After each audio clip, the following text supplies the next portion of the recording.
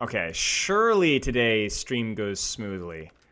Because, okay, here's the thing. If it conks, here's what I'm going to do. I'm going to take the Ethernet here and connect it to that thing there. Because that's the new thing that we have here. Do you guys, real ones remember we did the whole T-Mobile thing a long time ago when we were having issues with Spectrum, and it kind of worked for a little bit. So we have that backup plan again. So if stream goes, then we'll do that. Hello, YouTube. Yes. Yes, we do.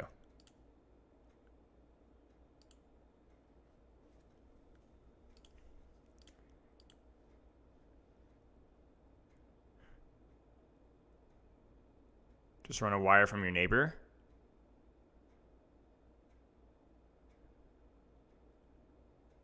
Yeah. Well, no, the problem is that I think it's the entire neighborhood is what I was told.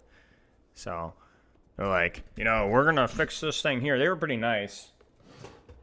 One of them was like, what do you do for work? And I had to have that conversation. And they were like 25-year-old dudes. And so they're like apparently big Fortnite players. So they were like, dude, streaming and cool. And you ever done this? And we had a conversation. They're like, you ever seen those like anime? They like do the picture on their face. But what do you think about VTubers? I was like, why are you asking me about VTubers? So these internet people are like obsessed. They want to know what I thought about VTubers. Hello, Jelly Donut. Hello, Daniel. I don't know why they're benching proper. No, I'm not doing a VTuber arc. I don't need to be anything other than I already am. You know what I'm saying? Like, I'm already a cartoon character enough as it is. No, I didn't give them the @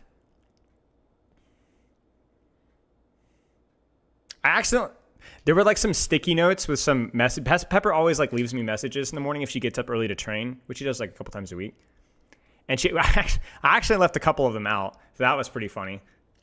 Say the G word. What's the G word? I actually don't know what the G word is. Because the VTuber model would have consistent hair. Oh, dude, I gotta pee. Gotta pee. Keep talking and you'll be next. Nice. Chat threatening each other. Glorp Gamer. Yeah, so I dug up some sauce here because let me get some of it pulled up. I found some cool stuff that Cal was posting that I thought might be fun to analyze because I remember some of this crap. Let me see if I can pull it up here. Not just like POVs, but like somebody posted a POV of Donghack's Tracer. So seeing like a professional tank player playing Tracer in a professional match would be hilarious. There's like a difficulty tier list. There is the fastest cap and watch point Gibraltar of all time. So we've got like a bunch of etc. stuff we can look at, I thought would be fun. GOG. Yeah, I messed up, Tom.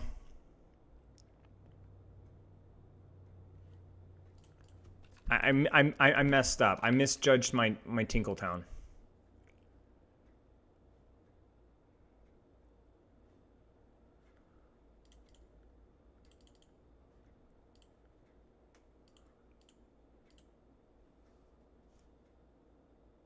Hello. Time to dress the new Spilo drama. Yes, we've been waiting on the edge of our seats for your commentary, GFTK. GOG posting? Yeah. Okay, I gotta pee, guys. I'm just gonna go now. I'll be right back. Give me 1 second. Give me like, tell me I don't have to do the hand drip thing that Connor does. I'm not gonna do it.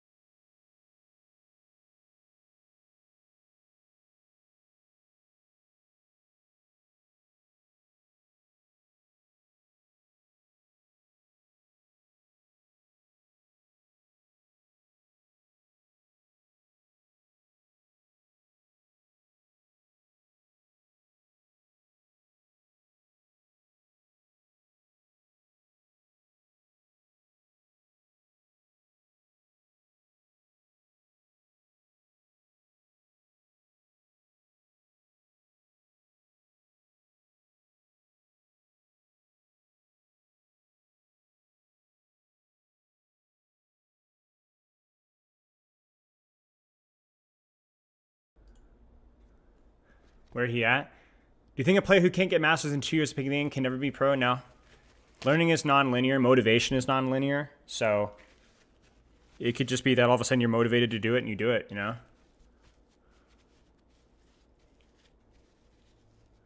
Wearing neon shorts says pal's wedding truly is heinous. Look, that was like way later in the wedding. Like way later. That was like the wedding was already done. It was like 4 or 5 hours in, you know, or something. What do you guys want to look at first? We have Donghack POV on Tracer. Character difficulty tier list. And super fast Gibraltar. I'll do a poll. How about that? What? Tank on Tracer, difficulty tier list, or fastest jib cap ever? All right, we're live. Poll is live. Yeah, see, Baggins is advocating. Any tips for getting out of Masters 2 without playing Orisa or Ramattra? Get good. Do you have ever issues seeing with those curtains? No.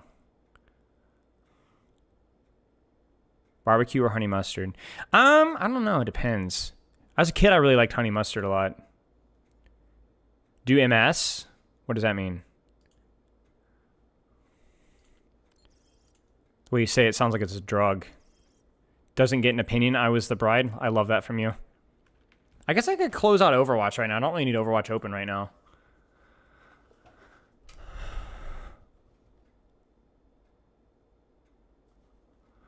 Okay. Fastest jib cap ever. Looks like it's going to win. Okay. Yeah. Let's get it pulled out. I mean, we could do all of them, right? Like, we have time here today. This might be good to talk about context here as well. So let's get the sauce juiced up here really fast. Let me get the thing pulled up here. I'm getting Epic Pen.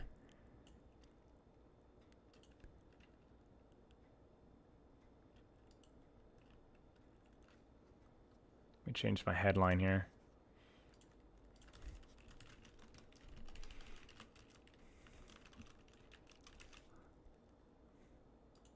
Up to you, Jaber. Up to you. Up to you, really. I think it's whatever one you prefer playing. Okay, so this was, I believe, 2020. Correct? Yes, I think this is 2020. Right? Huh. I feel like I should have some context here. So it's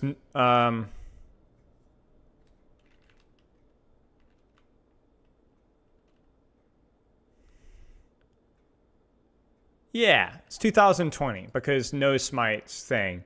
Okay, so 2020 we've got Paris Eternal versus the San Francisco Shock.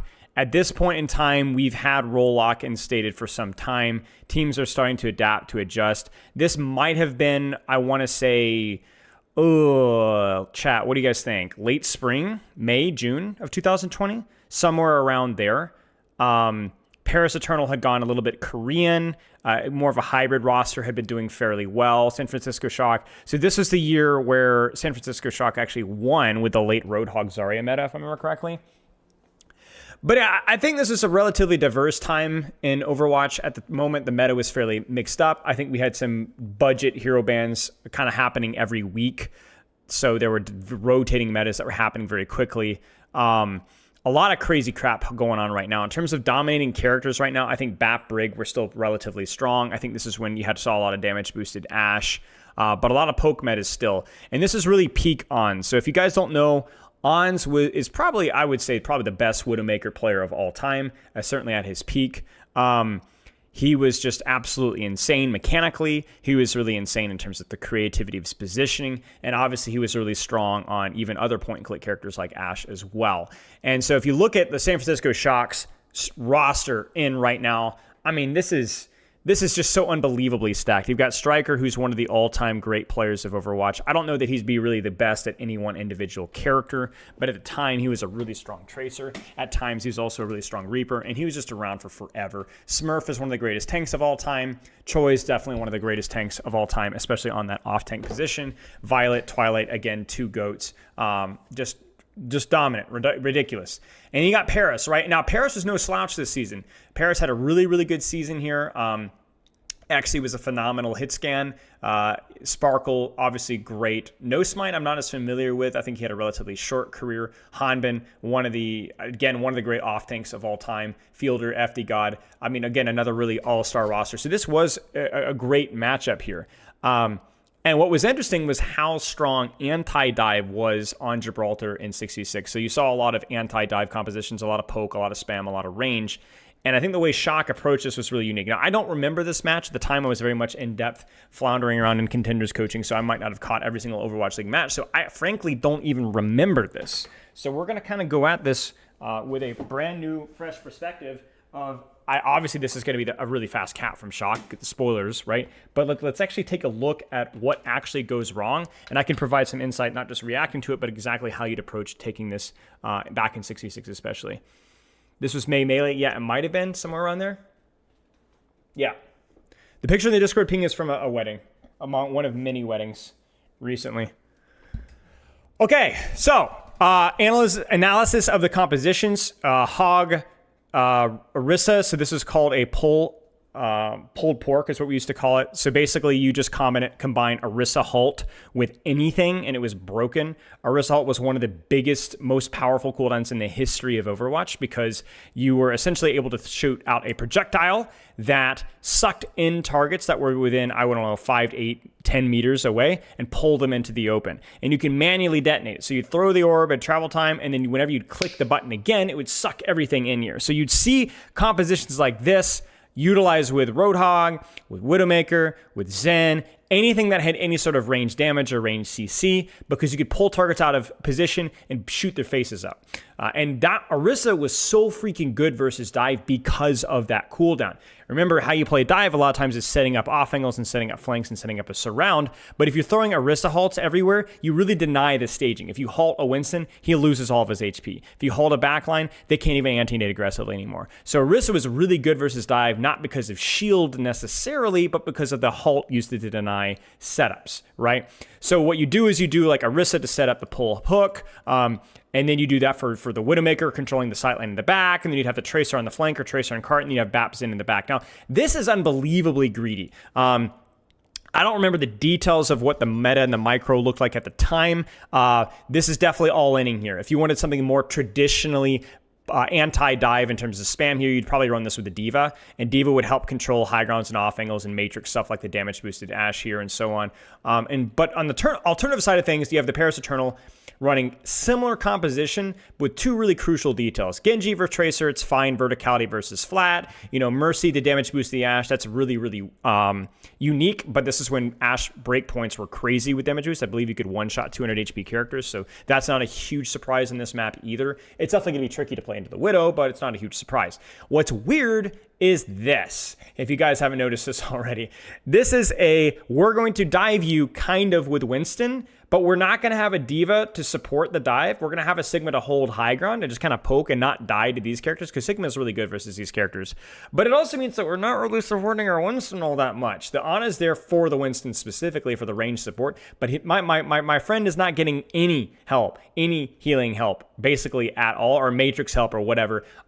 So we're really all-inning on Sigma holds a high ground, Ashe Mercy controls an off angle and pumps out a lot of damage. And Winston Genji with some Ana support do what they can. It's a hybrid composition. And hybrid compositions were so much more rare in Overwatch 1 because it was way easier to utilize broken synergies. It was way easier to go full out with the poke. Maybe throw in a D.Va there for high ground contest.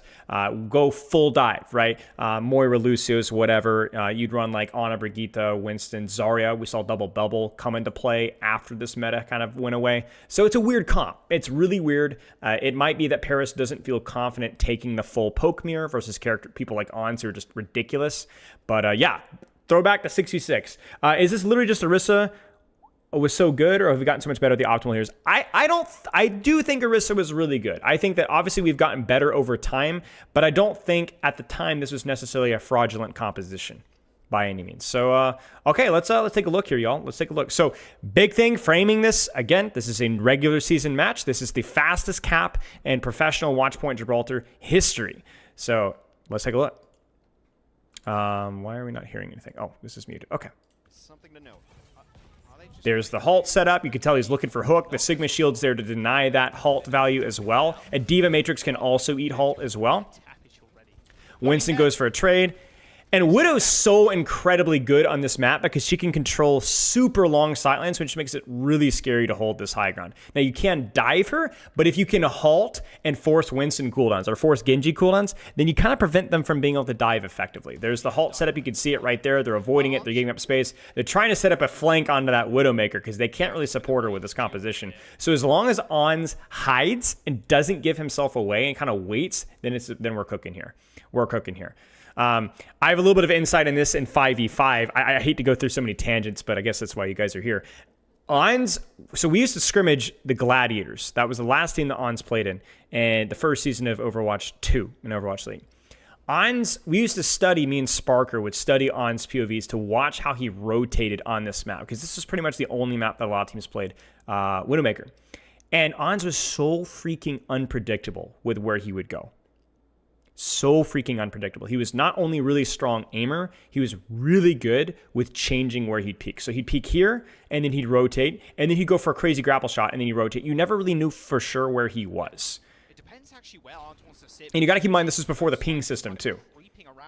There's the grapple top left. Now, this is cheeky, and we're going to see No Smite try to punish this, I believe. I would be shocked if he didn't. Yeah, so he's going to try to punish that. So they're selling him. Here's the Orisa halt to try to pull them off of high ground, if you guys can see that. There it is. Now they don't get the hook, but he does get the halt. And so this, to be honest with you, I kind of think it's a mistake from Hanbin there. He needs to block the halt, suck with the shield so they don't get pulled off of high ground. And I also think there's not enough off angles being taken right now from Paris Eternal. But honestly, part of that is because Ons controlled this long sight line. So it's like really, really, really hard for Eggsy to take a crazy position without just a Widowmaker shooting in the back of the head. I mean, Widow's so freaking good in this map. Perfect positioning from his Winston, because you know at the end of the day, Hanbin's going to be more than safe. No Smite gets punished. I don't know where he was. After the kill, I think he just took a lot of damage diving Ons, and they peeled back and shot him. But he should have lived that. I think the hold off of high ground really set this up. Although I say that, actually, Striker ends up returning the favor and killing off No Smite. Genji on the height. Tracer marking the Genji up top. This is really good from Sparkle, though, honestly. Yeah, they just run him down. I don't know where Eggsy is, but Eggsy's been unable, Fielder's been unable to get punished. I think it's partly due to how they got pulled off the height. So they're just basically using the halt on cart to control off angles. And this is what made Orisa so strong. Let me turn this down a little bit. This is what made Orisa so strong, is that you could control off angles by like proxy. You could use halt to pull people off of positions that you didn't want to go to. It was crazy. Oh my gosh. Look at that Bap with a Widow up top. There's the pulse bomb. Oh, he almost gets No Smite. Look at this, look at this. As soon as we can, get everybody to the high ground. Now, chat, why is Orisa on cart? If you can answer why Orisa is on cart, you can probably also tell me who the other person that could be pushing cart instead could be. Well, she could get to high ground. She absolutely can.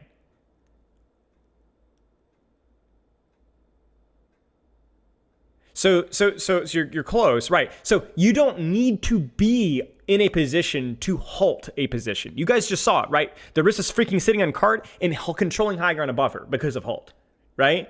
She doesn't even need to see you. She just needs to know if my little ball will get you, right? We could put Tracer on card here. We could put Orisa up top. We could put Bap on the floor because he can jump top as well. But Orisa can have impact anywhere. Anywhere. Yeah, Tracer could as well. Bap too. Yep. You could put Hog as well. Yep, absolutely. But the difference between Orisa and Hog is Hog can't contest high ground as easy. Because remember, the difference between long-range poke with Hog at the time, remember, because he had his alt fire explosions, and Orisa is that Orisa doesn't need to see you to pull you. Hog has to It's see just you. brutal 'cause Hanbin gets those late spawns. So they're contesting that space aggressively. They do not want to give Winston Genji that high ground. And then they're able to clean up another couple. And the first Oh my gosh, No Smite's just getting murked.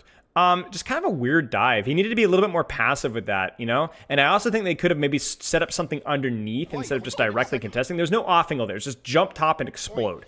Maybe he didn't recognize or expect there to be 5 people there. Yeah, Choi is just unmovable here.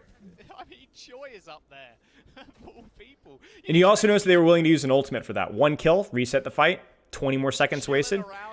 Huge shot right there. They're going to use Infosights to help contest the space. Like, how do you contest this, man? This is 66, man. You know, say what you will about, you know, how crazy 5v5 is. I mean, this is uncontestable in many ways, right? You have an Orisa here.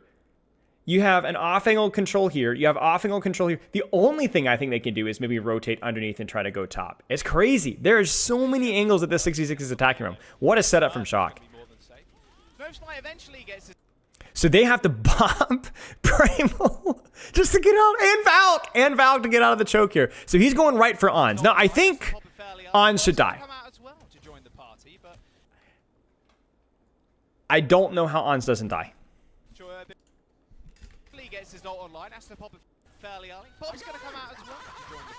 I don't know what happened to Widow there, to Winston. Every time you press it, a steaming bowl of 30 grams of gluten-free pasta appears. It's delicious, perfect, instant. But each time, somewhere in the world, Can I target the same person, Loof? If so, I would gladly target you and take the gluten-free pasta. Easy choice. Look at this. I don't know what No Smite like. Okay, so he just jumps up straight in the air, so that was a bit odd. And then he gets a really weird primal. So he jumps up, but doesn't really commit. No Smite looks a little lost. I'm not going to lie with you. I like the Sigma clearing this space. It looks like Sparkle's with him. That's good.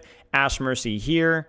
Or no, Anna's with him. This is pretty good for Paris Eternal on the retake here, you know? Like you've got Genji contesting Cart with Bob. That allows your Sigma Ana to apply pressure here. Now, all we need is just No Smite and a Primal to clear top. Like, not even get a kill, just to clear them off of top. But he Primals, he goes to the Widow, does not clear top, fails his jump. He doesn't kill Ons who grapples, and then just... He dies. He dies. Okay. No Smite's selling. That's a hole. Well, not a hole. It's a hook, though. Good shot. Good hook. Because the Hog is just uncontested up top. Choi's dead. Yeah, they just an incredible setup from Shock. And No Smite had his opportunity to help clear top, and they just went around to do it. Yeah. Punished for it, but hey, doesn't matter.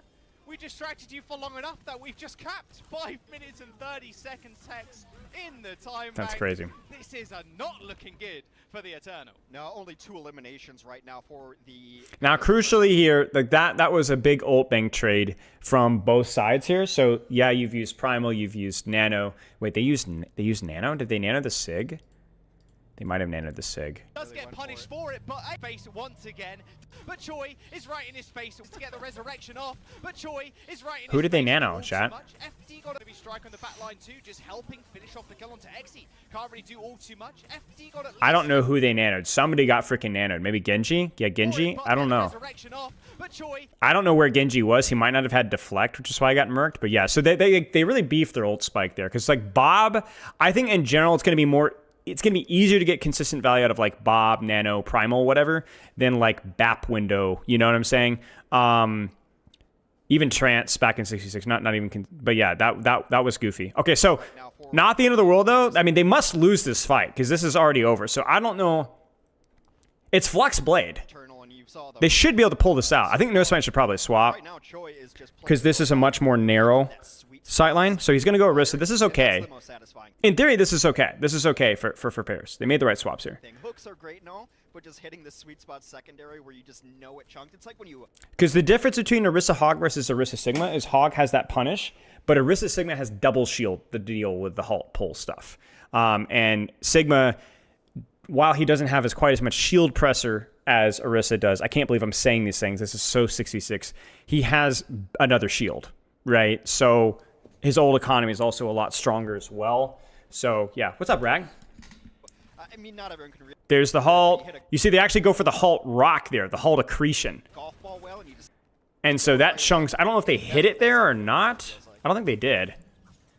This Genji Blade right now has to turn the tides of war, but. Oh, man. So Sparkle looks like he's asking to go. Turn the tides of war. I don't know what happened there. I think he gets hooked. Yes, Sparkle gets hooked. Sparkle gets hooked. Choi hooks him here, right here. There. I wish you could see it, but he's off screen. And yeah, because he's stunned. So they hook the Genji. The one thing that they can't let happen, the guy with the ult, they hook him. With him going down like that, maybe it won't. So then they flux, they shift, or they lamp. They don't quite get the kill in the flux. No Smite freaking explodes trying to follow up off of the flux. Dies. They throw lamp. He still dies. Immortality Field is going to save them from the flux. And Ons just finishes it off. A nice little stick Oh as my well onto gosh. Exy. Are they going to stop? I don't think so. There's the window. They're going to be able to stall for a little bit of time. Whenever you cap this fast, you need a good healthy dose of strong macro and lucky micro. And that's exactly what happened. Oh my gosh, I forgot that the door came out that way. So couple of things here. Free hooks. No Smite trolls the lobby. Sparkle gets punished. And really strong setups. Like, even if you go back to this setup here, right? Like, look at the setup here from a 66 perspective. You have your Widowmaker in the far back. You have your Rissa Hawk controlling point. You have your Bapson in an angle, crucially, to where they can't get shot easily out of the flux, right? So the Orisa tries to shoot them in the air, but they hide. They're behind a corner. I don't even think Eggsy can actually swing wide enough to shoot them. So basically, they're in a position where as long as the Sigma can't shoot them out of the sky, nobody can shoot them out of the sky. So they easily live the flux because of that, and then are allowed to continue to push afterwards. Yeah, it's good. Did Shock's coaches deserve the clays they got? I mean, I don't know. I don't have any insight as what was going on behind the scenes with them, and I assume it's certainly in part to the coaches. So there you go. What a flashback. And not just a flashback to 66, but to some of the goofiest compositions in 66 as well. Like, this is like so freaking dishonest, but well executed. Should Sigma have fluxed Ons? No, I don't think he could have reached him. It would have been probably too far of a reach. And you also have to keep in mind, in 66, if Sigma overextends with reaching for flux, like look at when Hanmed pops it, right? If he reaches too far, he's going to get shot in the freaking face. Like, he's going to have to go to like here, and he's going to freaking die. He's going to die. Heck, you could even halt hook, I believe, Sigma out of flux, but I'm not so sure. Yeah. So Sigma would not have been able to reach the Widow without dying. Yeah. Masterclass, really. So, you know, this is the season where, again, like where Paris Eternal does really well. Shock ends up clutching it out with that hog meta later on. But yeah, wow. What a throwback. I forget how stacked this Shock team was because they also had freaking Super on the bench. And I want to say, chat, who else was on this team this year? Was it, I want to say there was one other player.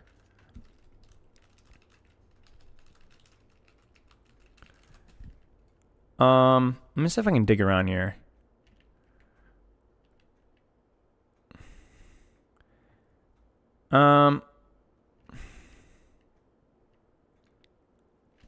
It might not have been Striker Ons Rascal, and that's right, Tayo as well. Freaking Tayo. But Rascal as well on the bench. And oh, Moth was on the bench as well. Holy stacked. Moth and Rascal on the bench.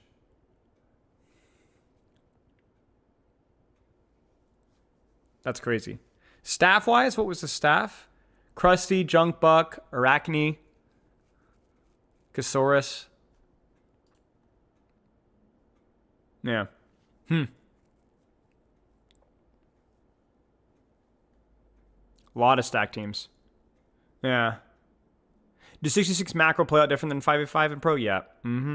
Similar space control, but in 66 it's much more important to take tank trades and to win frontline trades so that you can get the off angles. So whereas in 5v5, a lot of times those off angles are either free or they're contested by DPS, not tanks. So the end goal is still the exact same, but how you get there is a lot more emphasized on like tank trades, and also it was a lot easier to farm ults. Okay, what was the second most voted for thing? Was it the difficulty tier list? Maybe we should look at that really fast.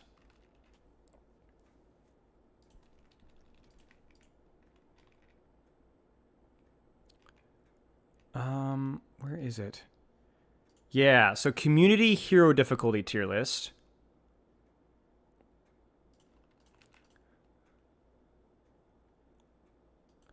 I asked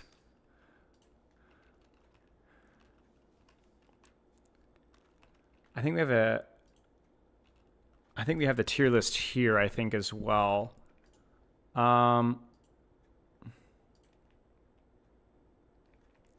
Okay. I'm a main support plan looking to improve losing limit fight players. Do you think I should look up for reference for OBS Sojourn? Look at all of them. Look at all the high rank players. Criticize the bad ones. Look for notes of what they're doing well that you like, one that you don't look well, and vice versa. I think that it's good to just practice analyzing gameplay from the best and also from the step below the best. Okay, yeah, let's take a look here. I asked all of Overwatch's main subs to rank their characters difficulty on a 1 to 5 scale. Here are the results.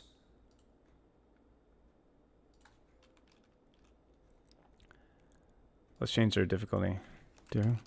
So I'm not going to do my own tier list. We've already done this with like skill ceiling and stuff.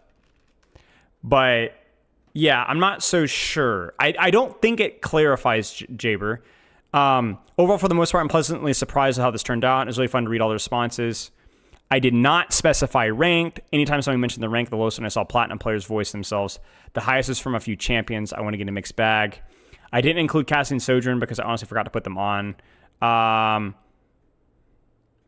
Yeah, so I think the idea was like this is irrelevant of skill ceiling, irrelevant of skill floor, irrelevant of rank. So I guess what you could do is you could kind of like do like a hybrid of like how difficult it is to pick up the character, how difficult it is to master the character, and kind of combine the two. So for a character like, I don't know, let's just pick a random one. Roadhog is a little tricky to pick up, but not as hard to master. So maybe you put him in more of like a moderate or pretty easy. Whereas a character like Ball is both hard to pick up and hard to master, so he definitely deserves to be at the top. You know what I'm saying? Interesting. Okay, so let's look at this. Let's give, what do you guys think? Let's go for each one here. And then we'll look at the responses here. My favorite response was in, wait a second. My favorite response was in Junkrat mains, and the top comments convinced me that Junkrat is one of the best designed characters in the game now. Interesting. I see it's a really low skill floor. Well, we'll get to that when we get to Junkrat here. Okay. What do you guys think? So this is 1 to 5. Average rating. I don't know how many votes there were. I believe there were a lot. Like several thousand, I think. Moira 1.2. Do you guys agree with that? Feels right, yeah? Lowest skill floor, lowest skill ceiling compared to other characters in combination. Feels right. Feels right. Orisa being 1.8 does not feel right to me. Not Necron, thank you for the sub. So I'm actually going to ignore the objective ranking. I'm going to look at more of subjective ranking. In other words, in comparison to other characters. You get what I'm saying? I don't think Orisa should be the second lowest. I think Orisa's skill floor may be a little bit lower, but I think her skill ceiling is pretty high. I feel like you'd put Orisa above Torb, right? Above Mercy, right? For sure. Maybe even above Bastion? Or maybe, yeah, I don't know. Where do you guys think with Orisa? If you combine skill floor, skill ceiling, what will be your GOAT lineup for one match versus aliens? I'm not sure. There hasn't been any recent Bastion coaching yet. I think I'd put Orisa like maybe 5th or 6th from the bottom. I don't know what number I'd give her, but I think Orisa needs to go up in difficulty.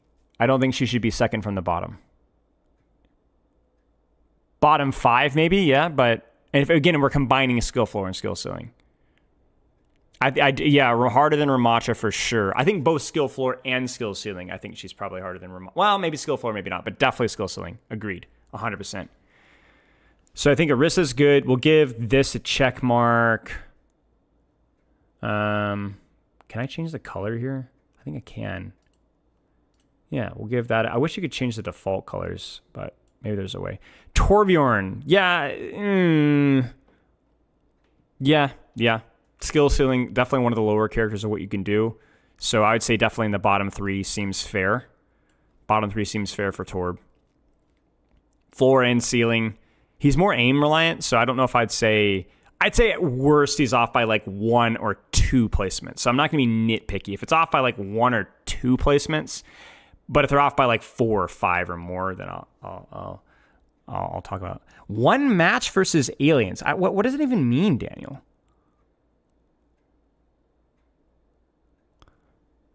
Yeah, we'll do sponsored coaching. Don't worry. For whatever the least coached character is, the next time we do sponsored coaching, we'll do it. Oh, you know what's actually going to be kind of interesting, chat? Okay. Can we also give the context of this as well? This is not the average player's opinion. This is the hero main's opinion. Do you understand what I'm saying? Like Moira mains, Torbjorn mains are self-aware, where Orisa mains are maybe too hard on themselves. Because these are the main subreddit ranking themselves, right? So this will be really interesting. Oh boy. This makes this so much more socially fun. Obviously, like, I'm not saying my opinion's perfect here by any means. Reaper? Yeah. I don't know. Reaper may be a little underrated. I think his mobility gives him a lot more skill expression, even at the high skill ceiling wise, you know. I would say, maybe a teeny bit.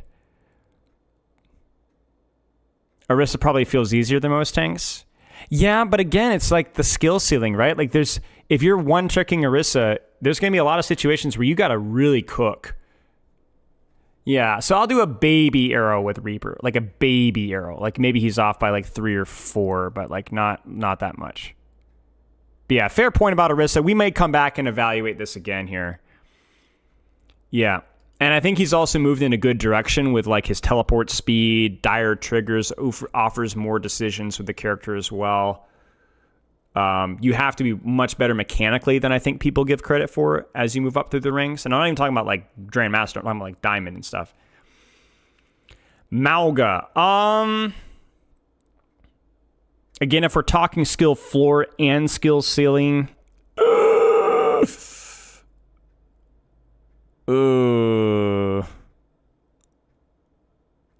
we also have to keep in mind that this is coming from like an average plat player, right? That they're going to be a heavy bias towards skill floor with this list and less skill ceiling.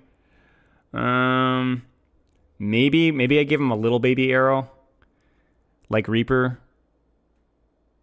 Maybe a little baby arrow. It's a little bit bigger. Yeah, maybe a little baby arrow reflectively, you know. Malga mirrors are very brain dead. Yes, agreed.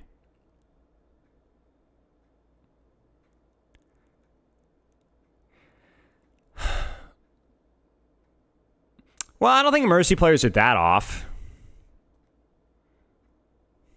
Maybe I'll be too nice. Hello, Nodlin. I mean, I'd say Mercy's definitely in the bottom 3. I would say Mercy's maybe a little down. I'd say a little down. Little down. It's also hard too because Mercy players aren't necessarily comparing. Like, okay, so I will say this: they're not comparing themselves to other characters. They're saying in a vacuum, you know. So it's also like it's maybe not as critical, but yeah, maybe a little overrated. I think Mercy doesn't really crack the top 3.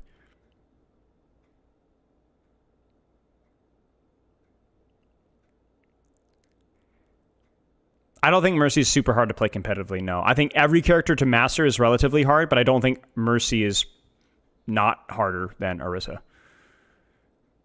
Or Torb or Reaper. Or Malga, skill ceiling wise.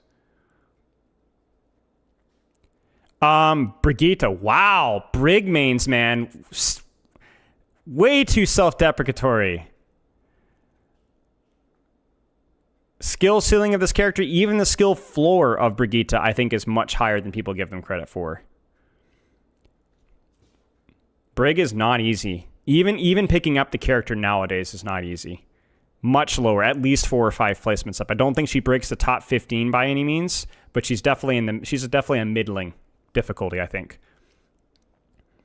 Definitely a middling difficulty. Especially if you're one-tricking her, right? Especially if you one-tricking her. I think a lot of it, it's actually, we can sit here and conjecture too. I think the impression that Brig is a really easy character has been something that's been around for a long time, even self-imposed, right?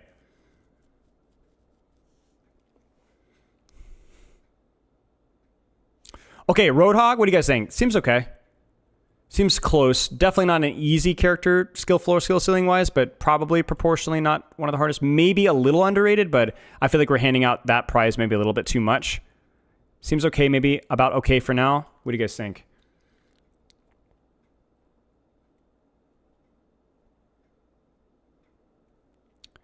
Ash? Ash? What are you doing here? What is Ash doing here? Hello? Ash players, see a psychologist. You're worth so much more. Get up, girl. Poor Ash players, man. Ash is definitely like, if we're going to assign a random number value, like 3.5, man.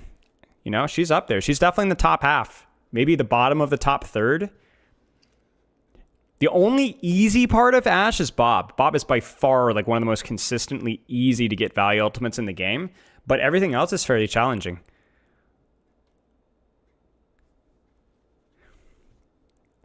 Bastion. I'm going to be honest. I think a little overrated. I think Bastion is definitely more challenging than he used to be, for sure. But I think the one trick community here is maybe a little bit too full of themselves here. Just a little bit. I think bottom 4 or 5 for me. So it's off by several placements. So I think they overvalue themselves just a little bit. It's gotten better. I definitely think like some of the perks have helped out a lot with that, but I still am not going to put him. I still think he's a little bit overrated. Herloaf stares menacingly. I can take Herloaf. I can handle that guy. It's all right. Yeah, I think Bastion, Hog. Like, it feels wrong to put Bastion ahead of Hog. You know what I'm saying? Yeah, he's hard to... Like, let's put it this way. This is why we're not saying how hard it is to reach Grandmaster with these characters, because Bastion's probably way harder to reach Grandmaster than with some of these characters because of his balance problem. But from, like, a design perspective, to squeeze all the value out of the character, you know what I'm saying? So this is why we're not talking about, like, to rank up with, necessarily. That's more of a how strong is the character. What do you guys think about Junkrat? Ooh. Is he a little overrated? Is he even?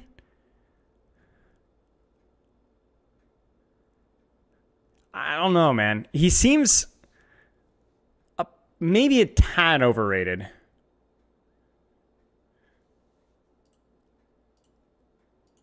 I think again, you guys got to remember, we're not conflating how difficult it is to climb at the higher ranks. I know it's difficult because the character's major shortcomings, but there's only so much that you can do with him.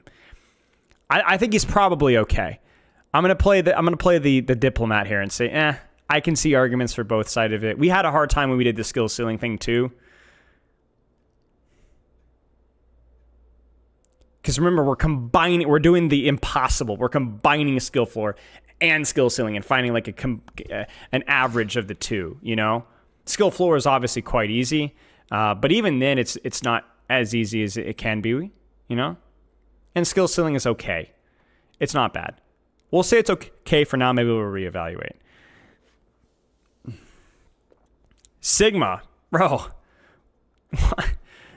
What? I mean, see, this is the problem I'm having. I feel like I'm putting too many up arrows, so there has to be... Somebody has to go down, you know? Somebody has to go down. Yeah, cheers to... Is it T3 Guai? I'm sorry, I'm Tai Guai? I appreciate it. But yeah, Sig needs to go up. Sig is pretty challenging. I don't think his skill floor is that low either. I think it's way too important to hit your primary fire. Like, mechanically, he's very mechanically demanding for a new tank. More so than almost any other tank besides like maybe a Roadhog and a Wrecking Ball. And his skill ceiling scales really freaking well. So Sigma mains need to be more confident, man. Do you notice? Okay, what's the difference between, what's the consistency between, I don't know where Ashe falls into this, but so it kind of breaks my narrative, you know. But Brig and Sig were both considered like oppressively broken, easy characters at some point in time. And honestly, even Orisa is still kind of considered that. So you kind of seem like these characters are a little bit undervalued by their communities, I think, in terms of their difficulty. Oh, that's true. That's true. More up arrows at the bottom, more down arrows at the top. That's true. Yep. Juno.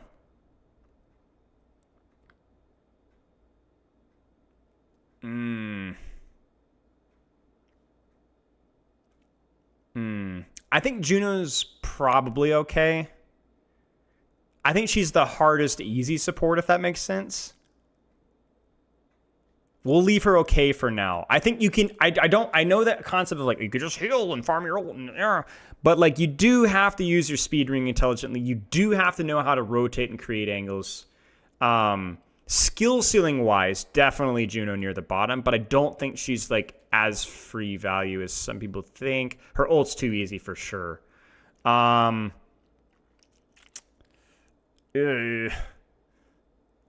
will say a little down. I'll say a little down. I'll say a little down. A little baby down. Freya.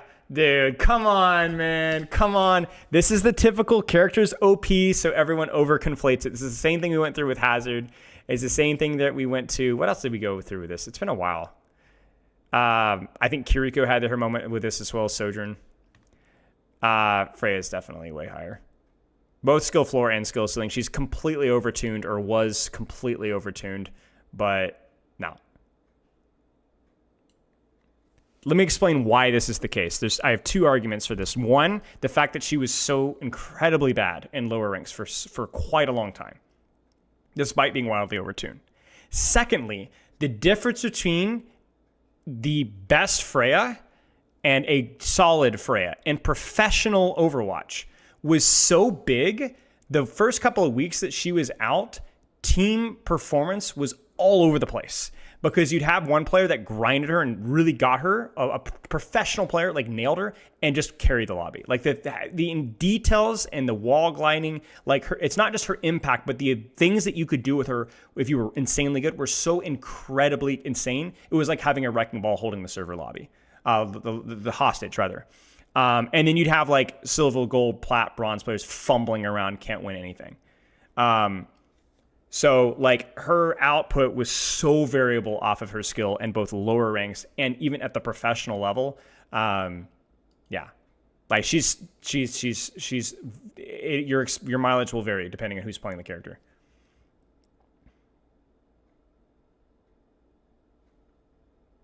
No, Daniel is not schizophrenic. Daniel's talking to me.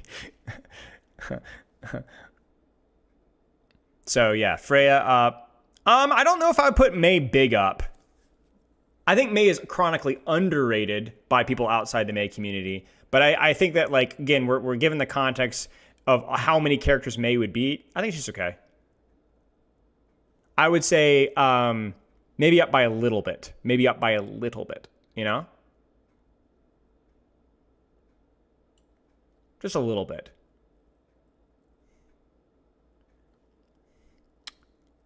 Yeah, I'd say I put Soldier down a little bit too. Yeah, agreed. Very, very basic kit. The most difficult aspect of Soldier is mid-fight rotations and mechanics. That's pretty much it. I find him to be fairly simple. He's undertuned. He's not very good, but yeah. Kiriko?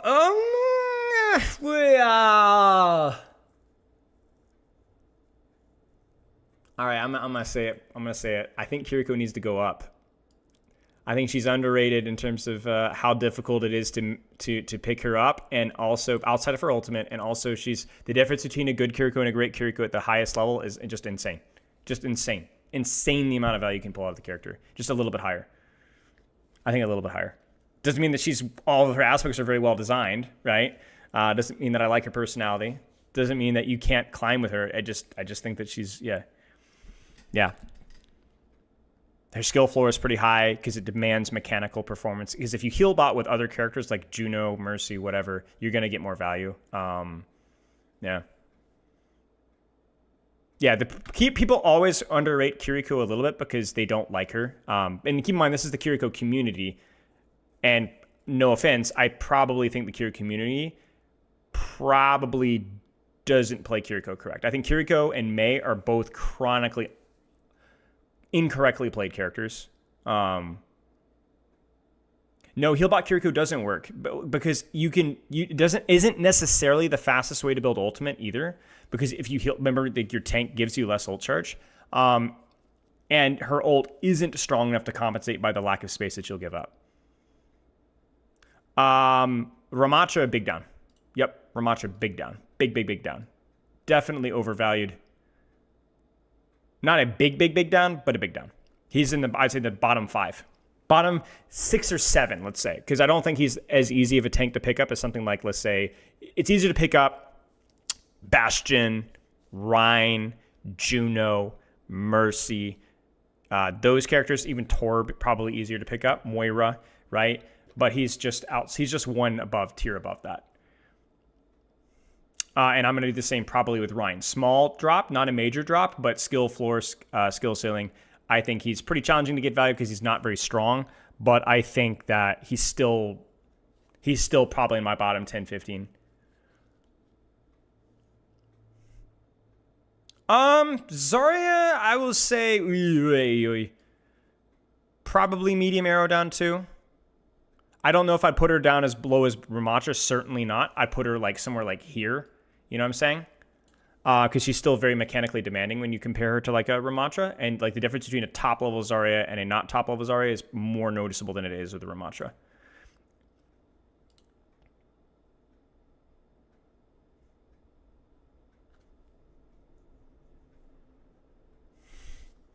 This seems so far so good. Thoughts, critiques? So are Freya's undervalued in difficulty because Sigma, Ashe, Brigitte, minor Malga, minor Reaper, minor Orisa. Mercy's slightly overrated. Bastion's slightly overrated. Juno slightly overrated. Mei obviously slightly underrated. Sorry. Soldier's slightly overrated. Ramattra, Reinhardt mains, and Zarya mains all overrating the difficulty of their character. Do you notice a pattern here? Okay, actually, no, I don't notice a pattern. Never mind. I don't know. Because I don't even think Zarya is a bad tank or Ramattra is a bad tank. So I was looking for a pattern of like, oh, Rhine mains feel victimized. Maybe there's just a different pattern for different characters. You can't see the Rhine Zarya because of my face? Okay, sorry. Here. There.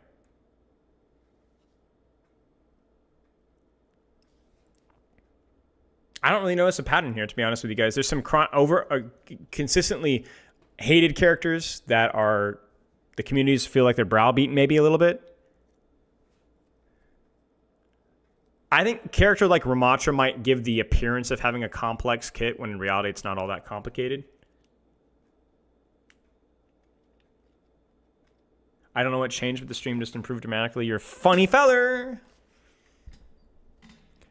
Seems to be countered heroes with easy kit seems to overrate themselves. Yeah, it could be. Yeah.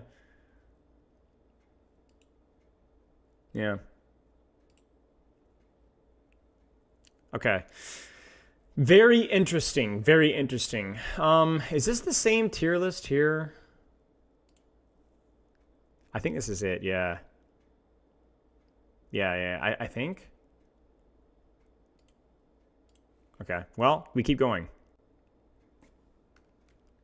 We take our screenshot mentally, and we keep going. No? Okay. Oh, I should change the colors of the up versus the down arrows. I'll do that next time. Yes, I will. Okay. Okay. We forgot to do Cassidy and Sojourn, which were like 2.75, 2.75. Let's just say Cassidy is probably properly rated. Sojourn maybe a little bit underrated, but she's overtuned, so we'll move on. We'll throw that out there. Okay. Zenyatta. Feels about even, I guess. Feels okay. Seems about okay. Pretty high skill floor. Decent skill ceiling, but certainly not in the top third. I'd say Zen's about the same. Zen feels about even. I think his skill floor is the challenging part for a lot of players. And yeah, I think that's what I'd say. For sure. Idiari?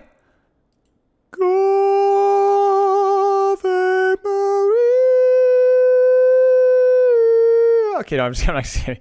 I mean, she definitely has a mechanical requirement for sure. But my goodness gracious, no. No. Literally nothing but a mechanical requirement. You know, that's it. One of the most simple characters in the game in terms of cooldown management and so on. So,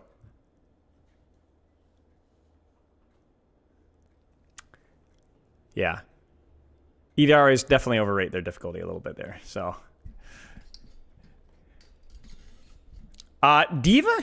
I don't know. Diva's tough. Diva in 66, I would definitely say would be higher than a 3.1.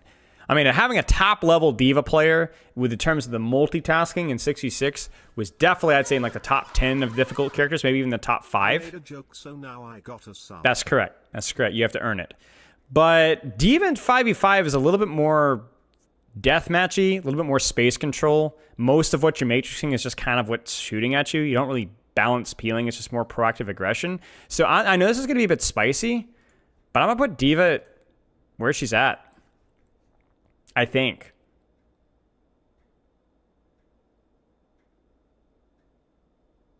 You know what I'm saying? Like, I don't know, man. Like, I just... 66 Diva, definitely higher. I'm not so convinced that 5v5 Diva is as complicated.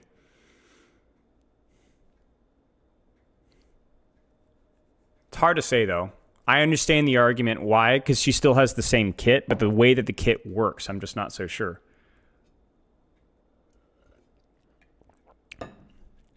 Junker Queen. Seems fair. It's easy to look at Junker Queen and be like, oh, she's underrated. But I think it's just because she's been bad for so long. But I don't think she's super crazy difficult, skill floor, skill ceiling. She's just not very strong. Seems a little bit like the Zenyatta effect, right? Where it's like, it's easy to overrate them because they haven't been very good, you know, versus a lot of the Brawl tanks. Like, you compare Junker Queen versus Orisa, yeah, I think Junker Queen's hard to play for sure. It's floor and ceiling. But, yeah. Sim? I don't know, man. Sim's hard. Maybe a little down? Yeah, Brig was way underrated, Visor Daddy. Brig was like in the bottom 6 or 7. I think okay, here's my problem with Sim. I think Symmetra has the potential to be here or even higher, but right now I don't know. I might say a little overrated. A little overrated. And yes, bad players definitely play Sim wrong. So I'm on the fence with this one. I would feel like I would move her down 1 or 2. I don't know. What do you guys think? I'm stuck. I would say just a little down. Like, yeah, baby down. Baby down seems fair.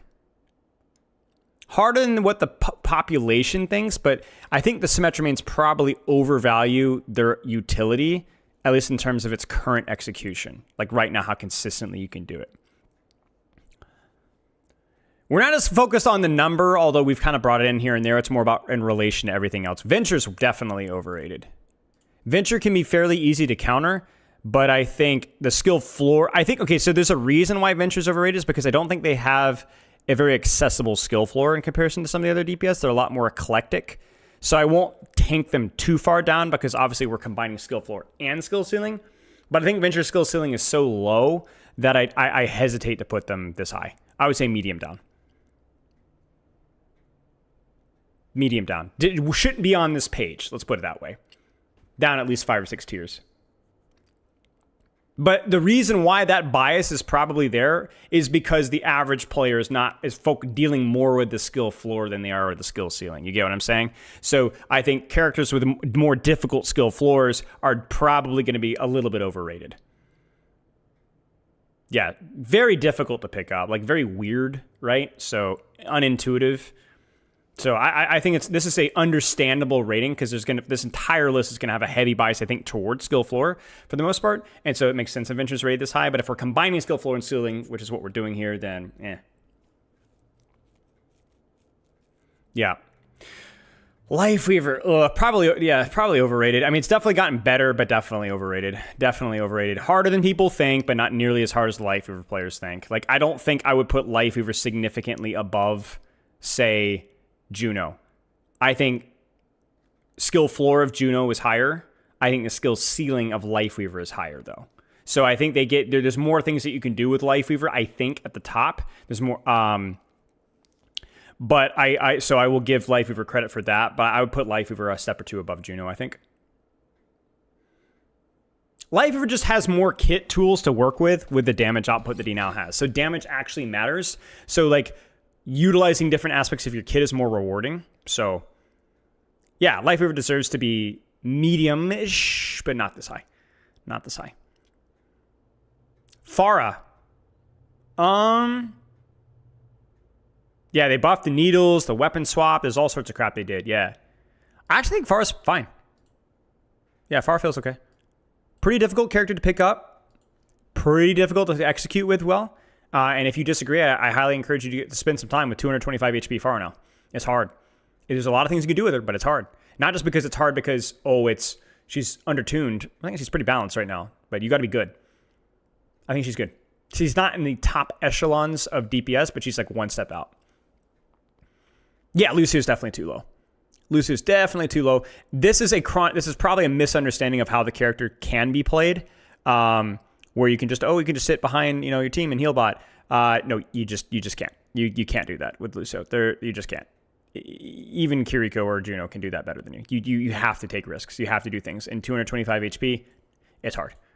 I would say medium underrated, like not even minor. Like he needs to go up like 5-6 steps maybe. He is both difficult floor and ceiling.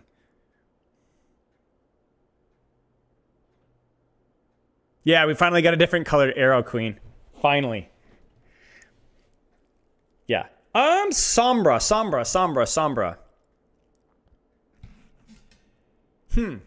Maybe even? Maybe fair? Floor is really hard. Ceiling's not as much as some of the other characters. Just because there's just not as many dynamics to her kit mechanically. But I think Sombra's pretty fair.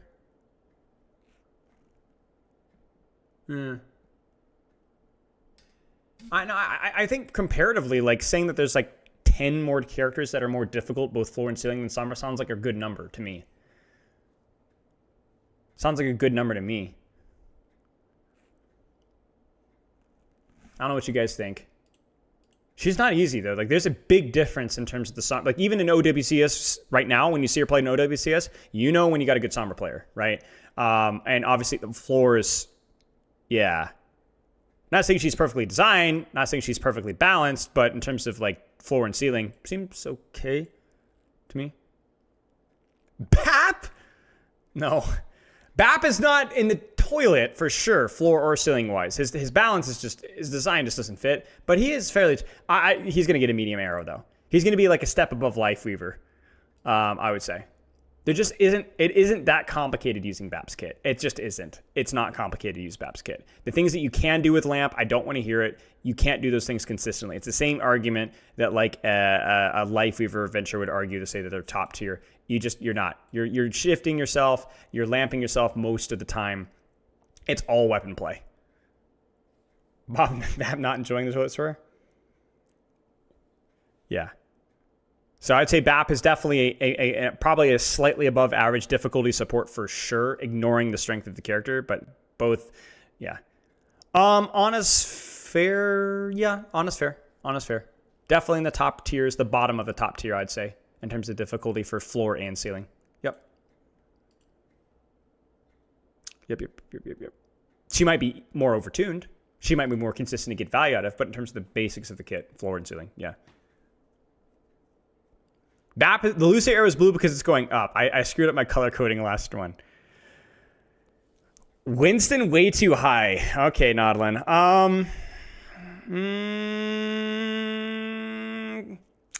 I don't know, man. I just don't feel right. I don't know, man.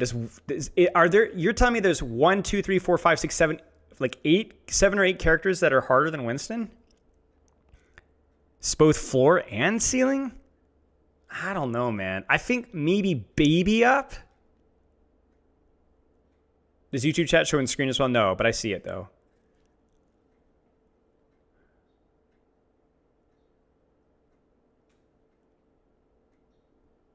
All right, I'm gonna let my personal bias in here because I've coached a lot of low rank Winston and how much harder it is to get lower rank Winstons to like get value, or to understand how you take space, and then high rank Winston. I will say small up. Don't shoot me. Just small up, because we're gonna be bringing some of these guys down too as well. So, oh man, if we're bringing people down. Everything's relative. I did the wrong color, frick. Everything's relative. It's like maybe Lucio doesn't need to go up because other people will be going down. You get what I'm saying? I don't know. Maybe Winston doesn't need to go up because other people are going down.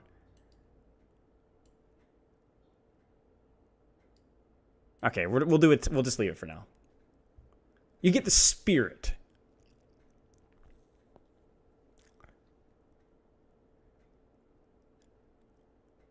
Hanzo.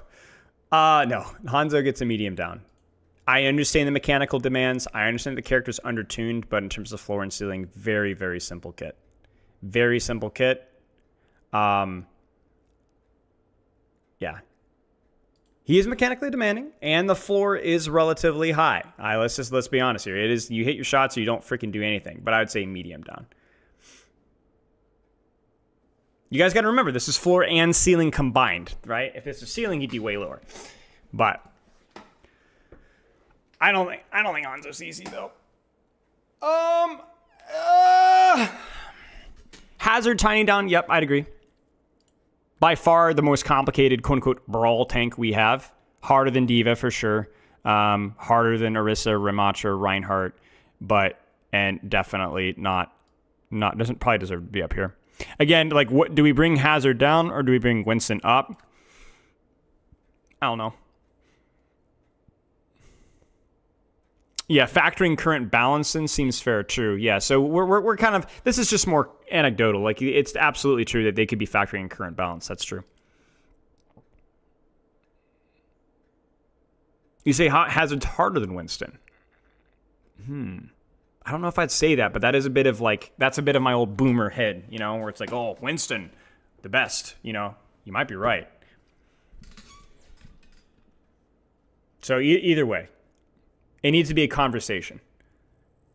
Echo, definitely overrated. I think Echo's freaking weak right now, to be fair, but I don't think Echo's kit is that complicated. I think her positioning is relatively difficult. I do think that her ultimate has a pretty decent skill ceiling, and her skill floor, because she's so fragile, is really bad. But I think Echo is more of, you can definitely see the balance bias creeping in here. I think she's a small arrow down, right? I'd put her like somewhere here. You get what I'm saying? Or maybe even here. She's just not very strong. So I'm changing it to be less about balance right now. But her kit complexity from a floor and ceiling is just so much lower than something like a Sombra or a Winston or a Genji even. Ult though, yeah, I get the argument for the ult, but no, not even the best Echo players master every character on the roster. That's just more of a theoretical value. That's just unreasonable. If you were a character, where would you be in this list in terms of how difficult I am? 4.7. Doom? Okay, so here's Doomfist. So this is spicy, though. This is spicy. This is the spice, okay? I am very close to giving Doom the check mark here. Let me give you an example why. When I did the skill ceiling tier list, I think Doomfist was like, he was not in the top 5 or 6. I think he was like an A tier. He was a little bit lower than people wanted him to be. But for picking up the skill floor of the character, I think he's underrated with how difficult he is to pick up. I think he's more punishing to pick up than some of the other characters on this list. Like, you just die. Like, you just die. So if we're factoring in skill floor here, like how much you need to put into it, and I think maybe Doomfist small arrow down, but not near as much as I think people might think. Same argument for Winston. Yeah, maybe.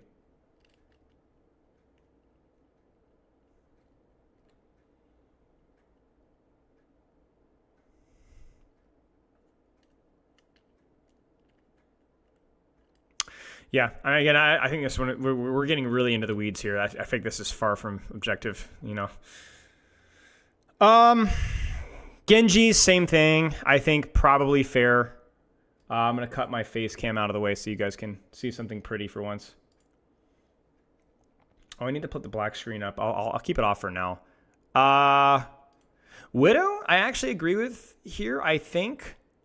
Because, again, the same argument as Doomfist. I think skill ceiling is probably a little bit lower than some of these guys. But a bad Widow just does nothing, so just terrible. It's the same thing as Doomfist. Like, you just literally die or do nothing, Maybe we bring her down a little bit, but there's just so many toxic maps to Widowmaker now.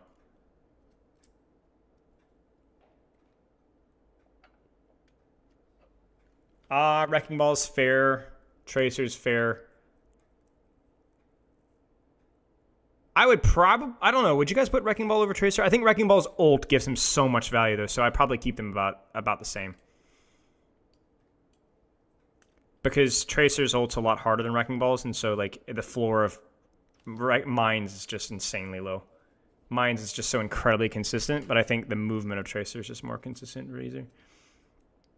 Is Tracer really a 4.9? I mean, I don't know. Like, I mean, what else would you rate a 5? If it's not Ball or Tracer, what's it going to be, for floor and ceiling? Like, there's a reason, guys, like, I don't think you guys understand how difficult Tracer can be to pick up for the average player. So I work with a lot of high-level Tracer players, Masters, Grandmaster, and whatever, right? But I also work with a lot of Silver, Gold, Plat, whatever Tracer players as well. So a lot of them private, some of them not. And it takes people hundreds of hours to just pick the basic and get the basic movement text down. And the same thing goes with characters like Wrecking Ball and so on. It's not easy. And these aren't even people that are brand new to Overwatch. These are people that have played the game for a while. They're like Plat Ana mains, or they've played Cassidy and now they're trying to pick up Tracer. And then at the ceiling, it's the same thing, right? Like, I mean, the freaking people have had Tracer specialists in professional Overwatch for 7 years, right? Like, it's more common nowadays because she's been so relevant for so long. But people would sign players to be Tracer specialists, not just because it was useful to have a character that's been consistently very strong and relevant in professional meta, but because you couldn't just have your really good DPS player learn Tracer over the summer. It just didn't happen. It just didn't happen. I mean, Shax is a great example, right? Within the freaking London Spitfire, right? You've had people build results off of being Tracer specialists because the character is just so inaccessible for so many people. Ball has the highest floor in the game. Yeah, maybe we'd swap between the two. I'm not sure. Ball wins on floor. Okay.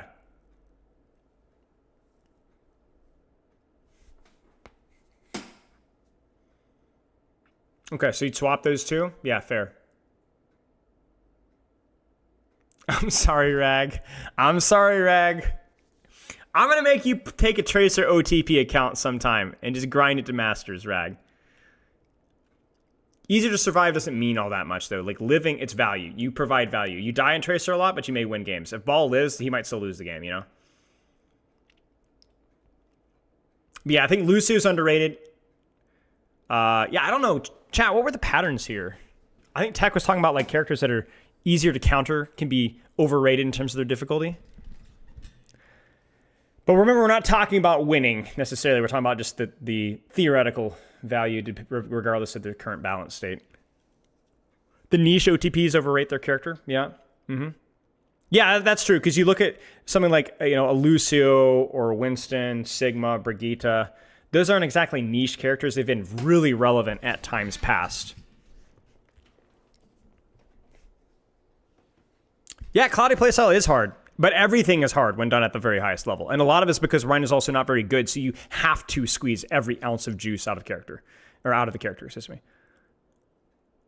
I don't think Orisa is a niche character, though. I don't think Orisa is a very niche OTP,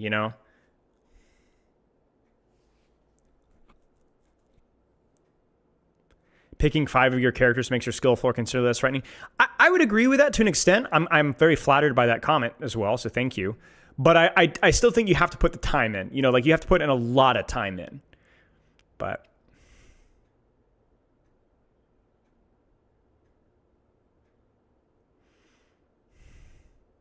yeah.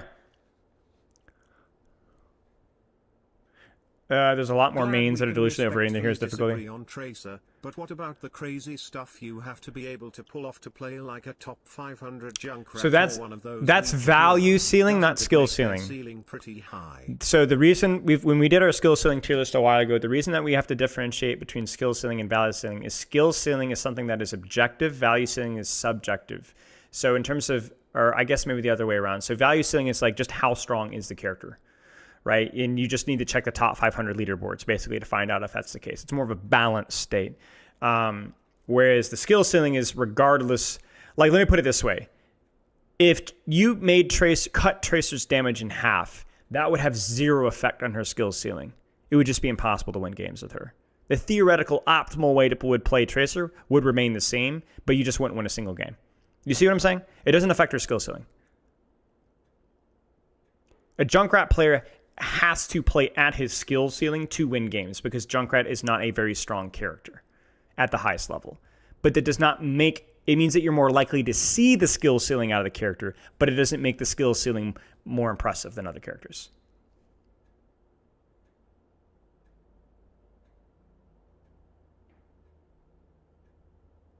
So you're more likely to see characters in higher ranks that have higher values when you put the time in. For example, you will see, this is a great example of this, is you will see a lot of Tracer in the top 50 in DPS, but the gap between a person like Sugarfree or Proper on Tracer and the 50th ranked Tracer is monumental. Do you kind of see what I'm saying? Like, Tracer is very valuable if you're really good at her. And so the 50th ranked Tracer has put in thousands of hours and is really good at the character. But there's still like layers upon layers upon layers upon layers that they haven't received. And the only reason that they're there is because Tracer's a really strong character if you're really good at them.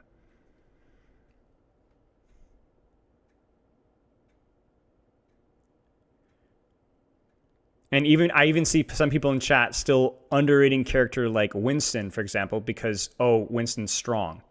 Doesn't matter. Doesn't matter. The difference of what you can squeeze out of that character is monumental compared to some of the other tanks below. Now, he might still be a little overrated, right? I'm not, but if you think it's wildly overrated, then I think you're just wrong.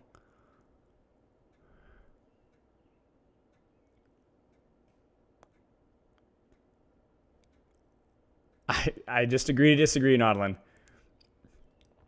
And I don't think Winston's floor is simplistic by any means. Did we see Sojourn? So they forgot Sojourn in here. So they said that there was like a 2.75 or whatever. They forgot in the graph, which I think Sojourn's probably a little bit underrated. I think she's just overtuned. I would have expected to see Sojourn right around here, you know, somewhere around here.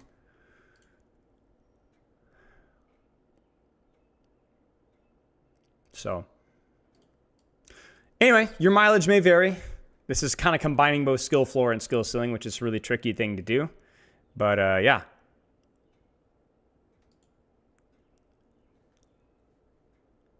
Good stuff. This is very insightful. I think for the most part, people were pretty good. Pretty good. Let's read the comments here.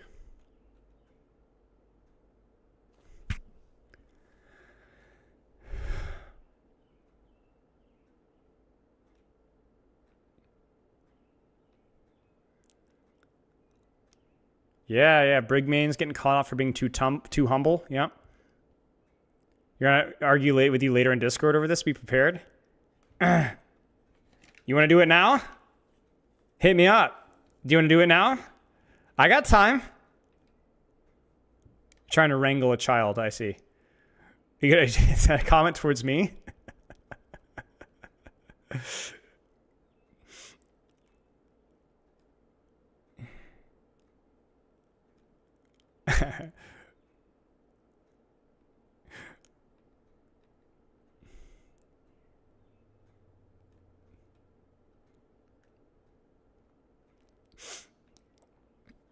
Gotcha. Okay, now fair enough.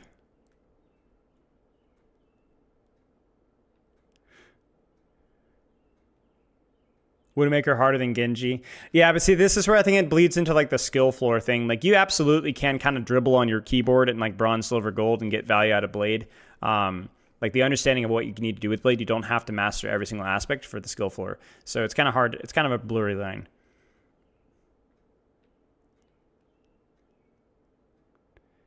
Yeah, honestly, r/Overwatch is I think got some good takes here. Dude, our community is like getting smart, man. Look at this. I mean, not everyone's agreeing with me perfectly by any means, but there's like they make some good points here.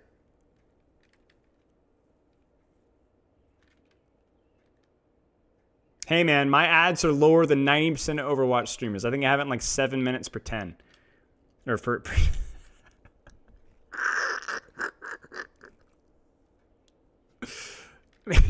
per hour. You can literally go 3 times that. So, yeah, these are some nice takes. Yeah. Ay. If you really are irritated by it, I don't know if YouTube has ads or not. I honestly don't know.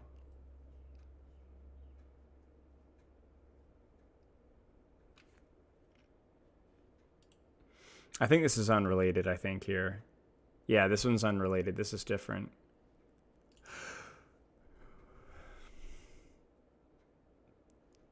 Cheers, mate.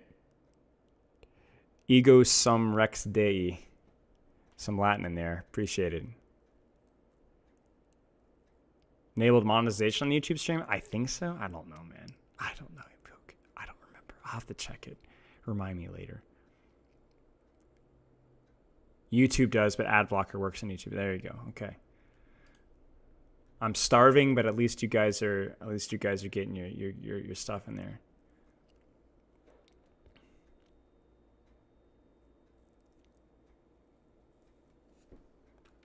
Then you're stuck with YouTube chat? Man, that's rude. That's rude, man. Tell you what, I don't know about that. So, long story short, okay, I might take a quick break here, actually. I'm gonna take a quick break. Let me pull up Wikipedia for this, and then we'll talk about our next thing in a moment here. YouTube chat, you just gonna take that? How good is Roadhog right now? I don't know. I feel like Roadhog isn't that good. Maybe like the current meta isn't that friendly to him. I don't know. I feel like Roadhog should be better-ish than he's performing because I think that vape perk is broken and Ana's not that strong. But it might be that Orisa's kind of creeping back in a little bit, and that matchup is not very good. I think Freya's pretty good versus he is. Sojourn. But I honestly have not been playing enough ranked to really tell you. And obviously my experience doesn't matter all that much either, too. So we will not be taking that. That's right. There it is, Ethan. It is hard to tell other chatters how wrong they are. Yeah, okay.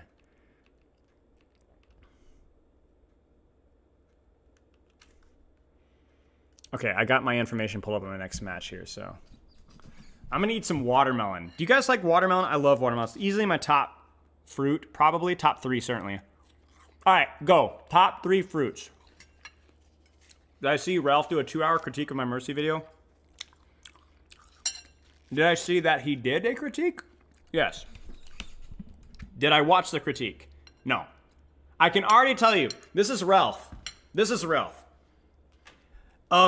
Yeah, it's just clear. Like, I'm not gonna even try a British accent because I have pity on your ears, but yeah, this character has like way too many buttons. So I think the game is most balanced when you roll out a spawn and every character just has one button, and that button has a 10-second cooldown, crucially. And that when you press that button, if you miss that button, you explode. You just literally, the game uninstalls for you. Because that's the thing, it's really important that you're punished for your mistakes, right? We don't want any free value. So in the case of Mercy, I think that they should put healing on a 2 or 3 second resource meter, damage boost on a 2 or 3 second resource meter. They're missing the point. We don't want to give Mercy more buttons and more dynamics and more decisions. It should be one decision, you fail it, you explode. Like literally your fingers explode, right? So no dynamics, no nuance, no complexity. The complexity should come from the team play and from the macro. And what he doesn't understand is the psychological side of things, where when you're actually inputting buttons, you're reducing the number of choices that you make because those buttons matter less than each individual input. Whereas Whereas if you reduce those decision makings to one decision, that decision matters so much more, which involves the viewer so much more into the gameplay decisions of what they're doing, and so on. You understand what I'm saying? He yeah. Ralph likes his designs to be, things explode, right? I remember having the initial debate with him about Reinhardt cancelable charge. So, not saying he's wrong, just.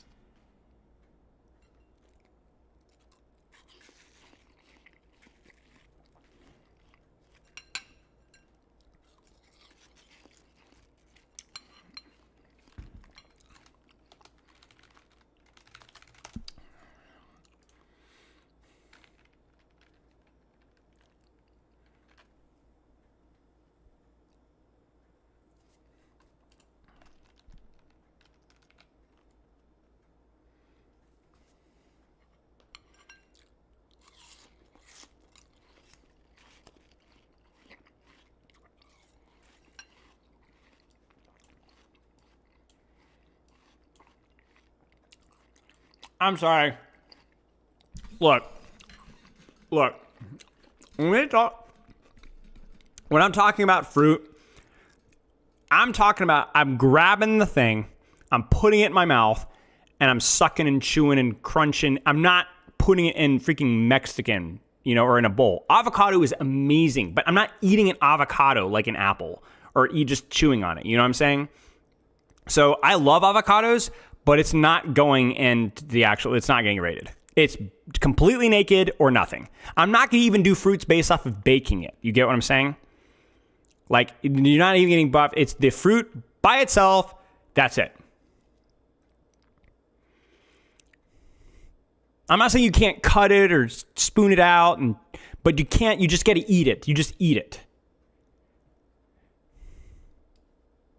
I'm sorry, guys. I'm not a big banana guy. Now, I love if bananas was like an ingredient, it's like A tier, S tier. Amazing in stuff. By itself, nah.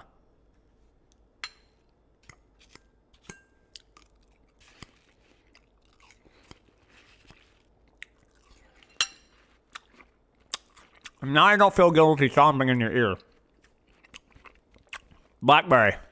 It's good. Pretty good.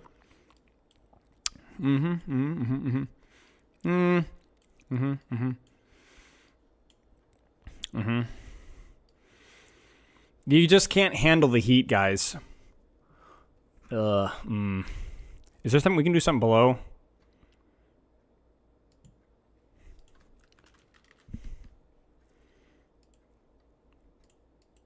No, I always do this. Dates are good and stuff, like they serve their purpose well, but yeah. Nah, you guys aren't ready for this.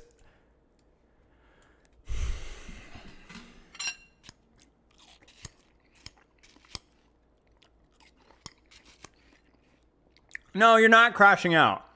No, you're not. You're going to deal with it. You're going to like it. I've only had dragon fruit once.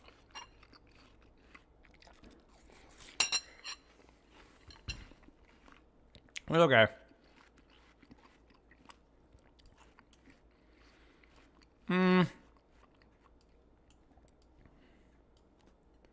All right, go ahead. What do you got for me? Come on.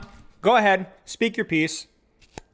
Yeah, but wait, Baggins, did you have the dragon fruit with me? Did we share a dragon fruit? What did we share? We ate something.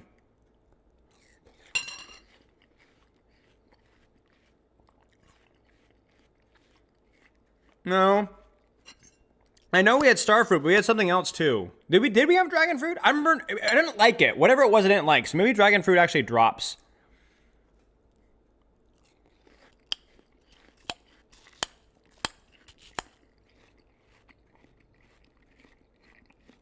It was spiky, okay.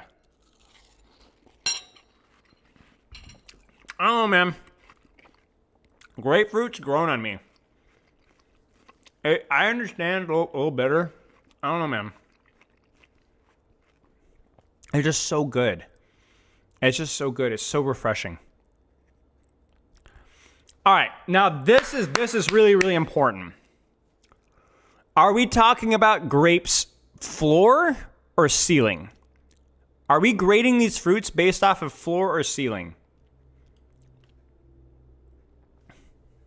Because this is really important for the next two. You get what I'm saying? I mean, you already know it.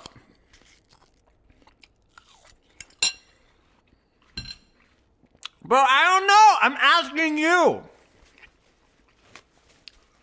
You think combined? Well, okay, but reasonable. Because I don't bite into a banana and go, oh, this is going to taste like poo. You know what I'm saying? It's going to taste like a banana. You can even see from the outside. It's going to taste like a freaking banana. But grapes, it's like biting into an atom bomb. You never know what you're going to... That doesn't make any sense. I don't know what the... Okay, you get what I'm saying? Like, some grapes are, like, really good. Like, B tier, you know? But then occasionally you're just like, oh, this looks fresh. Oh, my gosh. This is Satan's butt cheek. You know what I'm saying? It's terrible. Like, it just is terrible. Like, I actually don't go out of my way to eat banana or grapes. You know what? I don't say C tier. Screw you guys. It's a between the two. It's a combination. If I see sliced cranberries, cherries, bananas, and apples at a wedding or something, I probably wouldn't eat them. But if I saw grapes, I would consider it. Green apple slices, I'd consider it. I consider it. I would gamble. I would gamble, maybe. But I probably would skip them if there were the stuff up here above it. You're going to book a coaching session so I can stream this, man? Yes.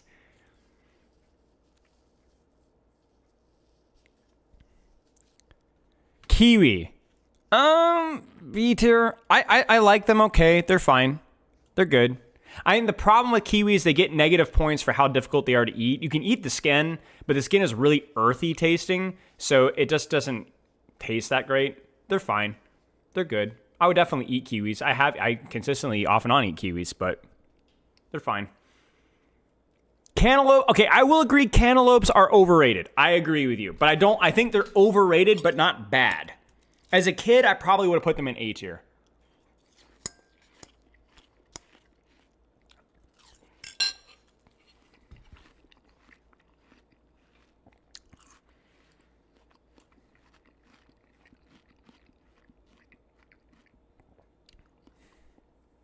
I mean, who's gonna freaking chew on a lemon? You know what I'm saying? It's if it as an ingredient, B tier, right? Along banana, A tier. But by itself, you know, we're not grading things by itself. Oh yeah, that's right, Baggins.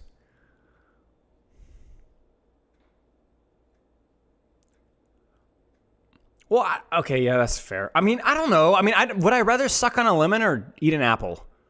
A red apple. I freaking hate red delicious apples, man.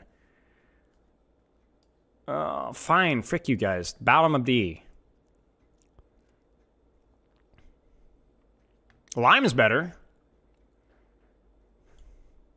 Lychee? Haven't had. You know it! Ah! Love mangoes. So good. Worth the effort, man. Worth the effort. Just so consistent. So freaking consistent. I've never had a bad mango before. Maybe I've gotten lucky. Oh.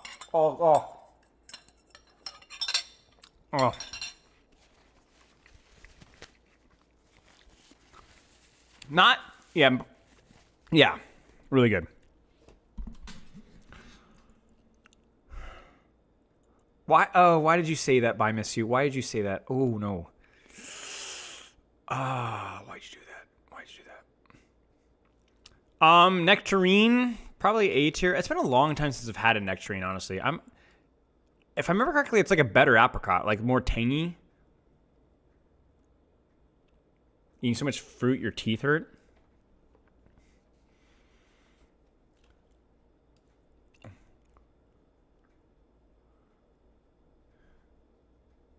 No, I've had an avocado, but we're talking about, I'm not, okay, you know what, frick, yeah, fine, bottom, okay, fine, here. I love avocado, I'm just not gonna freaking eat an avocado, like, just like, eat it, like, dude, look, behold, wait, here, Where's my mouse? Avocado. That is avocado right there. I'm going to eat it in just a moment. But I'm not gonna just like, hey, what's for dinner? I'm gonna slice up an avocado and just eat it. I'm not doing that. Papaya? Oh, I can't remember papaya. I will rate it because I have had it a couple of times and it didn't really speak with me. They're the big old honkers, right? Not that great. I would say maybe like B tier. I'll say B tier. I remember thinking that I would like them more than I did. So maybe I need to revisit it and try it again.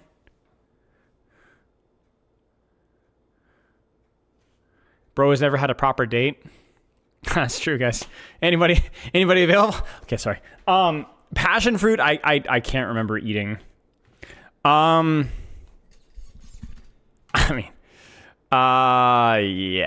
Peach is so freaking good. Peach is so freaking good. We go to a farm stand, and I know it's the ceiling, but even like mid peaches are still like really good. It's really good. It's really good. I love peaches. It's really nice.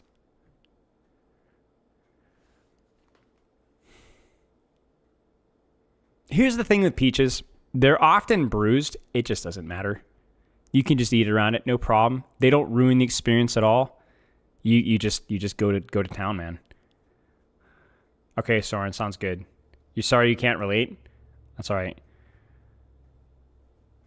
Pears are mid. Pears are really inconsistent too, so I'm like tempted to put them like above grapes, but yeah. Peaches can fit into any composition. Here's the crazy thing I was realizing about peaches. Okay. They're great naked. They're great in other stuff, and they even go well with like dairy.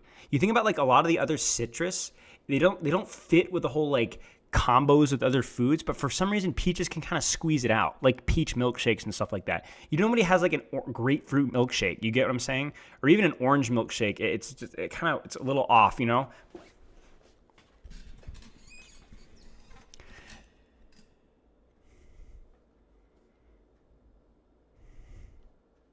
I don't think I've ever had a persimmon somehow. Rating as an ingredient now? No, I'm saying unrelated to its S tier ranking. Shut the frick up, Tetris. Who are you?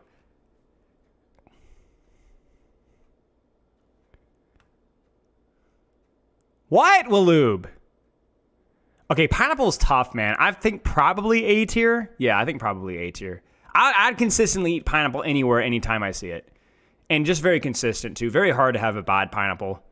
It's just consistent day in, day out. Goes in, clocks in, 9 to 5, 401k, wife, kids, drives a Honda or a Toyota, you know, no speeding tickets, got a warning when he's 17 years old, laughs, makes white folk jokes, chortles, you know, donates to charity. Nothing special, nothing crazy, watches sitcoms, you get what I'm saying? But, you know, it's just a genuinely good dude, you know what I'm saying?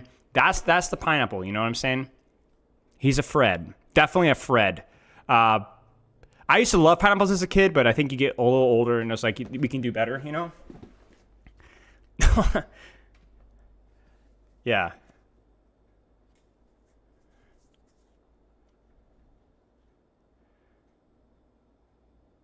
My Patreon tier depends on this. Dang it, Queen! No, please! No. Y'all are not gonna like this here. No. No. Mm-mm. Mm-mm. I haven't had them in a long time, so this has probably been like 15 years. But no.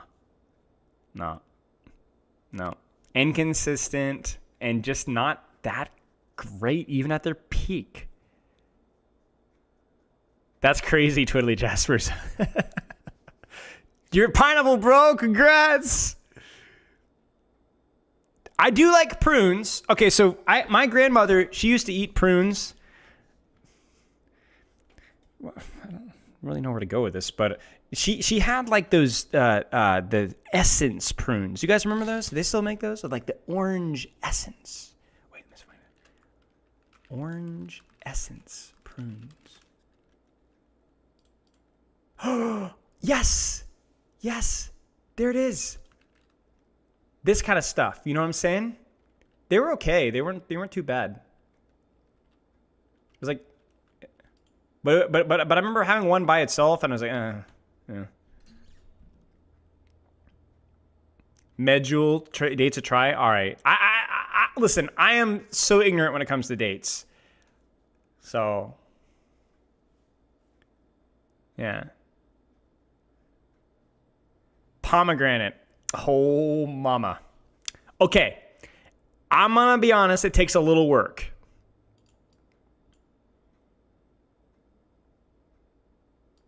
But if you haven't scooped the juice, holy mackerel, it's pretty good. It's pretty good. It's pretty darn freaking good.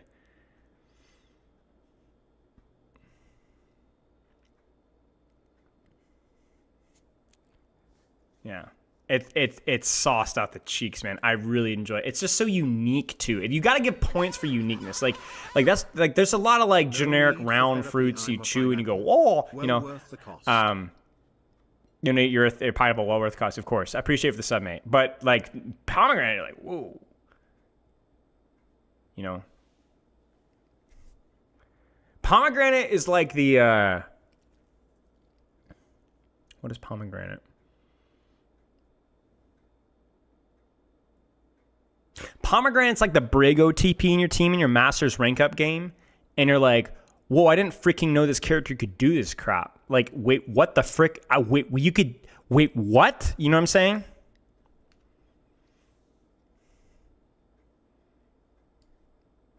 I feel like I've had a pomelo and I didn't like it, but I don't remember. I feel like raspberry is probably my favorite fruit. A bit risky, though, so I'm not going to put it that high, or favorite berry, but it's a bit risky compared to the other ones. They're like moisture muffins. I think it's like the structure of them. They're really like, they can get really soggy. They're too risky. I would put them easy A if they weren't so risky. They feel like the most risky of the berries because they're like the geometry. Risky geometry.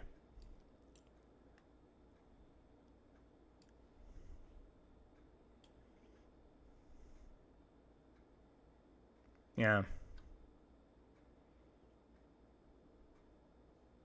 I don't know, maybe strawberries better. I don't know. Strawberries are just like, there's so many freaking strawberries. I'll put strawberries in B tier. Please don't shoot me. They're just everywhere. I haven't had star fruit in a while, but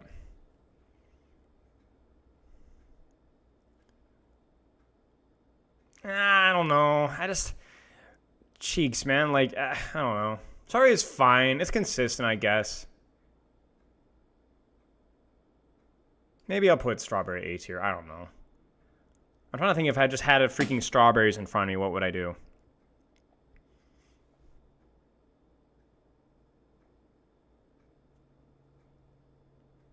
It's consistent carry, yeah. Wait, rag. You know what it is? You know what strawberry is? It's the trait.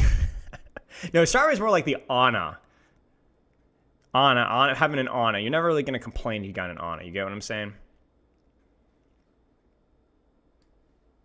Easily the weakest citrus, I think. If we're talking about like the baby oranges, I mean, I don't know if I'm thinking of the same thing though. Is this a tangerine or a clementine? It looks like a clementine. You guys know what a clementine is? Those little baby ones. They sell them for cheap. Super mid. Super mid. And they can even be bad too, which is really sucky. But I don't know if this is actually a tangerine or not. I can't even remember the last time I've had a tangerine. I'm going to call this a clementine. There's a reason they're freaking cheap, bro. Okay, so then I don't know. I don't remember the tangerine. It's not that I've never had this, but I can't remember the last time I did.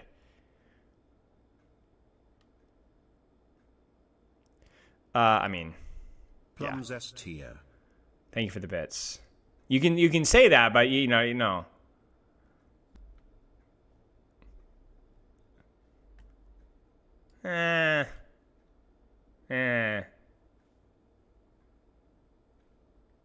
It's fine.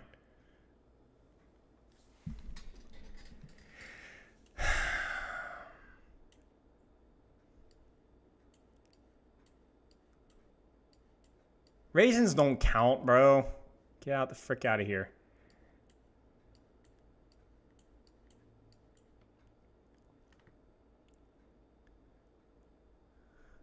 Way too high in the watermelon? Bro, shut the frick up.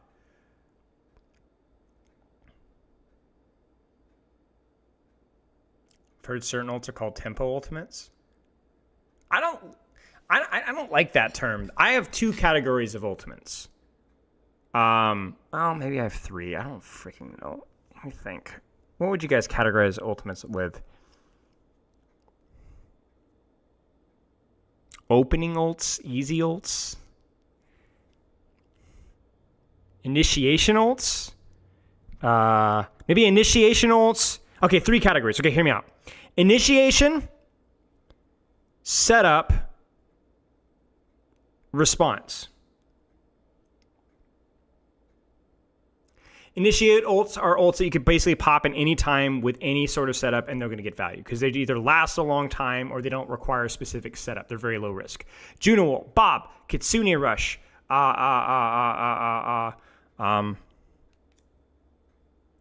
Orisa Ultimate, Torble, stuff like that. No, I would not say Pulse and I would not say Freya ult. No. Valk, yes. Valk, yes. A lot of support ults, stuff like that. Just use them anytime, any place. Easy to set up, easy to create space, easy to open up with. Then there's the setup ultimates. These usually involve a higher risk for the target and usually require something of a distraction. Pulse Bomb, Dragon Blade, Freya ult, EMP, Earth Shatter, whatever. Words. Trying to think of some other various ones. Junker Queen ult, right? Stuff that could be easily punished or countered without a little bit of a distraction. Then there's the response ultimates that are generally easier to get value out of and responding to an enemy team, although these are very few and far between. I don't really look at these as you can't open with them or you can't set up with them. I think response ults can absolutely be used as, it's honestly, maybe we don't even need this category, but I do think like stuff like beat and like rally sometimes can be pretty consistent.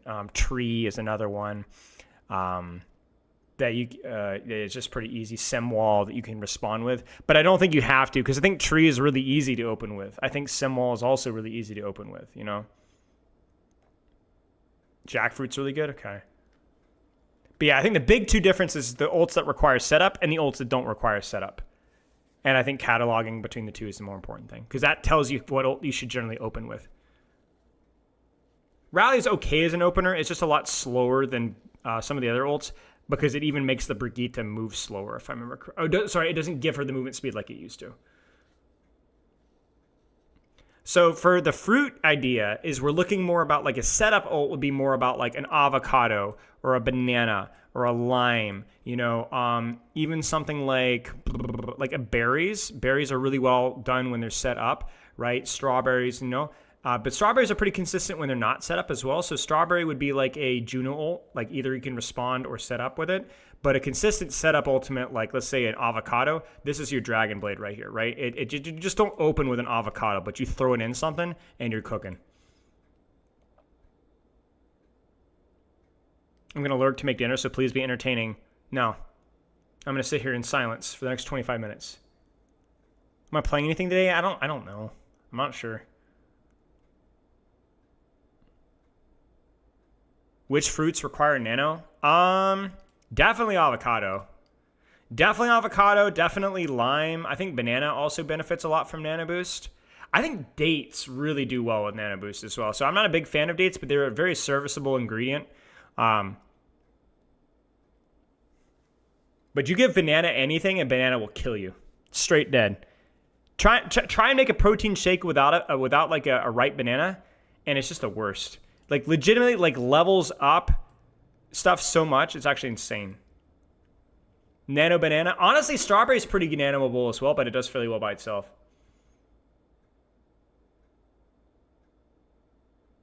Or is banana the nano? Well, the problem is that I thought maybe banana would be the nano, but nano by itself does fine. So you could say it's a banana, but a banana would imply that a banana by itself would win you the fight, but that's never the case. At least not for me anyway. Whereas nano boost by itself could do okay. So I would not say banana is the nano boost, but banana can enable the nano boost. You've missed some critical context? I don't think so. No, I think you're just in time. Yeah. I mean, can you imagine the world without lime or banana or avocado? I can imagine the world without a cranberry. I can imagine the world without a dragon fruit or a white grape, you know? But can you imagine the world without a lime, avocado, or banana? I think there might be, we might not even be around here today.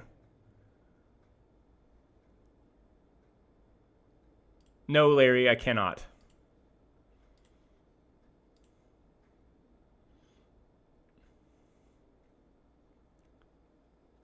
You just had Reese mint chocolate chip protein powder. It's the best protein I've ever tasted. Interesting. Cranberry juice is good. Yeah, cranberry juice is. You just have to dilute it. It'll knock your socks off. It'll send your UTI into orbit.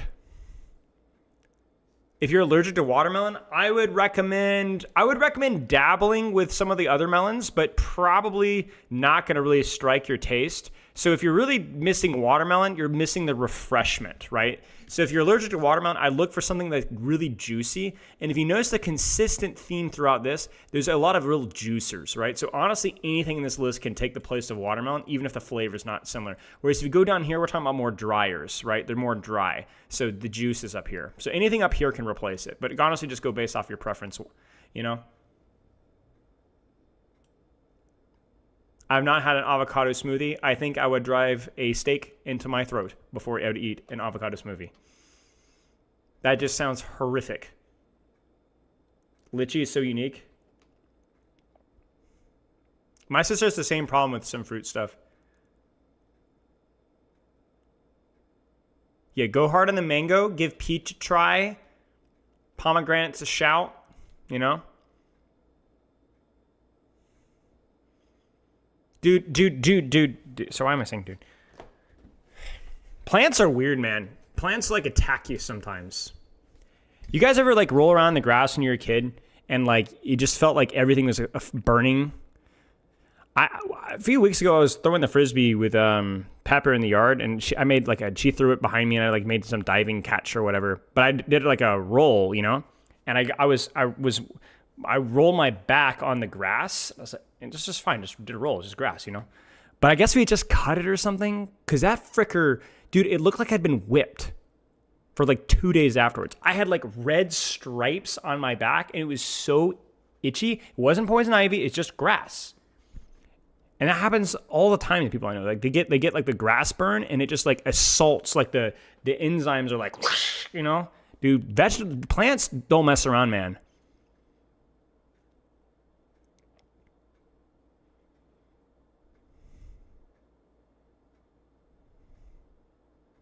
See an allergist? Well, you're ruining the story.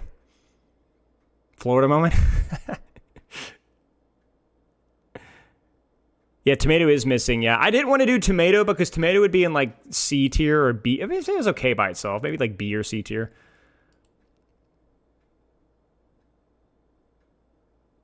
Yeah.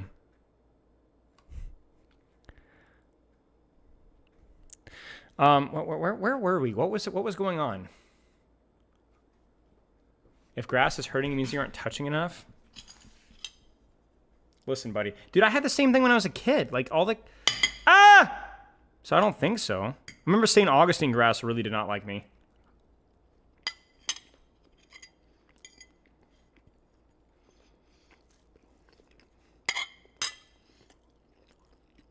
Yeah, tomatoes should go on this fruit. Pepper should also go on this fruit as well.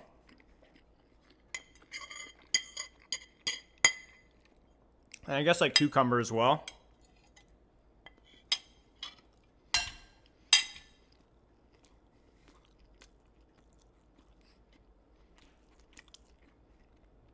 Shut the frick up, Shirley.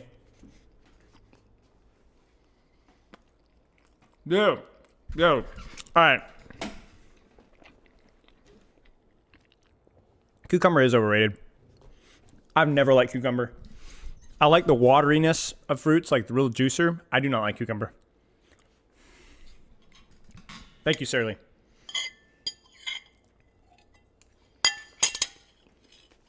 Nope. Down.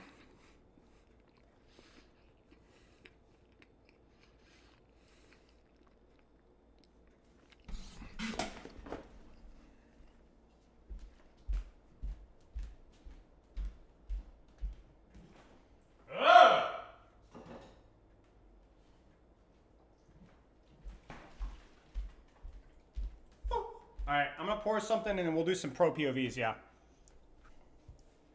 Yeah, I think the thing with the red apple is that's really red apple versus green apple isn't really descriptive. Maybe this is just an American thing, but like, you've got like a pink lady. What's the other really good apple type? Golden Delicious is, I think, is actually pretty decent. It's not super firm, but it's not bad. Golden Delicious is not too bad. Honey Crisp. Oh yeah, that's it. I remembered it. Honey Crisp. Hang on, I gotta take my pills.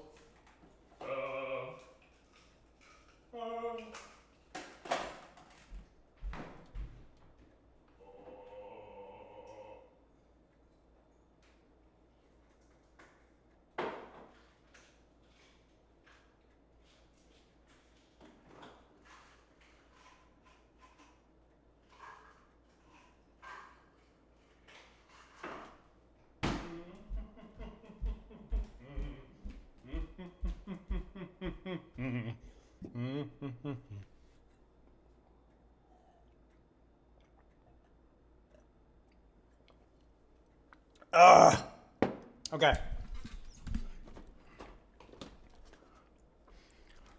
You guys want to look at Lethal? I've heard a lot of good things about Lethal's POV. From, I think, the last New Junk City. Where are the replay codes? Mamma mia.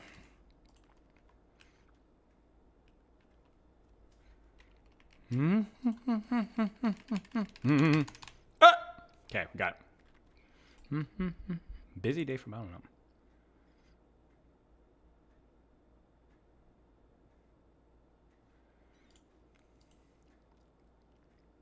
Pasta beats apple juice. Yeah.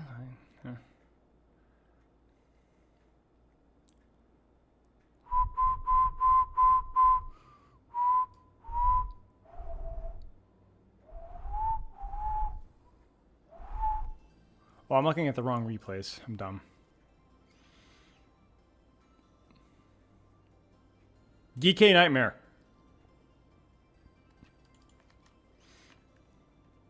Haha.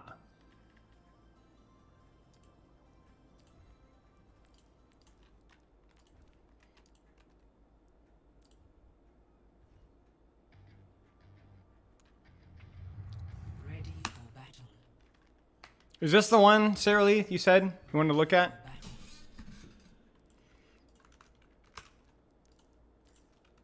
Yeah, I'll update everything once we get ready to roll.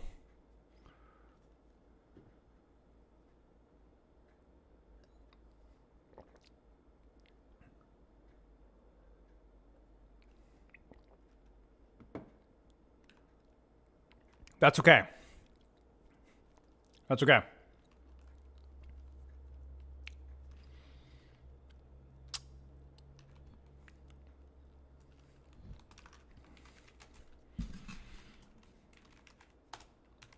Let's get some context. I am going to try something, chat, today. Today,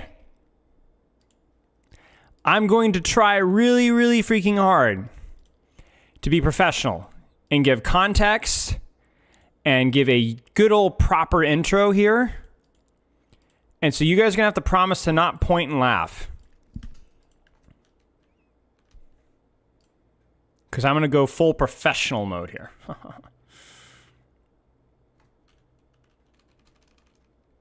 No, not going to have a good haircut. Not that far.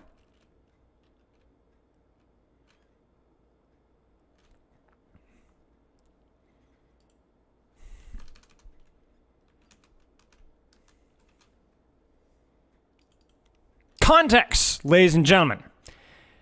Today, we are going to be looking at map 5 of a NA OWCS banger recently. And it was, I think, one of the best matches that we've seen this series so far, or this stage so far, especially from these two teams.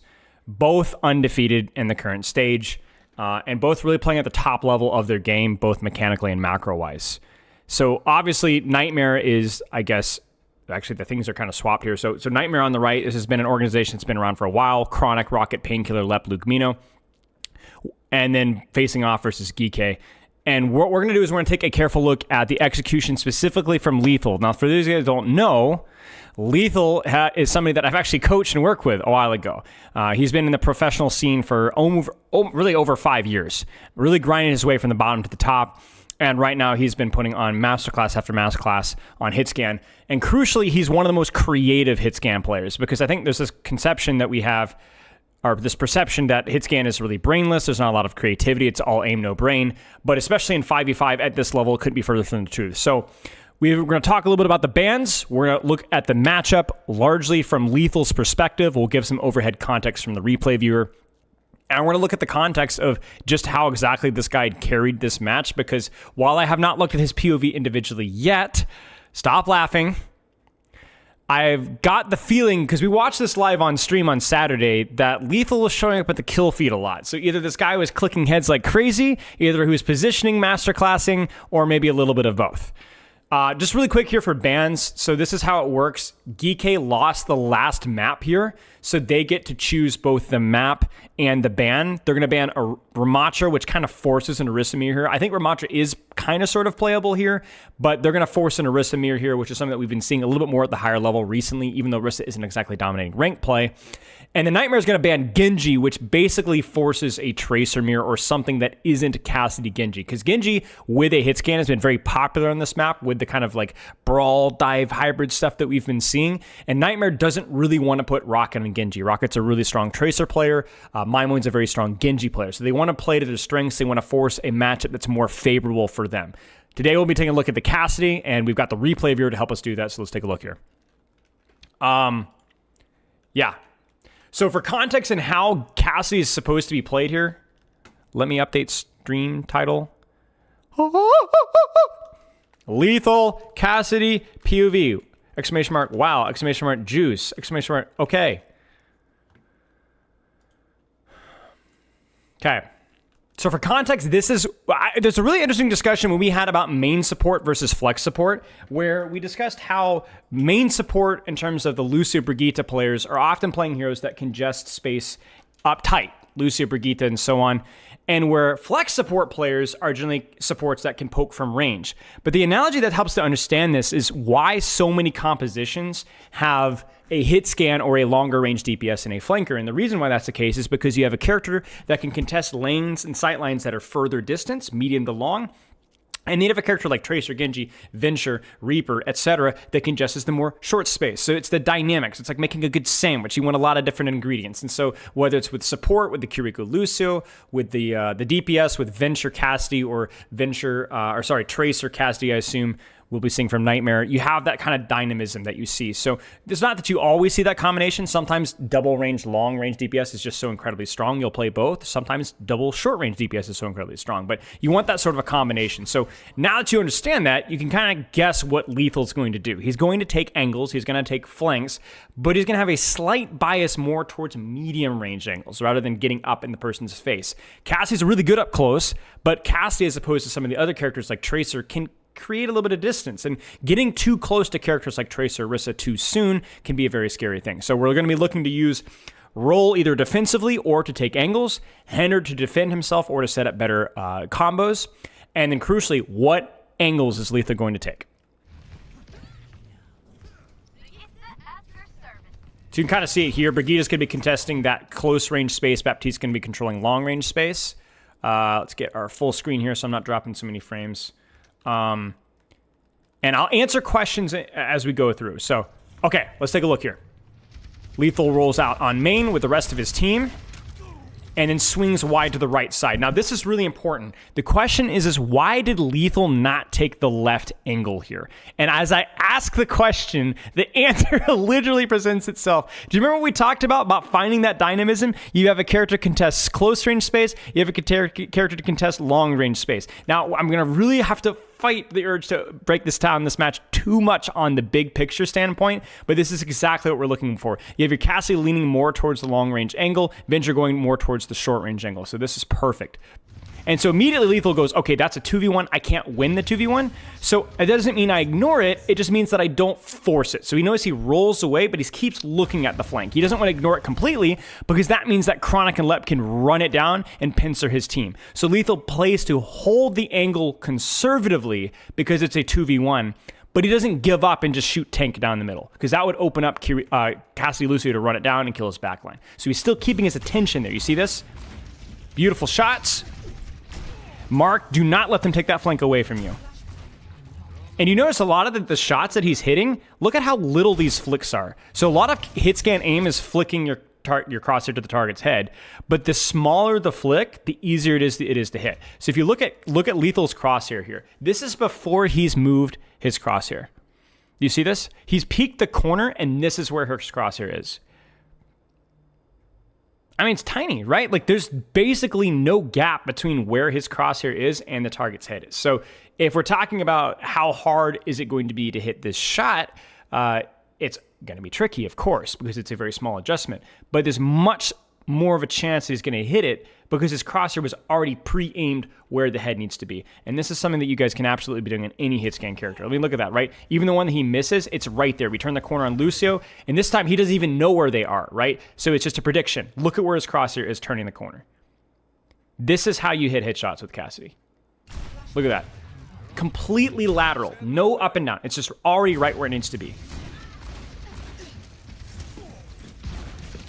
Tries to get the hinder on the Tracer, doesn't quite get it, forces some blinks, and now do you notice his team has shifted right, but now the Tracer's on him. So his responsibility just goes now to what's on me. Okay, I had the 2v1, my team clears out the 2v1, now I'm on the left, so I'm gonna put my attention on the left. You see how quickly that shifted there? Uh-oh, I'm being pushed left. This is now a tank 2-3 on me. 2v1, he needs to get out. Yay! He has to run now, but they've given up a lot of space. So this is awkward. You could kind of see like they capped point, but I think they've lost the fight because they tried to cap point too soon. Retaking high ground, maybe we can get a trade.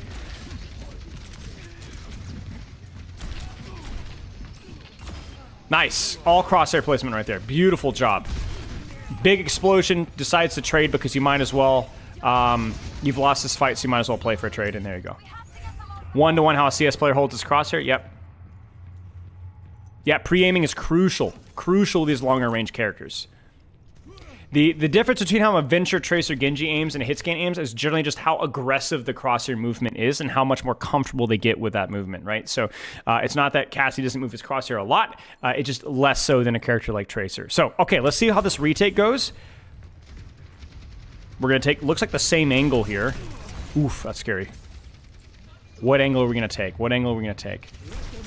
We're going to take right. We can contest Tracer in this open space here. He gets the high noon heal, and this is really important. What does this high noon accomplish, guys? What does this high noon accomplish? He doesn't really know for sure where everybody is, but he gets just enough information, and he pops it really early. What does this high noon accomplish? Hey, Shock. What's zoning? What is taking space? Seriously, think about it for a second. Aura farming. What's up, Anima? Oh, no. I'm sorry, Anima. We're looking at the wrong match, I guess.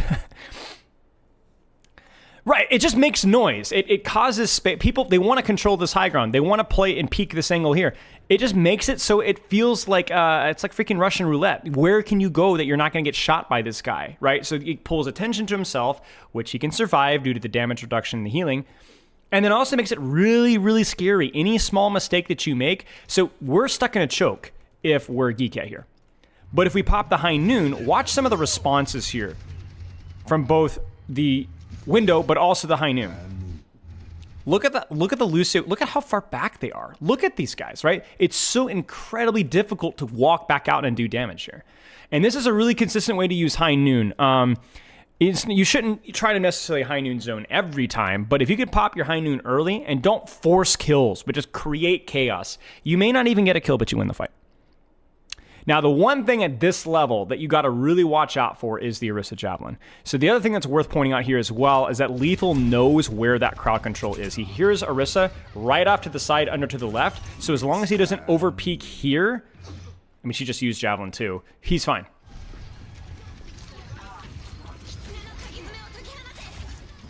And you could see here that despite the Kitsune, the Orisa's kind of getting turbo smoked right now. Like Painkiller's HP is in serious trouble due to the zoning value right there. Does this slow down the enemy team a bit more to allow his team more opportunity? Absolutely, yeah. Absolutely. Still nice angle here. That's Fortify. That's Suzu. I don't know what happened to Maimon there, but yeah, and we still have the high ground. Hinder is so freaking scary for Lucio. This matchup is really tough for Lucio. Yeah, this is okay. This is okay. I think from Lethal's perspective, a pretty solid fight.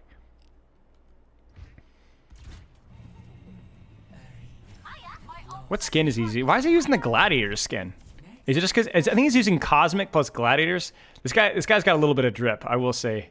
There's some crazy skin combos you can do with the Cosmic, or the Galaxy rather. Crosshair placement, careful, cover. And recovers what prevents you from being two shot, not one shot. And so he takes a headshot there and immediately ducks. Now, anglers in chat. Those anglers in chat, right? Why aren't we fishing for value in this angle here? It's not always bad, right? But why do you think Lethal doesn't choose to take this angle here instead? What do you guys think? Now, trust me on this. I've worked with Lethal for a long time and watched his games for a long time. He will take those flanks occasionally, but generally only when he feels the need to make a high-risk, high-reward play, because he is completely unsupported. The other problem as well is that this is a little far for Cassidy, right? So there's not as much reward for the risk. If he's on Widow, Ashe, if he has a pocket on Sojourn, he'll probably take an angle like this. But yeah, this feels a little far, and I don't feel like we're at a point in time where we need a high-risk, high-reward angle. We could take a more medium-risk, low-reward, whatever angle. So he's going to rotate with his team here. And then this is crucial. This is pretty far here.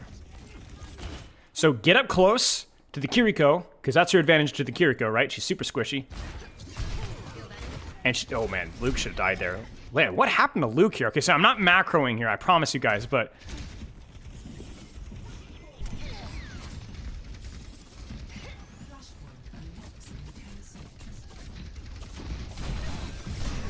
Oh, he got hindered out of the teleport. I forgot you could do that. Oh my gosh.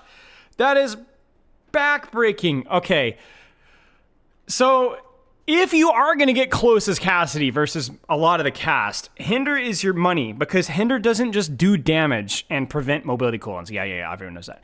It's also because it slows their movement down, which means it's easier to hit your next couple of shots, because you're still strafing full speed. They're slow. That's really what the value of a slow is. It's not about escaping, right? Because most of the time, slow isn't going to be enough for them to get away anyway. It doesn't matter. It's just about making it easier for you to hit the follow-up shots, right? So yeah, I mean, that's beautiful, right? So the slow, the damage, everything. The best part about it is it doesn't even slow down his fire rate. So if you watch this here, he's going to roll in. He's just going to keep shooting. He's just still shooting, right? And Luke Camino's cooked. A little too far for Cassidy, so how is he going to close the distance here? There's not really a good angle here, right? This part of the map is really awkward. Hold top, hide. He's scared of the High Noon. There's the space, right? He's doing nothing, right? Maybe I could do something without peeking the High Noon there. Nope. But the good news is once they drop, now he can fill that space. Now there's an angle that he can play. Oh, man. As soon as he leaves cover, he almost dies. Huge lamp. Zoning High Noon.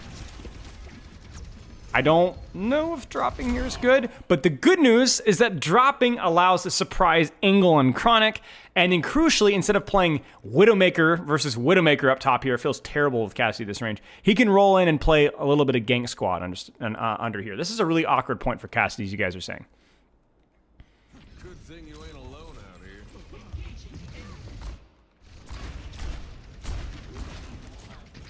Uh-oh. No, no, hit lethal. Okay, he dies anyway.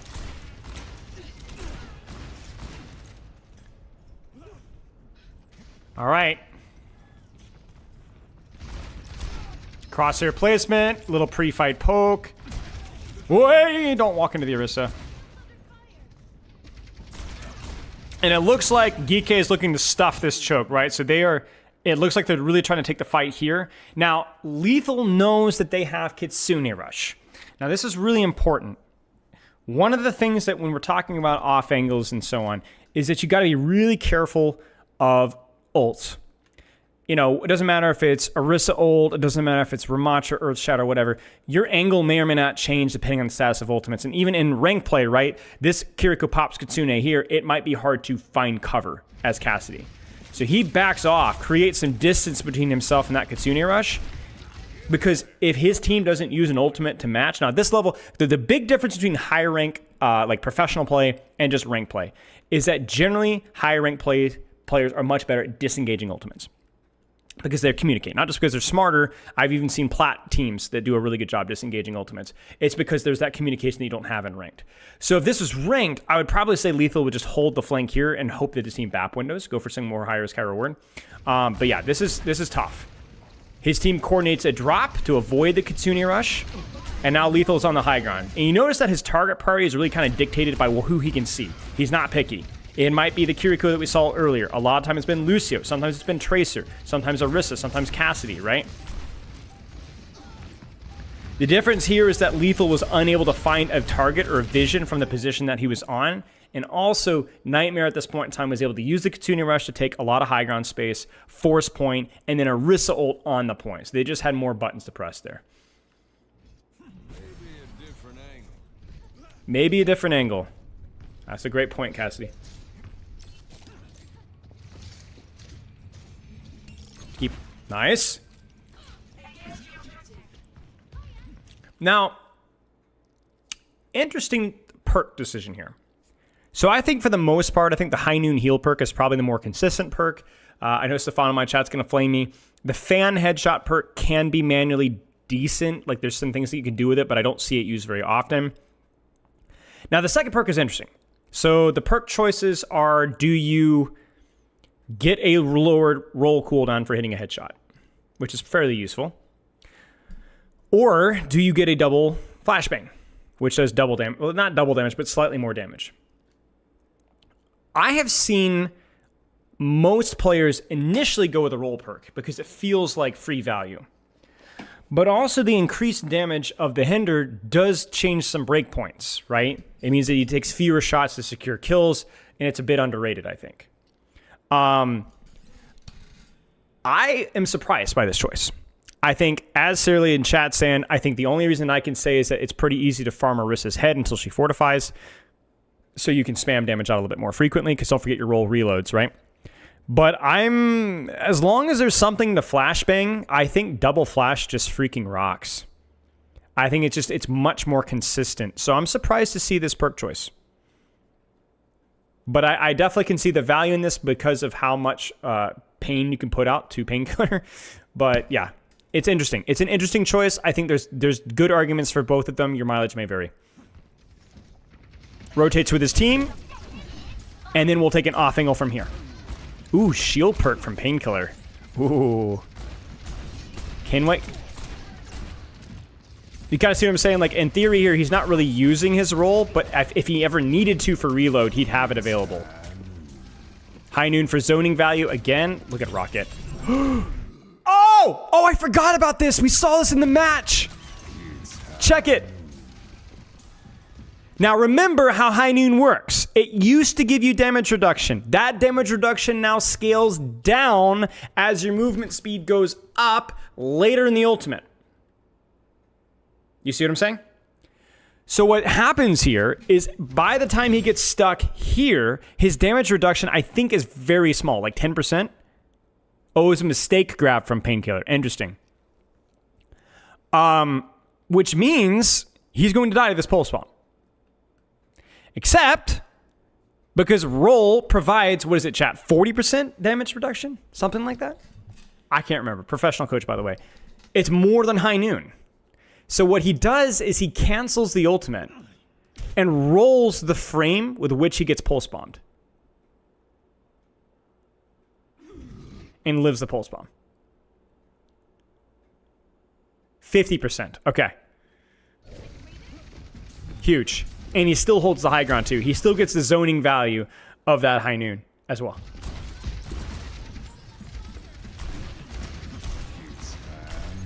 Ooh. Now, he's got to be careful here. He's nervous. Good shots. Do you see that he's basically kind of by himself here? His supports can still heal him, but he's contesting this high sightline angle. His team is forced point. He's held top. Is it 75% or 50%? Which one is it? Oh. It's hard aiming down. Notice how smooth his aim is? He's either strafing very little or not at all when he's uncontested. Very smooth. No crazy 80 strafing if nothing sees him. Just slow and smooth. It's 50% and always... Okay. Okay. Yeah, it's a really awkward point for sure, Bridges. Yeah, I agree. It's very naked. Thank you, guys. 50%. All right, Kitsune Rush, Sound Barrier, and Orisa Ultimate. Now, you don't need to ult track and ranked, but it does benefit you a great deal. It behooves you, right? Because you have the opportunity to choose different off angles. Because if you think about this from Lethal's perspective here, we might rotate to here, and then take an angle like here, take an angle to here, take an honest angle. Except... there's about 3 or 4 ultimates that can run you over. So I'm curious to see how Lethal plays this. When you're confronted with situations like this, you really have 2 choices. Take a little bit of a further, more conservative angle with a little bit more distance and hope that the enemy team overextends and over pushes there. Or you do something crazy. You get really, really silly with it. You sneak around behind and you go for a hard flank and you just ruined their perfect plan. Hey, Taco Cat, I'm doing well, mate. So I'm curious to see what... Without speed, now this is pro analysis. This is not going to be applicable to rank. Without speed, I feel like a little bit more distance is probably more applicable. I don't think I'm going to be able to disengage this ultimate. So I'm curious to see what's done here. Because even this feels a little spooky for me. Feels a little too accessible. You know what I'm saying? Oh, wow! Okay. Off angle time. Let's look at the setup globally here. His Orisa goes main. He swings right. Or left, I suppose. Now, this works with or without the BAP window. The BAP is the icing on the cake. But look at the setup. Tracer on the flank. Orisa applies pressure. Cassidy. Lep doesn't even know he's there. They get pinged. But Lep gets caught pincered. And gets smoked. Crosshair placement, off-angling, and timing it. Beautiful. Yeah, they are hunting the Lucio there. Bam. And not only is that a pick, but that's also one of the ults that you were scared of this entire time. So we have hinder, we have roll. Let's run it down. Look at that. This is really good team play, yeah. And even in ranked, if you see your tank pushing up and you take that opportunity to deepen your angle, you're going to cook. Did I get a haircut? No. Huge. Shoot the Tracer. Cassidy on the flank. Orisa on main. And you notice how aggressively the supports are supporting their DPS, right? Like, this isn't... I mean, look at this, right? Like, you've got Brigitte, Cass, BAP, hit squad, then BAP with Cass, then BAP with Orisa, Tracers by herself. Like, these supports are so aggressively contesting space with their DPS. You see it? Huge shots, man. This damage is insane. Now, I want to highlight here that how little we've used the roll perk, right? Like, we've not really used the reduced cooldown and roll all that much. It's not really provided that much value. Thus, my initial question marks around it. Maybe in high elo, not in bronze silver? What do you mean? They're on the point. Send them back. Oh, he got the timing wrong. I think he rolled too late, or maybe he took too much chip damage. They're on the point. Send them packing. No, he just took too much damage. He just took too much damage. He actually timed it well, but Rocket learned from his mistake earlier and actually puts in a good deal, a big chunk of clip damage in here. And so he can't roll it. Now, does UV have lamp here? Oh, he didn't have the LOS. And honestly, you don't always plan to pulse, to lamp a Cassidy there either. Oh, they absolutely exist in silver bronze. Yep. Angles are just as important in silver bronze as they are in any other rank. I've played in bronze, I've played in silver.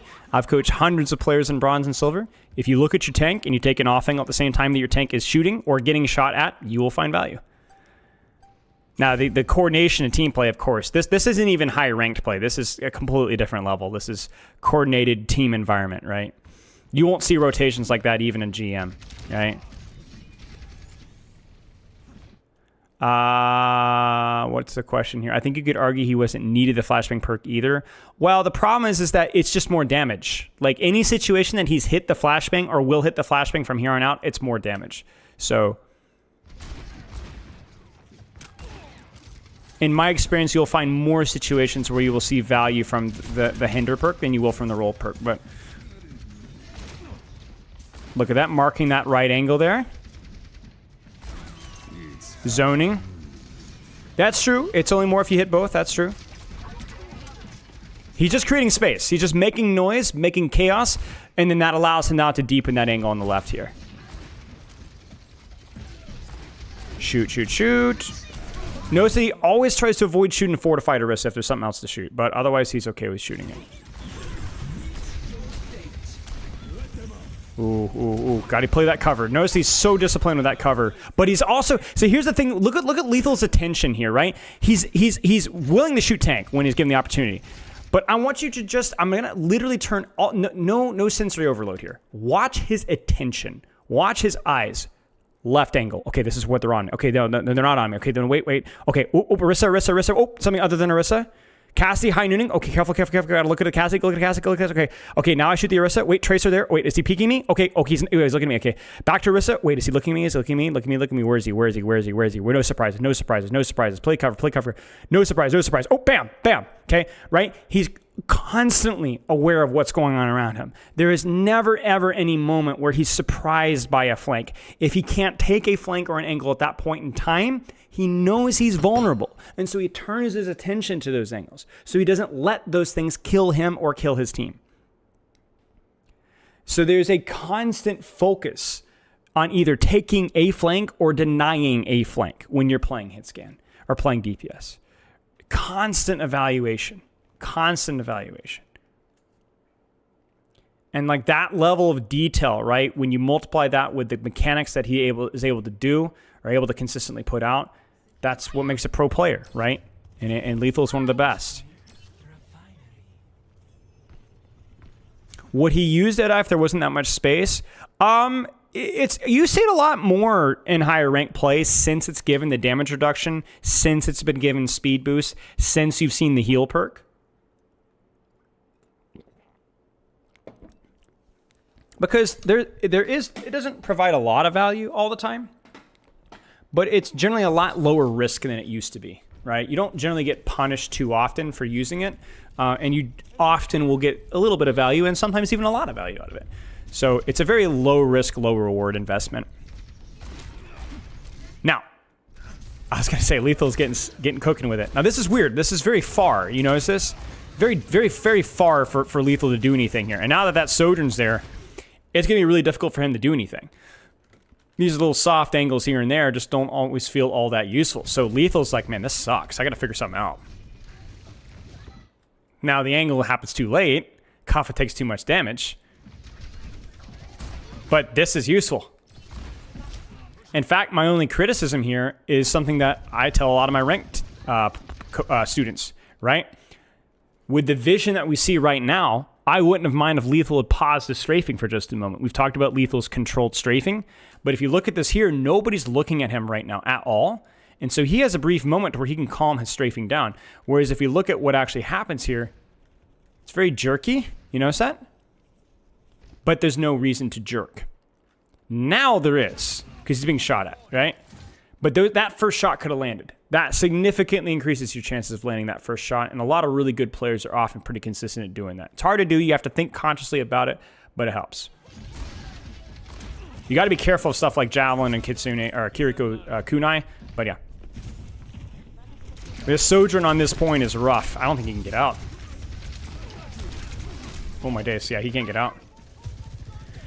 Do you think he had the info to know he should have rotated earlier there? Yeah, I think so. I think that Sojourn swap definitely raises some red flags because that Sojourn's so good in that long open space. We saw that with the bridge earlier, remember that? But at least it was both Cassidy's were struggling. But when they're on Sojourn, she's just going to do so much more at that range, and I think that encourages you to take a little bit more of a risky angle. They still haven't seen my ace. I also don't think Kuffa should have died there either, but, you know, that happens. We're going to push that rotation. Looks like we're probably going to deepen right because that's more congested. Yeah, exactly. And this is where Cassidy's advantage versus Sojourn is, right? It's that short to medium range where Sojourn's that medium long, right? So you still have to be careful here. Oh dear. Careful of the beat, right? But this is, you see how hard it is? This is where Cassidy shines, right here. That range versus Sojourn. Ooh.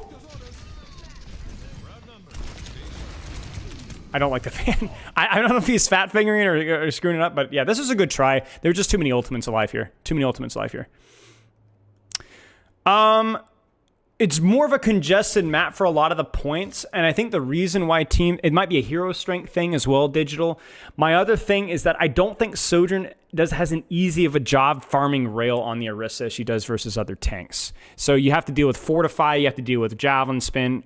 You're not farming off of Ramatra and burning backline. You're not farming off of Amalga and burning backline. You're shooting at a Fortified or Armored or Javelin Spin Orisa. I just don't know that Sojourn... Cassie feels like there's more consistent pressure and he isn't relying off of farming that rail.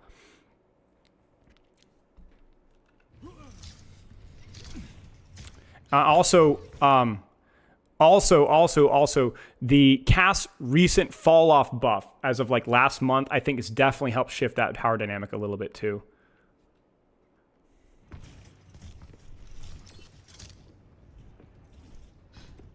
This is going to be tough. I mean, I'm going to want to see Cassidy playing in this architecture here. If you guys see my recent VOD reviews, we talk a lot about architecture. This is Sojourn's playground, I think. Now, he does have High Noon, which gives you some sniper options, because to my knowledge, I don't think High Noon has any fall off. So you can actually play like a sniper with High Noon, but outside of that, you don't want to play Sojourn, patty cake with Sojourn in this open space. This is more your cup of tea, you know? This is, wow, that's crazy scary. They timed that one really well. They almost got it. But do you see what I'm talking about with like the hinder value? I mean, look at the hinder value here, right? Let's actually see if it actually hits as many targets as I think. I might be wrong.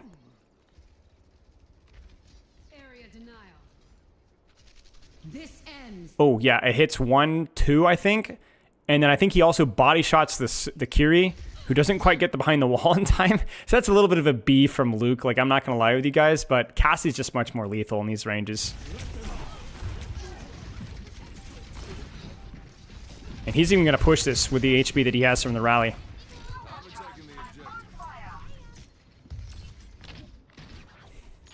Headhunting.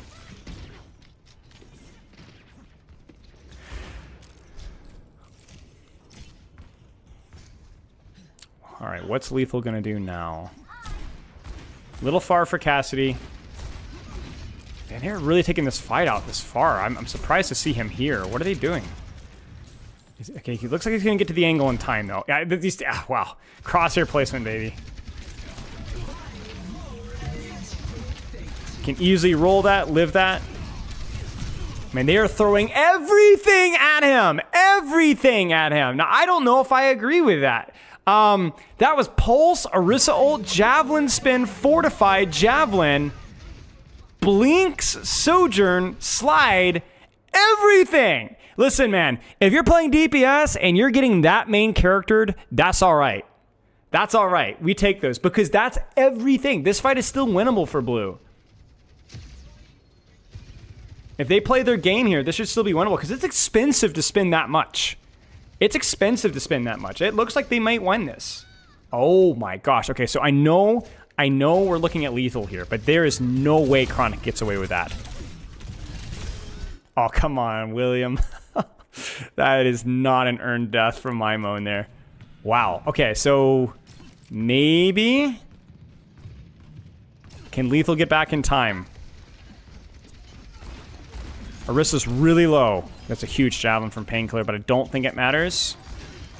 He gets up close and personal on the squishies. So Cassie's like that weird dynamic of what range are you playing? Well, it depends on what you're playing versus, right? Keep your distance versus Tracer. Get your hands dirty with Kiriko, and that's a masterclass right there. So, honestly, I think a pretty solid performance. Even on the points where things weren't going so well, I think it was a pretty solid performance all the way through from Lethal. The creativity of the angles you guys saw, even with situations like Tracer, even with situations like Sojourn, even with situations like a freaking speed-boosted Orisa.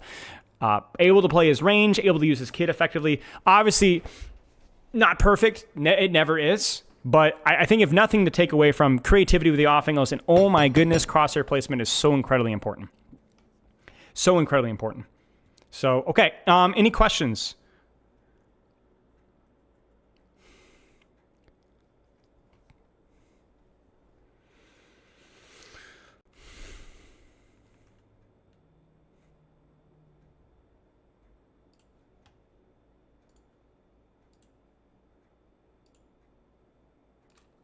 Win Tracer VOD? I don't know. Maybe. How do you take your coffee? Black, usually. Pepper likes it iced, so I'll do it iced occasionally. But mostly just black.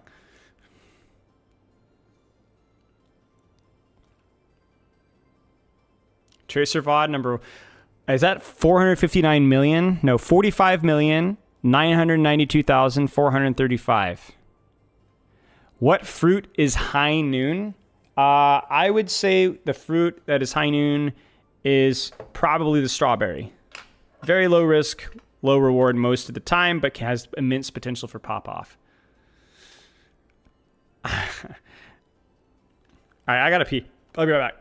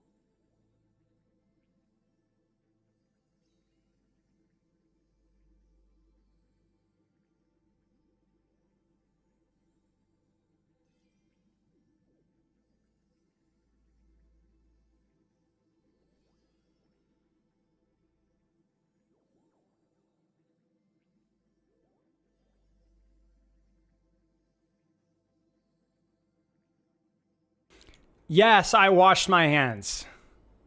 Thoroughly.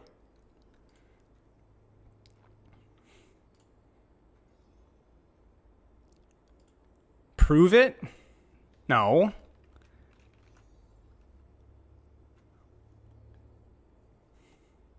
It's just gonna have to be a mystery for you guys.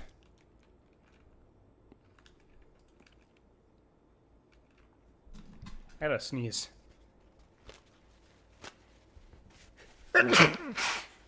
Goodness gracious. Buff Junkrat? No. Do you guys want to do another analysis? We got the juicer we never went back and watched. This one will be shorter too. All right. Are you guys ready for you guys wanted tracer analysis. So I said, okay, if you know what, screw it. You guys get tracer analysis. But I'm going to do it on my terms. We're going to review the worst tracer player in professional Overwatch. The worst tracer player in professional Overwatch. Can you guys guess who that would be? If you guys guessed, Donghak, the professional tank player, who's one of the best tank players in Korea, and has the strength, the main tank character pool who can play Winston and all the other tanks amazing, you'd be correct. So recently, this is a few weeks ago, Donghak, who plays for T1, played versus Onside Gaming. And spoiler alert here, Onside Gaming has been struggling just a wee bit. They're not the best team in Korean OWCS right now, and T1 was up 2-0. And apparently T1 was like, you know what? We're so good, we can put our no aim, no brain Winston player on Tracer and win the match. So they role swap. They went all over the place. They put their DPS on tank, and they swapped Donghak to Tracer. And spoiler alert, it may not be quite as bad as you may think, but we're not here to judge the result of the match or the map. We're here to judge what a no-aim, no-brain Winston player, even at the highest level, looks like on Tracer.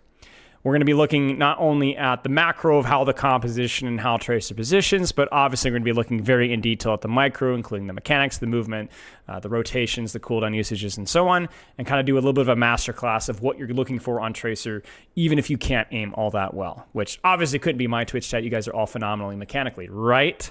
Right. So let's get Epic Pen pulled up here, and surely... wait, that's not what I wanted to click. Let's enjoy this masterclass here. Once the Epic Pen comes up, one day. It's not coming up. Epic Pen? No, stop.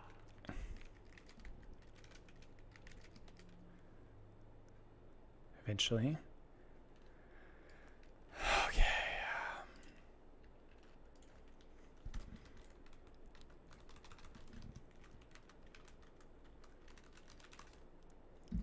OTP tier list?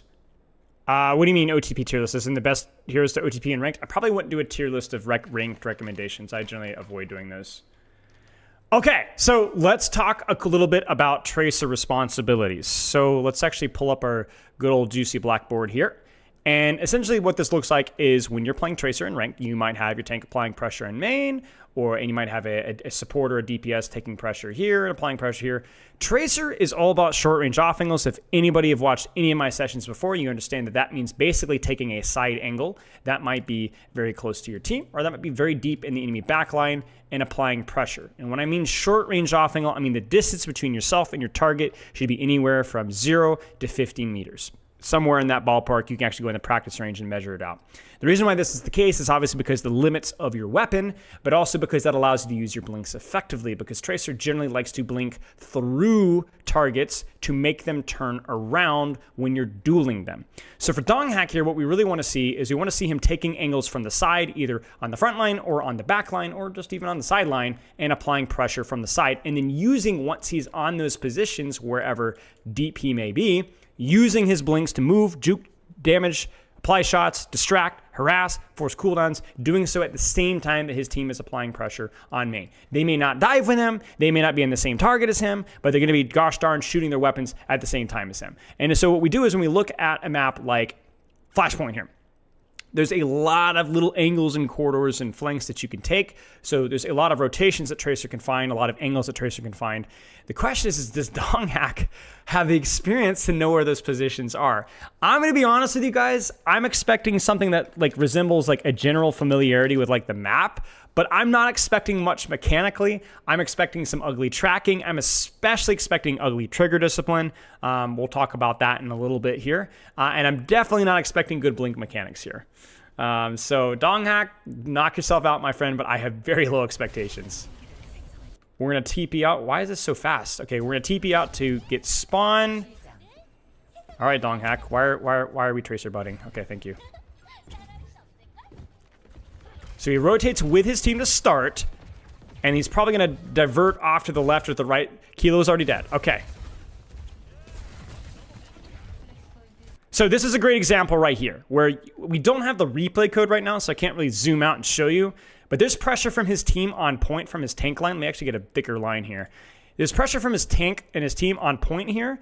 And so for attack to disengage this, he kind of has to fall this way off to the side to provide cover. The problem is when he does that, Donghack's going to be shooting right up at him from the side here. Crucially as well, Donghack has the cover of this pillar.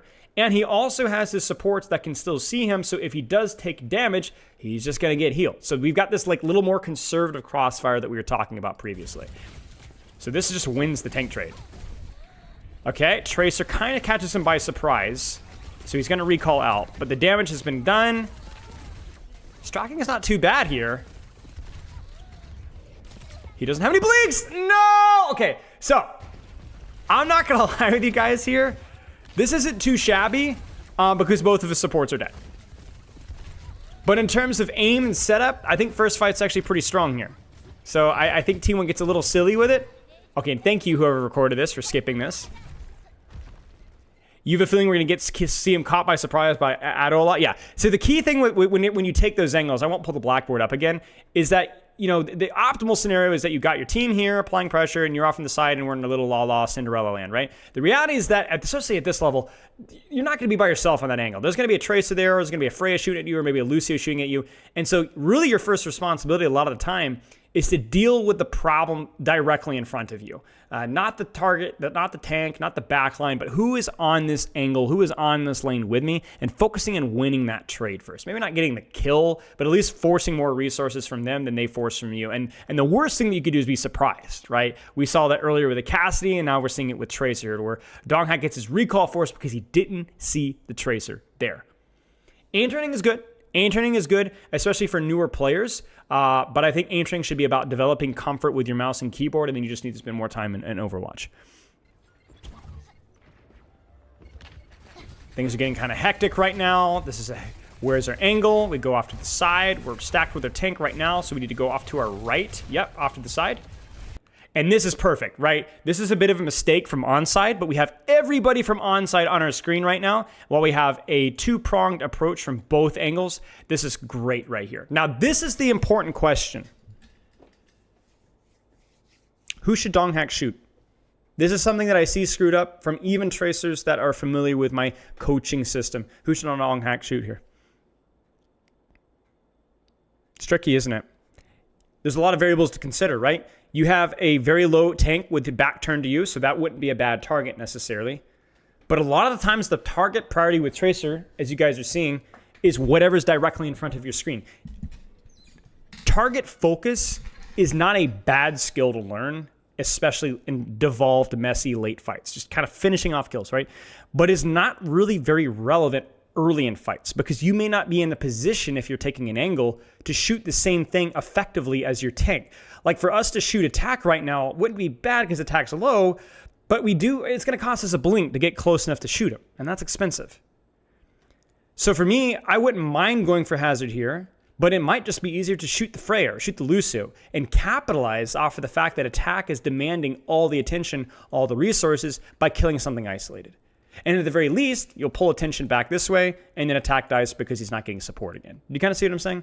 So it depends, right? So you actually see, that's actually not so bad tracking there, Donghack. Okay, hang on. I might have violated this guy. Hang on.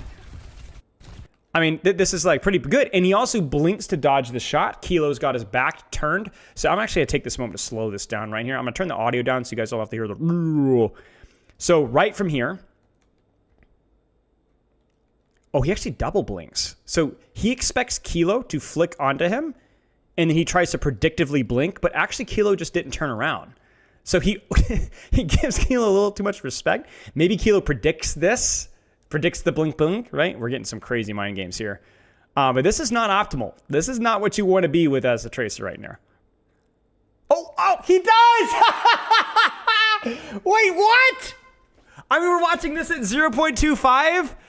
So it's obviously happening way faster than this, but Kilo looks him straight in the eye and says, obviously that's not how it happened. We'll play at full speed in a second, but that's really funny. Donghack actually jukes a professional DPS player. We love that. So Kilo reacquires now, but the problem is that Donghak is using cover really well. So he can use this time to reload. So the cover is really important for flankers, guys. You could use it to reload. And then what do you guys think Donghak's going to do with this blink here? A lot of you might go, oh, he's going to blink through and shoot the Freya. And that would be good, right? I think maybe even better is to kind of jiggle peek and then blink, right? Force that bolt. Either one honestly works. Let's see, what can a tank player do? He's blinks. And you see he gets a little shot. He gets booped by Lucio. He's going to recall out. And this is where the importance of discipline comes in. You have won this fight. You got massive value. Not only did you start off this fight at a huge advantage because, I mean, attack was 1 HP, the hazard was low, but you forced the Freya out of the fight. You forced the Lucio out of the fight. Relax. Let's see what he does. Don't force it. Just hold this angle. Be careful. Yeah, look at that. He knows that I don't have resources to keep going anymore. Doesn't mean I AFK, it just doesn't mean I go for anything super aggressive and attack dice. And if you look, he actually even deepens his angle. A little bit of trigger discipline there. Okay, so we didn't talk about trigger discipline. Trigger discipline is when you do not finish your clip because nobody's mechanically perfect, and with a lot of 80-80 strafing, you're more likely to miss your shot, so they'll pause their clip midway through, realign their crosshair, and finish your clip. That is especially important for Tracer because a lot of times you'll start to shoot half of your clip, and then you'll need to blink. You don't want to force to finish your clip because then you might get shot in the face.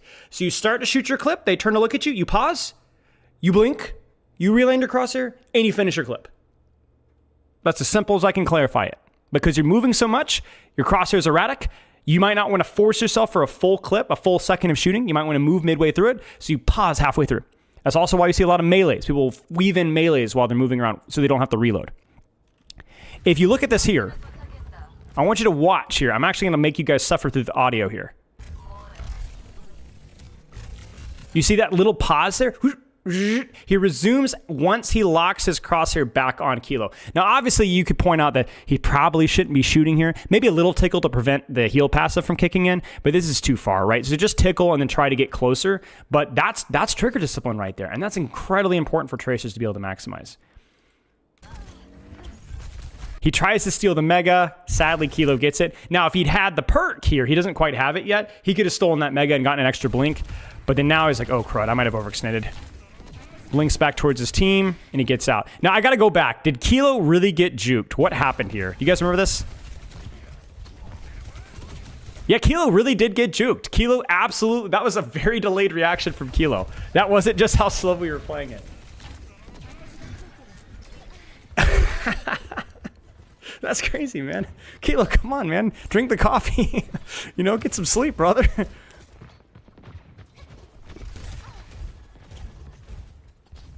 Taking a deeper flank. We've got Pulse Bomb. So he's going to take a deeper flank. He's lurking. He's lurking. He's lurking. Kilo sees him. Crud. I can't take that angle anymore. Wait, I can. Wait, he's rotating that way. Can I lurk? Can I lurk? Can I lurk? Yeah. Oh, no. Oh, no. No, no. He really doesn't want to use his recall here, but he might have to. Okay, so he gets the Mega. So I'm going to be honest with you guys, this is a little bit sloppy. So he's just being a little bit disrespectful to Kilo here and a little bit disrespectful to Opener here. Obviously, the last couple of duels I felt pretty comfortable. Doesn't feel like Kilo has been through... doesn't feel like Kilo has been much of a surprise for us, but there's just not really any reason to peak this aggressively because you do basically 0 damage and the risk is very high. So even this right here, it's a little sloppy, right? He's taking too much damage, which means when the fight starts, he's not rotating. He's asking for healing and or grabbing a Mega health back. So when the fight starts now, he's just very, very late. So you just got to be really disciplined. It's not that you always have to go for a hard flank as Tracer. He is committing to the hard flank because that's what he wants to do. That's fine. But if you do go for a hard flank, you got to be really disciplined with when you're peeking because the deeper you are in the enemy backline, the harder it is to time things correctly and the worse poke damage feels. You get chipped down, you don't have a support nearby, you're screwed. You're screwed. Oh, hello, Magister. So we're going to approach from this angle here, but we're very late. Oh, my days. Okay, well, Lucio as well. We'll take that. I'm really surprised at how little attention the enemy team is giving him. This is really poor from Onside Gaming. Ha! Okay, this guy is him. He just locked. Finishes the target. Not a bad clip. keeps going because he sees Kilo low. Not the best tracking. By the way, trigger discipline. Look at the mid-clip pause. Check this out. We'll slow this down to 0.25. And again, I'm going to make you guys suffer a little bit. Okay, maybe not that much.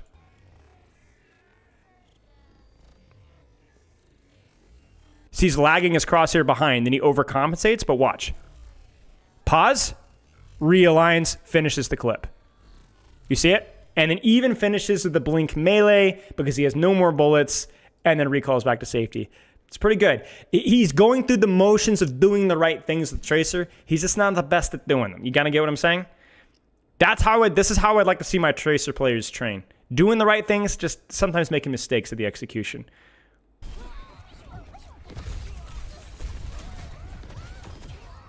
And he pulses the Hazard because Hazard's low and Hazard's moving an unpredictable arc.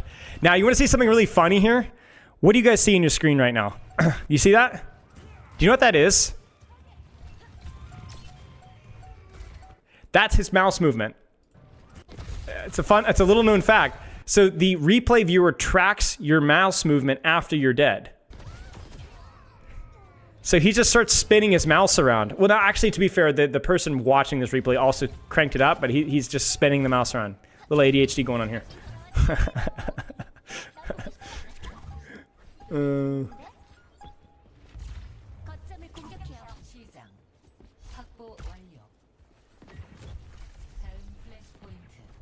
Oh, he's gonna flank again. Okay, man. This guy's really liking these deeper flanks. You don't always have to deeper flank. If you like that, what the map provides, you can do it.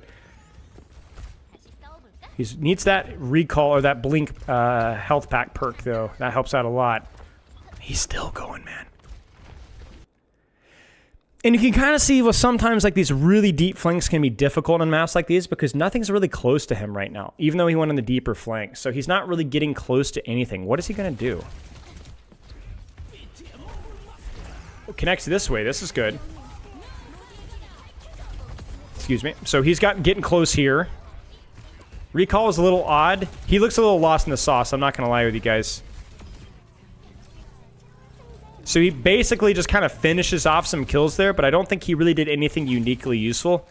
He just got kind of carried there. They used a lot of ults.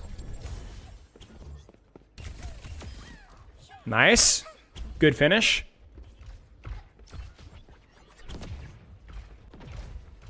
We're flanking again. We're flanking again. Who wins this 1v1? Actual DPS player or Donghack? I guess nobody. We are focusing on Tracer here, but the elephant in the room is that Donghack has been basically ignored and just cleaned up 50 HP targets for most of this VOD. I mean, he's just kind of, yeah, I'm on the flank. Just gotta kind of shoot some people here. So, yep, that was that. He sets up in a deep flank. He times his pressure relatively well. He closes the distance and shoots what's available. GG's. Who's better, Super Genji or the Dong Tracer? Do you guys remember when I reviewed the Super Genji? It wasn't too bad. It was not good mechanically, but he was doing okay. Uh-oh. He's synchronizing again. You notice the pressure. He always follows his tank. Not quite literally behind his tank, but he waits for a distraction to happen, either by the enemy team diving his tank or just even just them shooting each other. Then he goes in. Now, I'm going to be honest with you, Onside has done a terrible job looking at flanks and looking at off angles. They're just letting him come in for free. This feels a lot like a plat lobby in terms of the team execution. No offense. But the point being is that the timing of these things is really good. And even the way Donghack approaches his target here, if you look, he comes in from here, but he blinks to cover. And the cover allows him to get to a target that's significantly closer than the Kiriko, right? That's too far. She's way too far. So just shoot what's available. And that means that we now have both of our blinks and our recall to duel this Freya instead of having to use our blinks to close the distance. That's why setup is so important. It's what allows you to fight without having to burn your blinks before it. Cheers, A. I appreciate you. We reviewed Super Genji a long time ago. Maybe I could look at... You guys want to see the Super Genji review? Maybe we'll look at it in stream. Maybe we'll revisit. After this is done, maybe we'll go back and find it. There's the blink. Dude, oh, he did it again. You guys see it? He's got that tool in his back pocket. The blink, you know? You'll see that a lot. A lot of like inexperienced players will just memorize a combo and do it kind of without thinking. So like again here, Kilo is still not locked onto him yet. You see that? So really he should not blink here. He should reload, wait for Kilo to turn, and then blink, right? So use that time to reload. Instead, he double blinks, so he's not quite ready to shoot yet. You kind of see what I'm saying? So you see it a lot in like sparring, right? Whether it's with jiu-jitsu or stand-up, where people will memorize the combo and repeat the combo, and that's a great initial start, but you want to start understanding when that combo is good and when that combo is bad. So Donghak isn't that good at Tracer, so he's just kind of doing the blink-blink thing. That's kind of a combo he likes, and he just does it over and over again. But to be fair, it is working.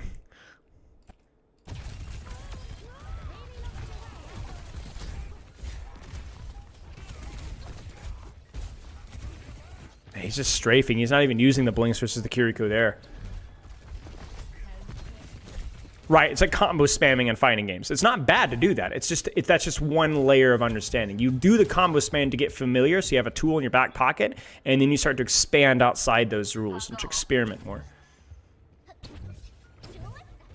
So we got poked down, so we had to run away. Now, this is a really little thing here, but this shows the game sense that Donghak has here. So he's on the angle. He's on the flank. He's by himself. He hears people chasing him. He doesn't even see them. He hears them. Listen.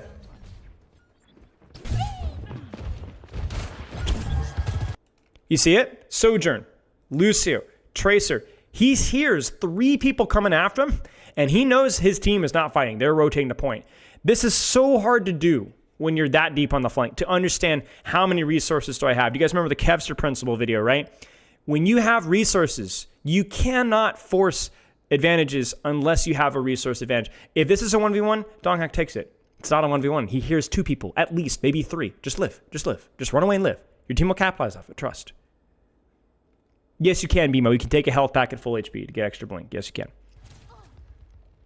So he respects it. He doesn't even see it. He just hears it. He knows. He runs. Then as soon as they ignore him, he comes right back. He's just never overstaying to the point to where he dies, but never understaying to the point where he's not actually doing anything. Because if you look here, he's a little late, but he'll be there right on time. This fight is just not breaking out on point. Hazard is just engaged, and now Donghak is here. You see it? Beautiful, beautiful. And once again, this guy is loving these deep flanks, man. Now I want you guys to notice something. No need to do any crazy strafing if the target's not looking at you. You see that? Barely moves at all. Kilo responds with a slide. Donghak responds with a blink. And a blink again. There's the Suzu. Donghak's head explodes. Okay. Well, Kilo got his one. Full speed.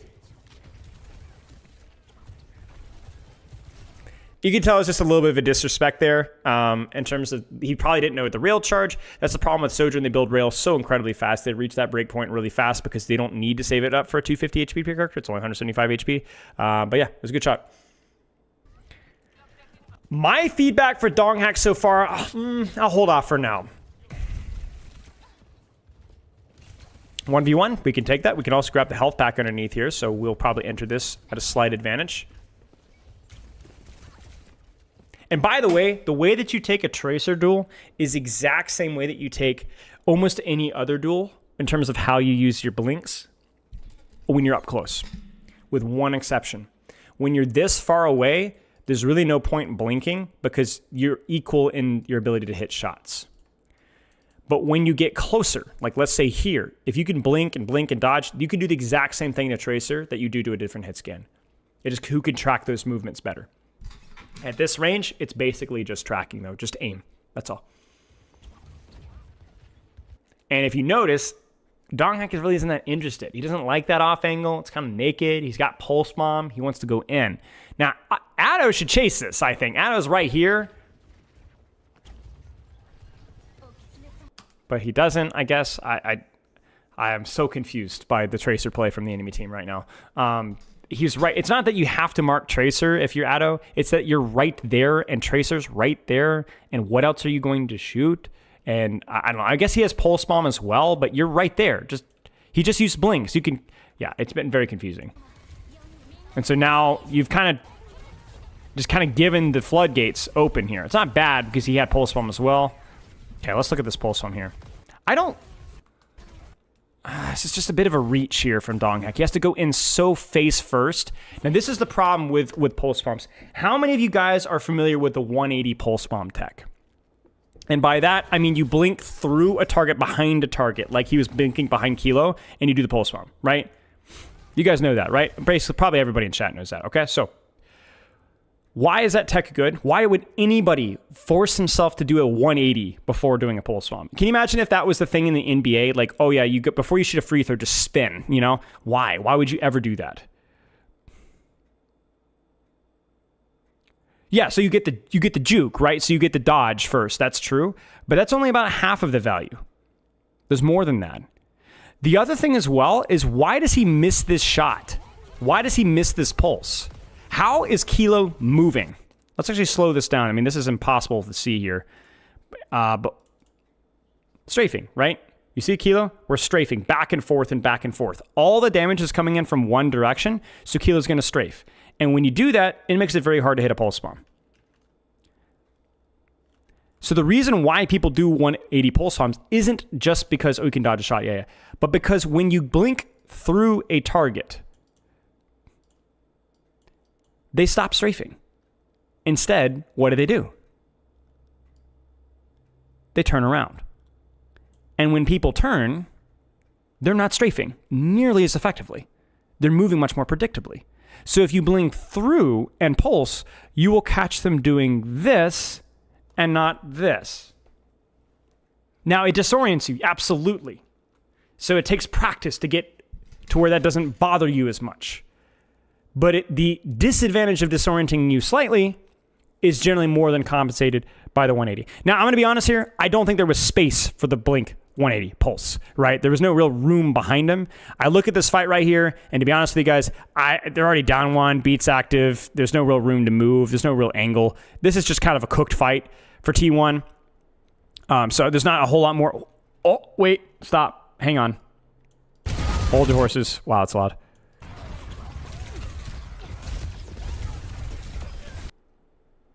Okay. Tank player, by the way. He gets this one. They're looking. Can he live? He knows there's going to be a lot of resources on me, but if I play this Mega, they can't push me. You think you missed the nuance of the 180 versus the 90 pulse bomb? Explain. 90 pulse bomb is the same, very similar thing. It's a little bit less disorienting. And the other thing with 90 degree pulse bomb is it also makes it less predictable about where to block. It's really good versus Brigittes because a lot of Brigittes are used to the 180 pulse, but if you 90 degree pulse, it requires them to turn to the side. It's a lot harder to block. But I don't really want to get into the weeds of that too much right now.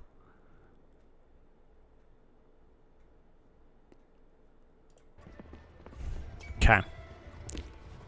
Threatening the spawn camp here.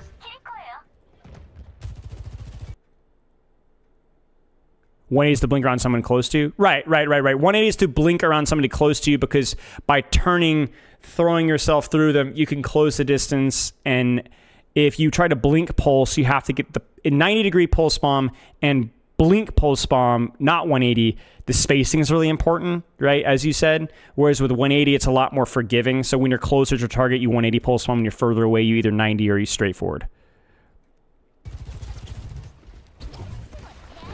Zest mechanics more valuable on Hazard? No, they're trolling. Ronan, they're just trolling. They are straight up trolling.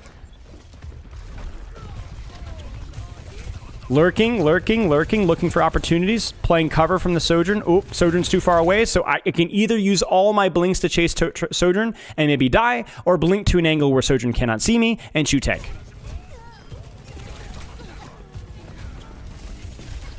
Little bit of trigger discipline there would have been nice. I think he could have paused his clip there, but just like he did there. That was good. What's up, David? Do you think if they lowered Sojourn energy rate a good bit? I've had a lot of thoughts on Sojourn. I did it on the perk fix video we did about a month or two ago. You can look at that there, but yeah.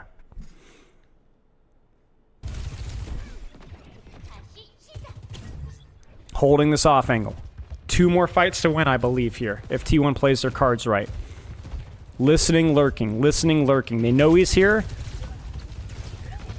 Okay, they're all coming after him. I gotta live, I gotta live, I gotta live, I gotta live. Again, very, very quick to apply pressure, very quick to quickly disengage anytime that pressure multiplies into 2 or 3 people. So important when you're playing a flanker, because you will swing from either getting 0 attention or everybody's attention all the time. Now we're tailing. Notice he's still on the flank too. He didn't run back to his team. He stayed on the flank. Shooting what's available. Who's the closest? It's good pressure. Oh, that's cheeky without recall. Yeah, I was going to say, you cannot get away with that without recall. So what would you guys do here? You don't have recall right now. How would you play this? So I think he's trying to stall point, which is why he touches. But to be frank, I think the most important thing here is just to win the fight, because I don't think this fight's won. I think this is a very losable fight. You need to focus on your value output here. What would you do here? What would you guys do here? Shoot corner, farm pulse bomb. Yeah, I think just kind of play passively here, right? Like maybe poke the tracer a little bit, juke dodge, kind of dodge. Maybe go, if anywhere, go over here to the mini on the other side there where there's cover, and we get another blink from getting that mini as well. But yeah, I definitely wouldn't try to stall. I see a lot of players, even in higher ranks, dying for stall when there's a very losable fight. Thank you for the sub, mate. I appreciate it. Yeah, I agree. I think this is a little bit silly. Even for the stall, you would just blink and then blink back. You wouldn't blink deeper and then blink out. And so he dies for that. I somehow win that. That's crazy. Good angle here. What's he going to do? Again, finishes just somebody else's kill. Zest just... Oh, almost. So let's look at that pulse bomb here. Blinks to close the distance. And then he leads his pulse with where he sees the Lucio going. So let's slow this down. Did he overflick? Did he underflick? Did Lucio juke it? Yeah, he overflicks because Opener just freezes. Opener doesn't keep going. That happens. Like even the best pros are going to miss pulses because it is a projectile. It is a prediction. Excuse me. But yeah, that was okay. Keep shooting the target. Don't die. Steals the mega. Lives the slash. Can he finish the kill? Attack is low.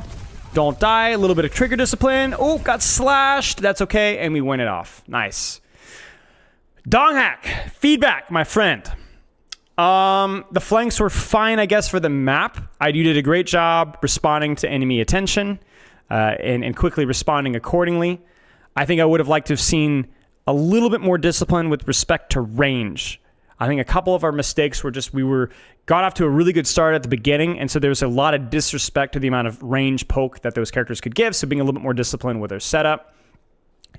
And then when maps flipped, right, I think the key thing would be like this pulse bomb situation. If we go back to even, was it this one here? Yeah. So in this situation, just taking these more devolved fights more patiently.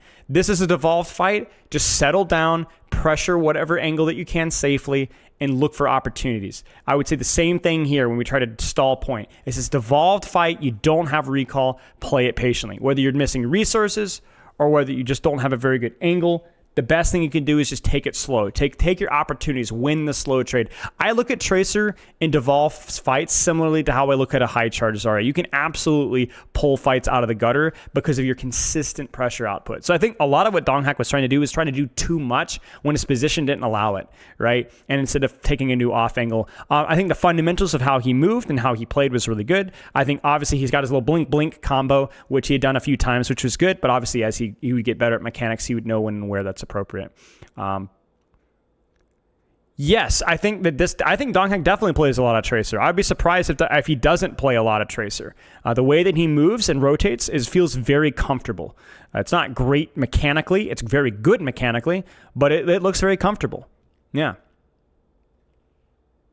How much do you think his tank skill carries over? I don't know. Like just general game knowledge and also mechanics. Like it doesn't matter how unmechanically demanding a character like Winston or Ryan or whatever are, at least in relation to just raw tracking, it carries over. Just getting comfortable with moving your mouse and aiming, it adds up. Yeah, this is very clearly, I think, very clearly Grandmaster Tracer, easily.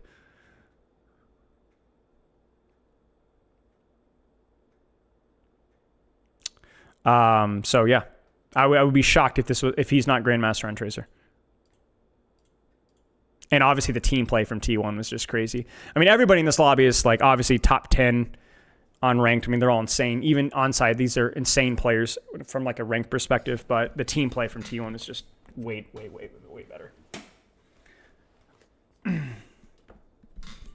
Okay, any questions, y'all?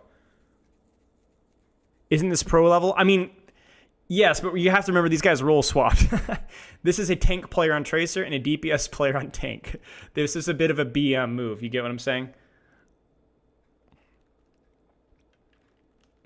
Yeah. All right, you guys want me to find my super review?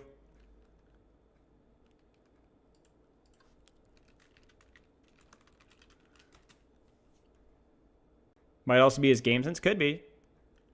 Oh my days, there's 2 hours?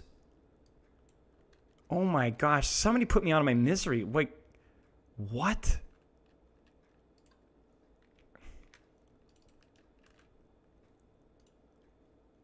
So, I hope you're ready for some optical abuse, because we're about to go live with some Supers Genji. Now, they won 3-0, and I honestly... I watched like... There's Amari.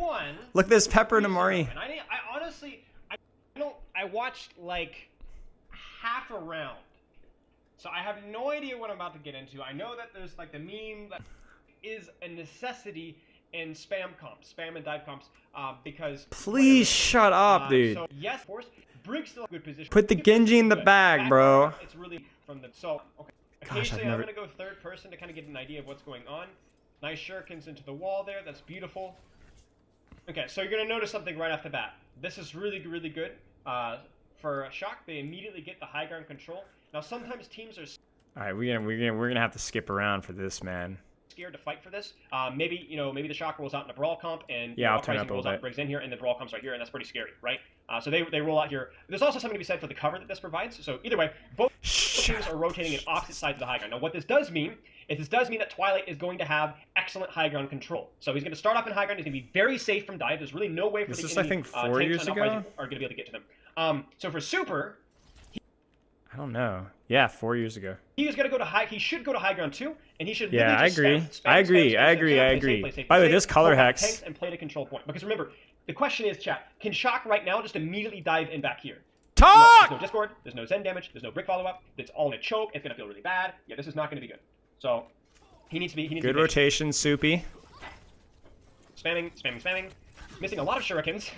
I actually didn't think it was that bad. You really need your Genji to be landing shurikens in this comp, especially because it's so low healing as it is. Like a triple shuriken on a Brig or on a D.Va wins it. That right there is a free armor pack that you just force from the enemy team with just your primary fire. And so far he's getting heavily outpaced and even pushed out by Color X's Genji. I don't think it's that bad, honestly. Really landing the shurikens, Chief. But they do get point cap first. So here's the card commit, chat. You see this? This is winning. This is pretty good so far, honestly. And more importantly, look at the enemy teams. Look at the supports from Boston Uprising. Do you see this right here? It's just significantly better angle control. You see how Boston has to like rotate the supports really awkwardly out here to get a sightline on the point, and as soon as they do that, Myungbong. Yeah, we're not gonna watch all of this, guys. Like 6 feet to the left, and then shut up, dude. Right? There's a Discord right there. I want to look at the Genji, you jackass. And they go in, and not only that, but I assume Super actually lands some shurikens on Punk, so everybody's low in boss right now. So this is when you do want to go in. So Super does go in. He's gonna commit the dash. Nice, great dive. Back to his team. Don't need to overextend. So far, so good. Chat. This is pretty good so far, actually. They get point cap. Boston rotates awkwardly. Shock goes in real hard on a rotation. Super goes in safe. He hits his right click. He's in there. He's in and out. So far, so good. The immense disappointment that I was expecting is, so far.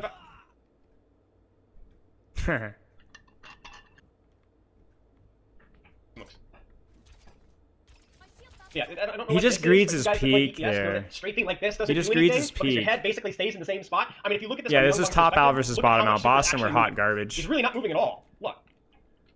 Look at this. His head's basically in the same spot. And the way hitboxes work, he's basically in the same. And the hilarious thing about this, the ironic thing about all this, is he's doing this to try and actually land shurikens. But I want you to look at this shuriken actually, guys. Yoink. One shuriken. Young. Absolutely destroyed. Do you guys have a preference for map? If I looked at one. Wait, there's Oasis. Jeez, dude. This is freaking insane. You know what? Screw it. Let me see if I can just find a non-analysis version so I don't have to hear myself.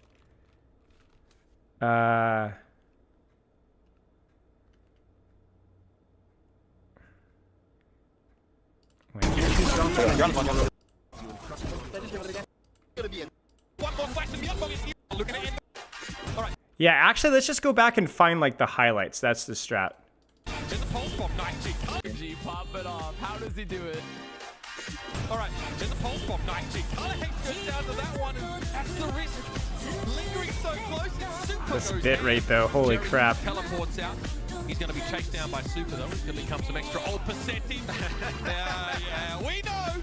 Wrecking ball to there, and Super's Dragon Blade now looking to end the round. Halo is down, one more flash, and Beyond Bomb is his. Striker gets the pulse bomb kill on Color Hex.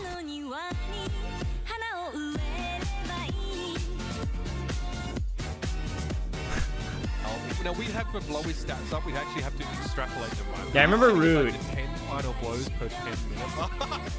It just Punk gets attacked so fast from multiple angles, they have to use it. Yeah, it had to be used because I really distinctly remember it being pretty good though, like no memes. so easy. The shot Like it wasn't super mechanically strong, but he was really smart with his rotations. It reminded me a lot of like, it reminded me a lot of the Tracer play we just saw. Okay, here's the blade.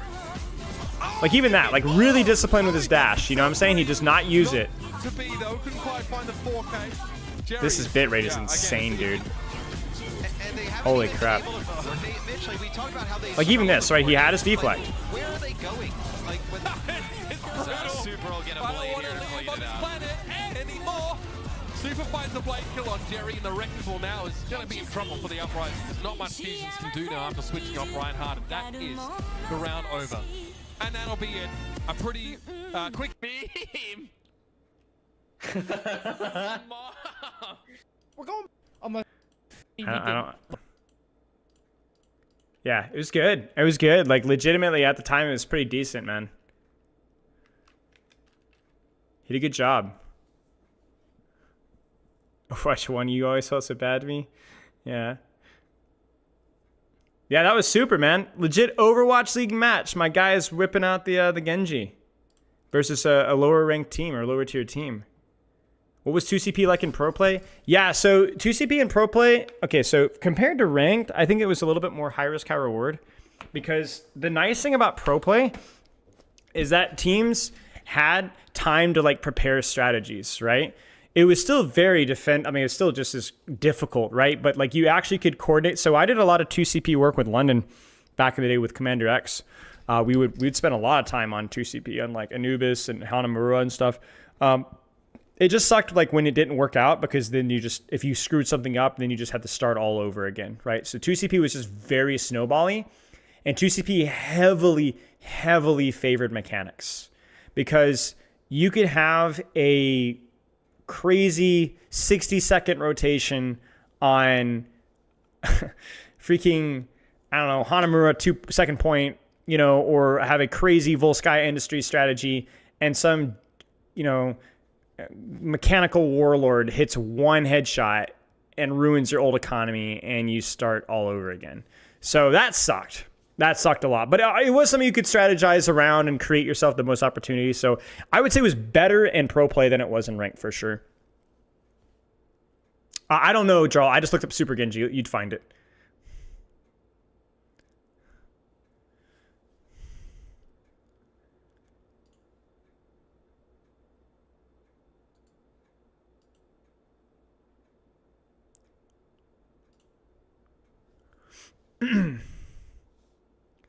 Yeah, dash placement is one of the most underrated Genji mechanics I've found. Absolutely. It's something that I used to always be bad about with the short dashing or, you know, whatever. If you end in front of someone with the dash, do you do damage? I mean, the hitbox probably, yeah. It depends on how close you are. Yep.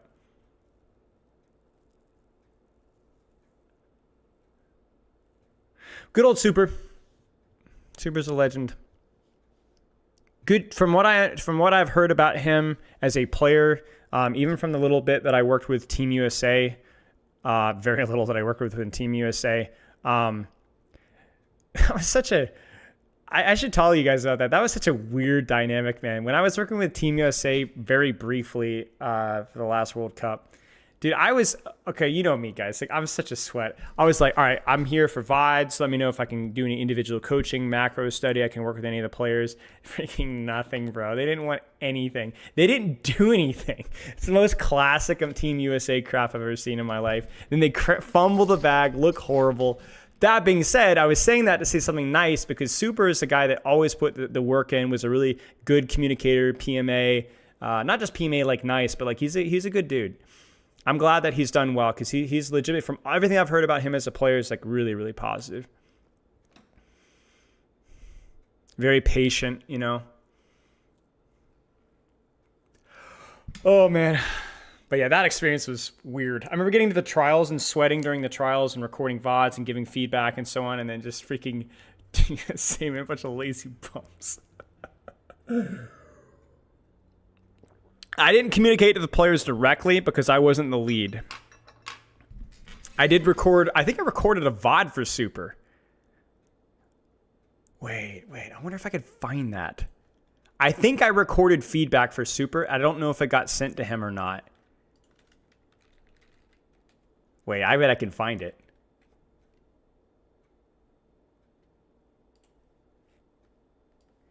Because I'm thinking, bro, this is an opportunity to work with these guys. I'm not passing this up. This was like 2 years ago. It was 2 years ago, right? So I did a VOD for RuPaul Brigitte. I did a VOD for Super. I also did a VOD for RuPaul Lucio. Let's look at the Super one here. You guys want to see it? You guys want to see the Super VOD review from the trials? Oh boy, there's some sussies in this lobby. I don't know Super personally. No.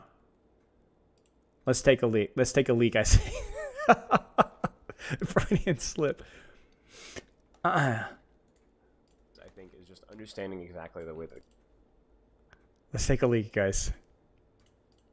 Winston has played in this composition as a whole is obviously you're looking for. It's very quiet, so I'm gonna crank up the desktop and I'll try to be very quiet myself. Backline, like you want to get into the backline and be able to execute a dive. However, to get that space to do that, a lot of the time you need really, really favorable resource trades on either the front line or on the flank. So for you, you're either looking to take a safe, sneaky stage onto the backline without being scouted. That's obviously optimal, but that's really, really hard to do. So then what we look for here is finding ways to establish a positive resource trade on their front line and doing what you can to assist in that. Now, what you can do to assist in that is you can make sure that you don't get hacked.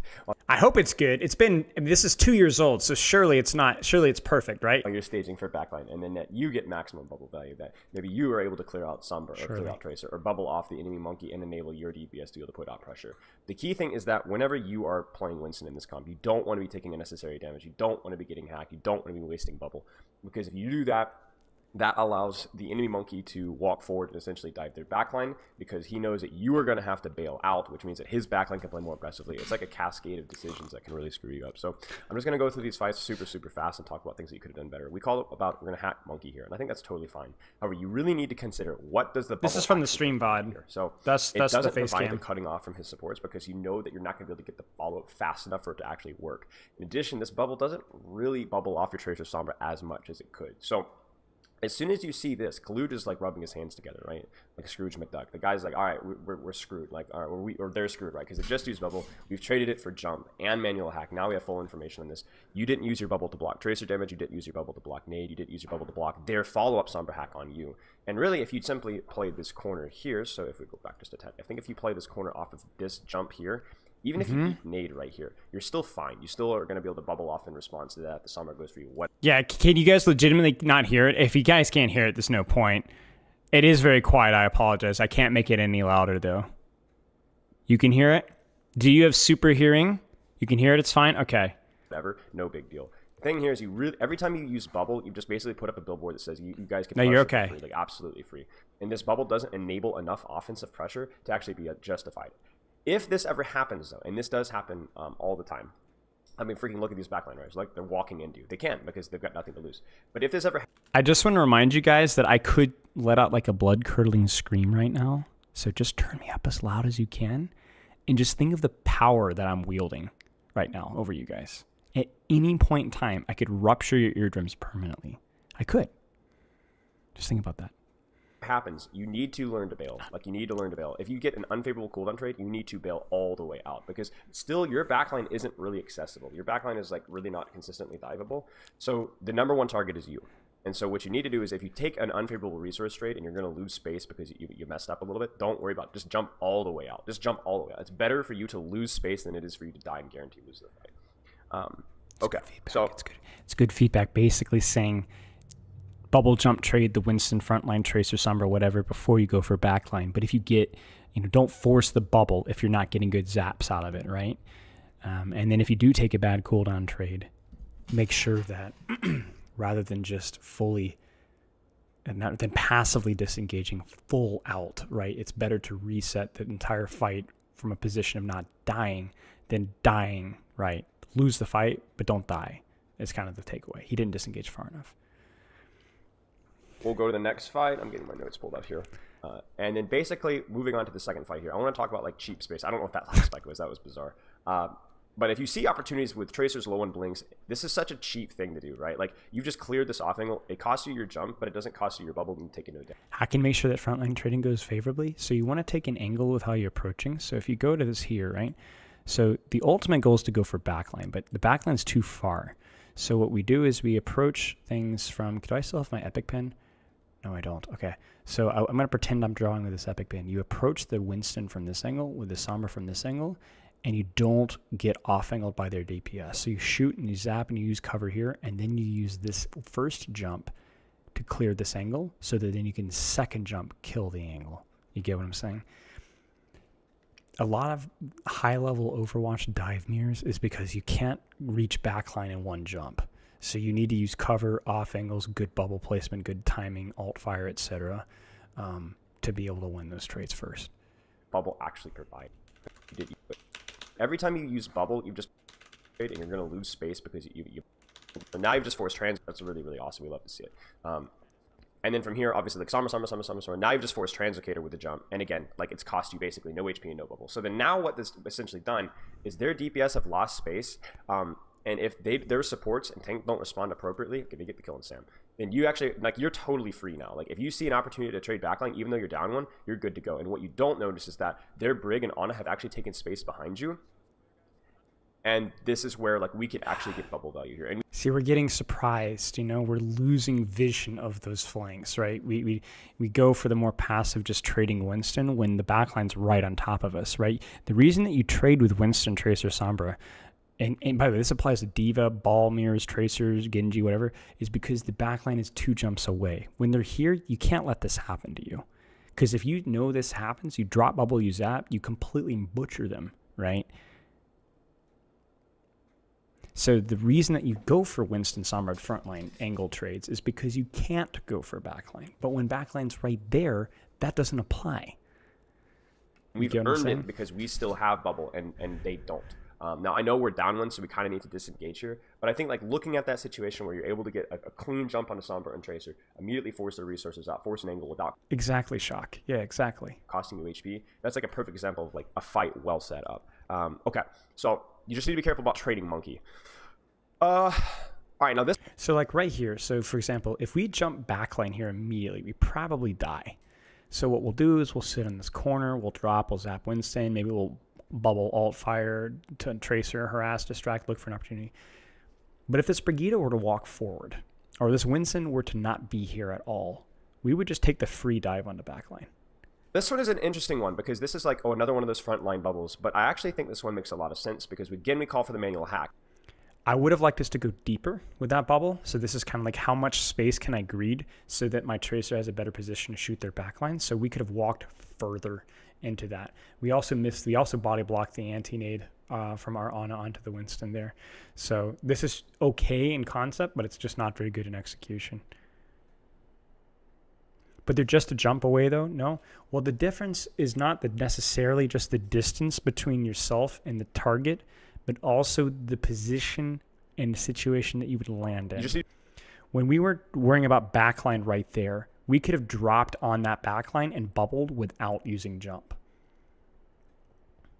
So when I say 2 jumps away, I don't necessarily mean literally 2 jumps away.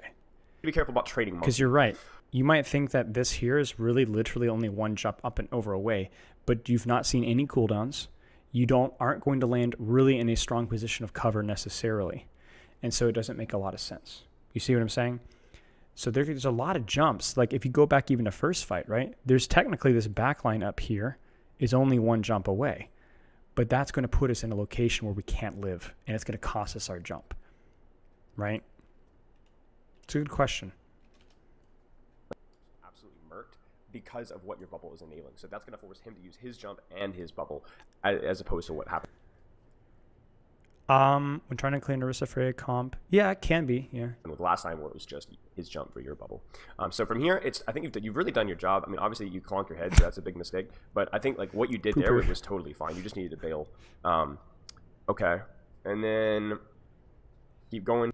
Like this is a perfect example. There's a Winston on us right now, but there's also a Brigitte right in front of my face. We need to drop onto the brig, drop a bubble, and then jump out if we need to. Okay, so this is a little bit of a micro interaction here. Don't rush your bubble. I know you're kind of losing a little bit of HP here, but as soon I disagree. I'm a jackass. He was taking a lot of damage from Tracer. He should have bubbled. As long as she has flail, you need to be really careful about this. There is an exception to that rule. We'll talk about that in a little bit. What is he doing? What the frick is he doing? Why is he going in there? That was stupid. He should have just stayed zapped and then turned on Tracer Winston. I'm an idiot. Specifically when you have primal, but you don't need to be rushed. Because he loses too much HP there for literally no reason. As much there. But besides that, this fight kind of goes out of your hands. I think for the most part, I think we played this fight fairly well. Yeah, this is okay. Keep going.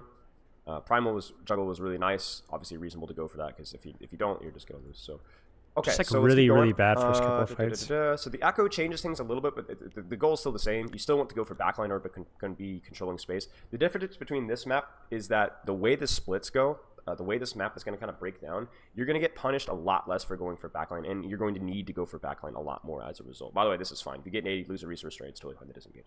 So what I mean by that is that a lot of the times point angle is really... Yeah, he's like, this is the thing. Like, he's not even trying to approach this tank trade from an angle. Like, he's not walking around left and scouting Echo Tracer. He's not scouting this thing. Like, if he sees Echo off of this right, you can jump bubble. He's just stacking with his backline, so right? He's not taking any space at all.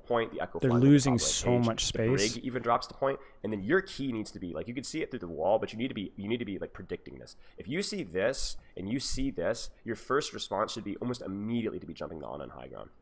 Now, this is a mechanical outplay. Like, it's going to demand one of you guys to outplay the other. I don't necessarily think this is the play either. Like, you can get a lot of bubble out of zapping Tracer and Brigitte on point. You don't have to force Ana here. But your job here is you don't need to worry about zoning Ana. You don't need to worry about the risk or threat of, oh, if I go for Ana, it's too deep. You already, at first off, have the off angle right here, so you can actually get a safe dive up the top. Yeah, so you have the off angle, jackass. So take the off angle trade right where you're at. Like, why would you risk a jump on the Magid? Or UV. But you also don't need to worry about peel. So you could think, okay, well, I can bubble and point and shoot point, but remember, you need to find out what the highest value return on investment for your... I mean, maybe. The problem here is more of the fact that though I have 3 DPS on the same, or 3 people in the same angle. Like, this bothers me. Why is Echo uncontested here? I'm not saying that jumping Ana would be bad here. Ana would be fine. Like, even now, Ana would probably be optimal given the status of Nade, but like... Yeah, I'm not so sure. This is more of like a team-wide lack of space early in the fight, which Super was being too inactive over. Your bubble pressure is. Right now, because you don't drop high ground, this nade is absolutely toast to your backline. Yeah, but that's more to do with the fact that they're all here, that they weren't controlling space early in the fight. Like, Super beefed it from here, right when he wasn't taking the angle. Notice, by the way, that UV is actually, not UV, Magid has actually lost his angle because of the dive from the opposite side. Meanwhile, you're sitting on point. You need to control that Ana so that this doesn't happen. And you don't even necessarily need to kill her. Like, you're very rarely going to kill her. She's going to play too far for it to matter. But you kind of see how this bubble is. This bubble is so freaking shallow. Like, the bubble's... It's not the target. The bubble could have been deep here on the Brigitte. A little bit, like, too little, too late, and doesn't really control you just don't have any of the resources that we need from you at all. They look so much more comfortable. You see this, like, you need to zone this individual, maybe turn on Brig afterwards. If they are split, you need to jump the squishy split instead of just kind of generally trading. Are you guys finding this useful? If they put Tracer on point and they drop Brig on point, like that, they can't do that for free. There is no punish for you on you if you die. Should I get into acting? Like, even like if you got slapped in like full accuracy, it would still be really work hard at the convenience store. What's the point of everything? Should I ever stream ever again? I'm gonna skip here. Should I grow a beard? Notice Tracer again. Notice that she's on the flank. She's on the left. So that again, like that. Now she's dropped. So now you can. As soon as you see that, you can actually drop. Nice patience with the whip there, by the way. We got a bubble early. If they get greedy with that, if Football ever gets greedy, proc inspire when you have nano, like you can. That dancing was so freaking bad, dude. He has to play the border. He has to play the border. I mean, obviously here it's like, yeah, that's it sucks, but like you still slept. full zone backline. We love to see it. But like you can see the interaction, like there's because Tracer's not there, and because she's pressuring point, which is going to happen on this. Like there just isn't any punish there, especially when you have massive beard. Okay. All right. We'll talk about a micro little tip here. which is a way to greed your primal out. So you don't have nano here. So whenever you have nano, you need to bubble a little bit early. Dude, imagine Spylo like being like a 70s like a 70s like a hogger, you know, like a motorcyclist, you know what I'm because saying? getting slept with your nano is like really bad because you just lost a huge chunk of your nano duration. But in this next fight here, you, especially with a tank like support like UV, you don't need to be as scared about bubbling super early, like right here. Okay, so good jump, good off angle. They've got him completely off by surprise. You've staged, you've taken basically no damage. We'd love to see it. You don't need to bubble this immediately. If you get slept here with your current HP, you don't need to worry about dying. And remember, when you have primal, the primal's yeah. What the frick am I saying, bro? Of course you bubble this. Like primarily what you want. Sleeping this would be so Setting up your cringe. spike off of, if that makes any Let me sense. see- So let me if they see. sleep Maybe I'm you now, wrong. you have a free primal, and that's generally the worst alternative into you wizard getting and free hog, zaps in yeah. the beginning. So like right here, don't bubble just yet. Wait till he turns and then bubble a little bit later. So What is this fricker talking about? Of course you bubble this. Like I know you have the primal that you can chain afterwards, but like getting bubbled now or slept now would mean that you lose so much of your spike in value at like a really crucial moment in this team fight. What? it's like literally like a meter further out. You could even jump and then try to bait the sleep from the cage and then pursue with bubble afterwards. Because the problem is the UV knows exactly what he's doing, right? He's not. The problem here Not gonna is you're sleep stupid and you until need to get you do bubble you need to get a afterwards. job. Because the problem is the UV knows exactly what he's doing, right? The problem is also the fact that did RuPaul already use Bash? I think we could agree to this primal. He's not going to sleep you until you've committed your primal when you have that primal, and that just allows him to get out of jail. Now, would that change the result of this fight? Maybe, maybe not. Just something to kind of consider, because there are going to be times later, actually, on this very. Yeah, this is just poop in the cheeks. You get what I'm saying? You have full staging here. They're not even contesting 1 point. You basically taken no damage. So here, it's like once you pressure point, as soon as you see the brig drop, just go right now. Yeah, and then. Obviously, you need to know that on is hiding. That's a classic move. I think turning on the brig here, by the way, is fine. But like right here, don't worry about turning around. You've done your job right here. Like you've done your job. Like this on our screen is like maximum value, and you can almost guarantee that even with a nano and the primal and all this foolishness, do I sound this nasally, guys? This in theory should be a good trade for all that. And you stay here as long as you possibly can, and then you're out, right? And so, like, you see, like, how much space that your team is able to get off of that. Like, you guys are retaking, and you guys actually got, like, so much space. So that was really good. A little bit unfortunate primal. And then the next thing here is, like, stop.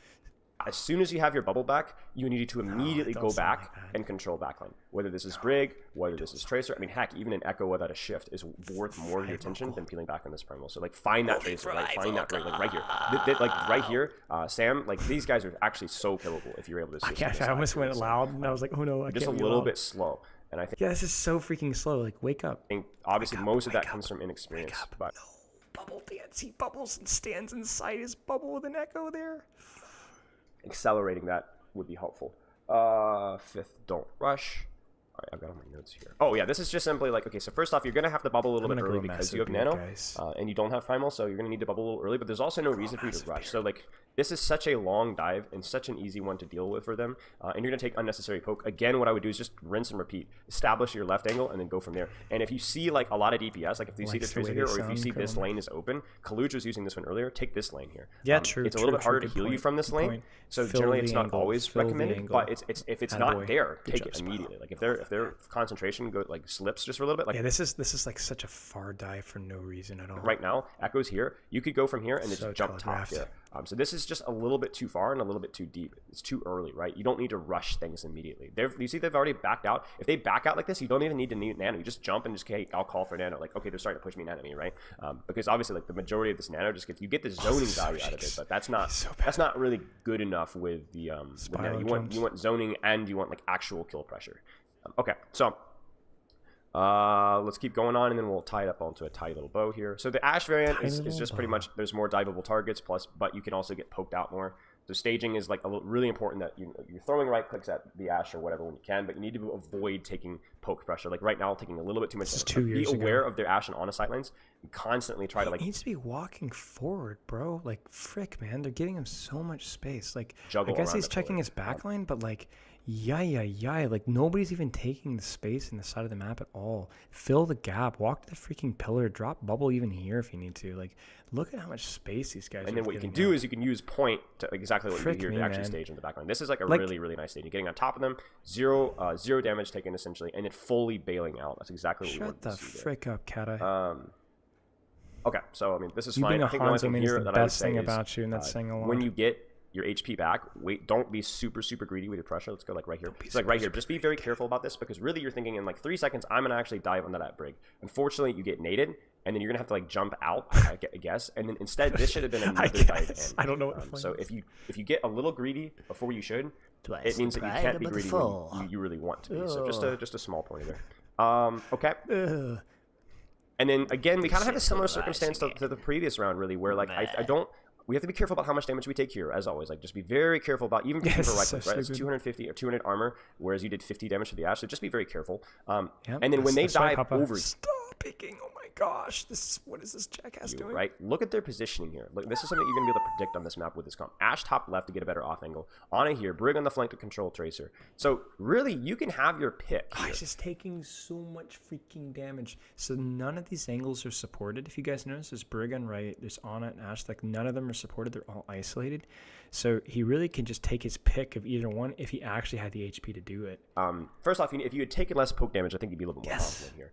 But if you had even, like, let's say 400 HP, you don't need to be scared jumping this on her. You might not jump directly on her where the sleep dart is a little bit higher to land. You might jump on like the Ash, get coached down, bubble, zap, but you're going to get more pressure off of doing that, and you don't need to be scared again because you can check these guys off the boxes, right? So if you don't need to worry about these guys, then you don't need to worry about He's not really controlling this on So you're controlling backline while also providing lethality. The rule is if you can contest space while also providing actual killing pressure, like a deer fly, a horse fly, a yellow jacket, a wasp is much better than a house fly. You get what I'm saying? You got the distraction and the sting. Here, but it's always like you could be doing a little bit more pressure, a little bit more controlling, a little bit more distraction, cutting off a little bit more side, it's forcing a little bit more resource. So yeah, it's not that the theory of what you're doing is wrong, and then obviously bailing out once you need to, but I think you can greed it just a teeny bit more. Okay. This man is a poet. Yes. Nice. It's good. Yes. You need to greed your bubble obviously there because you don't have not greed your bubble there because you didn't have primal immediately, so that nano needs to get value, right? And that was perfect, right? You broke his leg, so that was really well done. Okay, let's get forward a little bit here. And then now you have primal, so you're less concerned about getting slept immedially. Now you can always jump Ash as well, so I think that's the intention. You just get duped a little bit, but even her going back to her team is fine. So like this is a classic example right here. So like you're at 381 HP.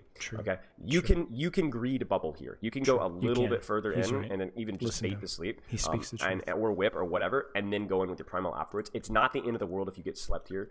They don't have pulse. The Tracer isn't in a position to pulse you, so it's going to be really hard for them to burst you. So just try to greed this one a little bit further so that you can zap more and then pop your primal without feeling scared, because right here you take just a little bit too much damage because you're trying to shoot, I bubbled too early, and then you pursue, then the sleep comes out, right? Because now they know they can one-shot you through it, right? They don't even need to worry about your primal, and that ends up being very costly. So just remember that rule with primal. I think it's like it's okay to get slept if you have primal, when you can always whip it out and just punish them for not having sleep anymore. It's like it's such a brain game, and the Ana really this one. Oh yeah, this one was weird. This one was just like I felt like you staged this one well, but I don't think your backline scouted very well or cleared space. Like you can look at these situations to be like, hey, I can jump a Tracer. Like if you get like a little bit of help here, like you can clear this guy out pretty consistently. You even try to do it here. You even stage from the left side. You don't take any damage. So like I think like checking all the boxes here, it just feels like your backline wasn't able to walk. Keep going. This is the most NA staging I've ever seen in my life. There's literally nobody on this coast side. I don't really know. That just kills me. Look at this. This Ash, like they're just there. Like what? What is he doing? Walk, super. Walk, pooper. What are you doing? Like super. This is fine. Like you're super, sir. Like there's nobody freaking here. Walk in zone backline. To go for backline. You had primal. You weren't taking damage. There's not a lot you could do there. Father. You're setting up for success. And then the last one, they sound like a broken record here. Little bit of a deep dive from main. It's not the end of the world, but you catch her by surprise, so it works. Again, you don't necessarily need to aggressively. Nice job with the sleep and the whip, by the way. Especially the whip shot. That was a great thing. But like again, you don't necessarily have to drop bubble. So you need to actually read.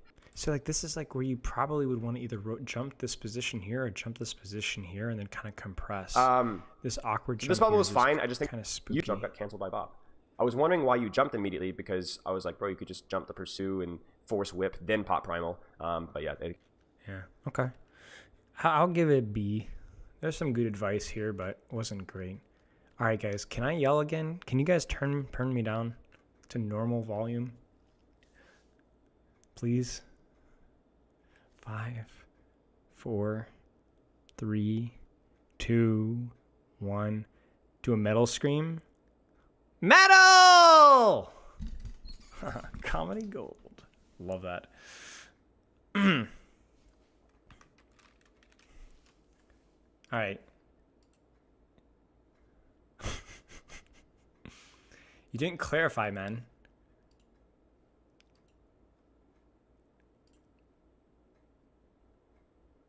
Freaking Overwatch.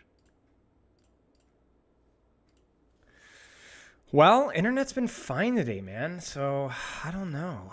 Yeah, I've calmed myself down. Should I play a game or two? Maybe play a game or two. What should I play?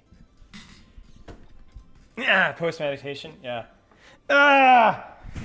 Yeah. Okay, we're back. We're so back. I don't know what I should play though.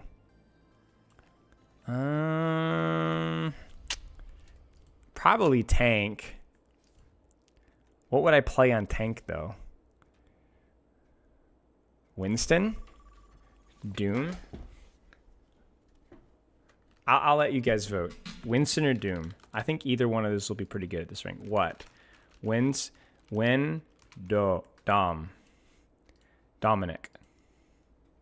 I don't know what the drives look like. I never freaking use the drives. Ah, no, I gotta turn streamer mode on. Ah!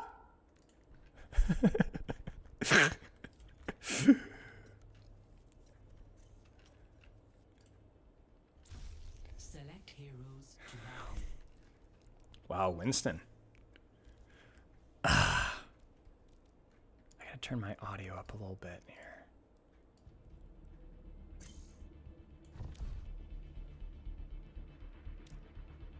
Wow, you guys went Winston. All right.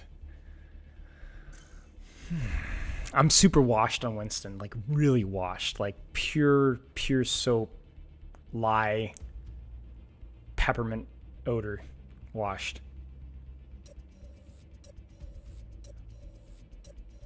But we'll play Winston. We'll play Winston. I'll freaking do it, dude. Do you see 66 staying around? I do. I do. To Eichenwald. Prepare to attack. Here we go. Select Cheers, Shock. Enjoy your leaking phone. All right. Let's go. Winston then Malga? No. Do you want me to play Malga in third? I might play Malga in third for giggles. Might be kind of hard. A better world is possible today. I'm warning you. I'm really bad mechanic man Winston. Like I'm really washed. It used to be my best tank, but I am like beyond washed on Winston. Like really washed.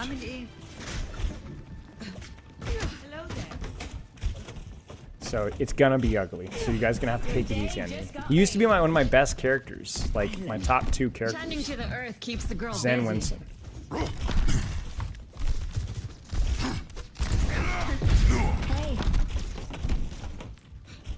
If they counter-shot me, man, I'm not good enough anymore. I'm an old man filled with regret. 3, 2, 1. Action objective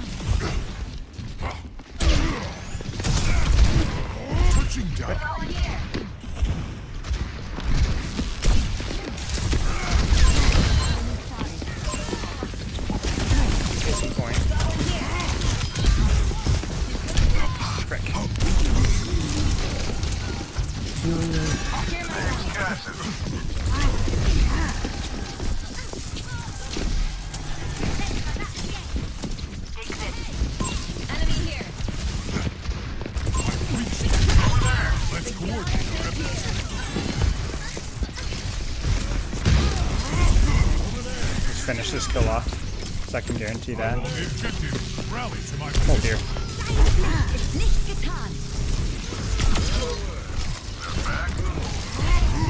Frick. That's my bad.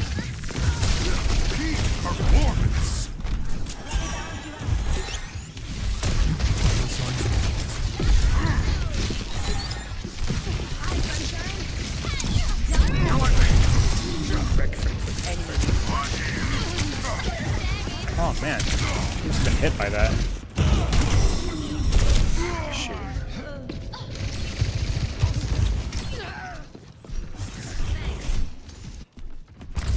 Further experimentation required.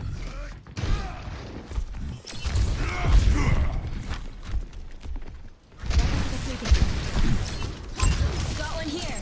Over there. I don't even bubble this. Frick, I'm taking so much damage. Rift. My character needs to stop. Step right. You're powered up. Get in there. Don't mess with a blind scientist. Barrier active. Reach the objective. Let's coordinate our efforts. Do something. Let the Kitsune guide you.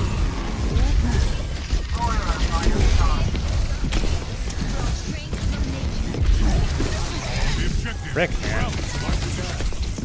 Oy, oy, oy. We don't want this. 60 seconds remaining. I feel great. I'm with you. Enemy spotted.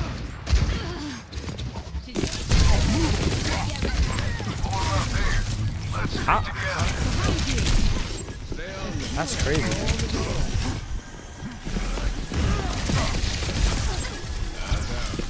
What's up? Oh, no, I leveled too late.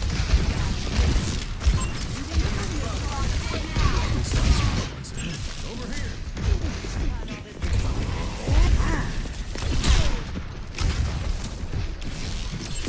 Over there.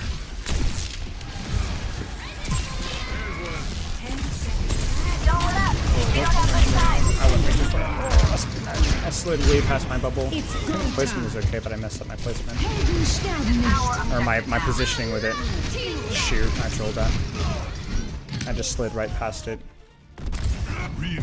Oh, that was cool. Did you guys see that little bounce? Dude, my Kiriko was getting smoked. But that... I'm like going through the motions. You guys are seeing doing the right things, but just not really doing them very well. Taking too much damage. I'm trying. Yeah.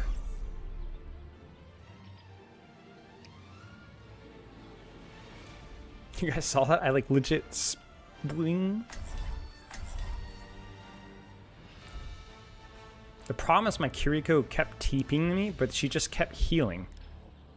I was taking a lot of damage, but she would either TP and die. I mean, she has 388 damage. She was trying to help me, which I appreciate, you know, but... A better world is possible today. No one rests. No, I don't think I'm thinking too much.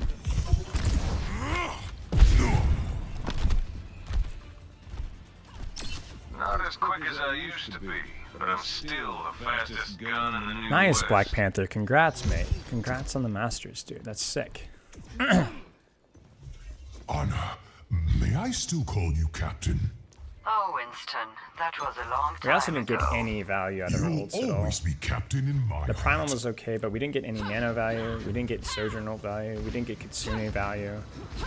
5, At least that I saw. 3, 2, 1. Attackers incoming. Defend objective A. Bad guys, take them out. Over here.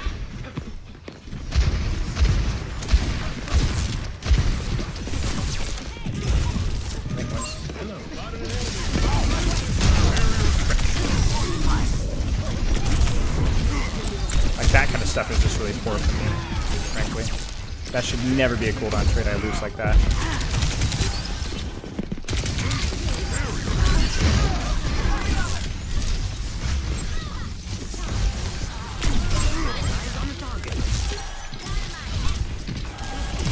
So unoptimal.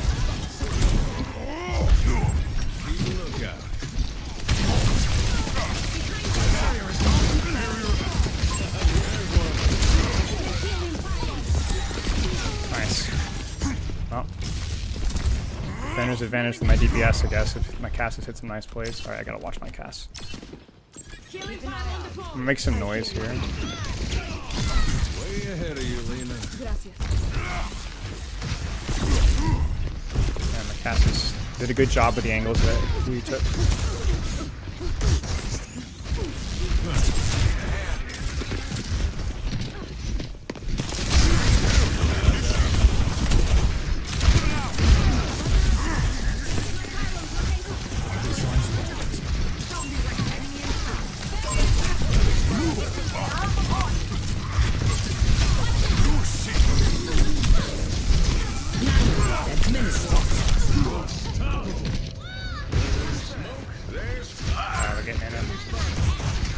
Probably could have disengaged that, but I felt like the angle was so freaking good there.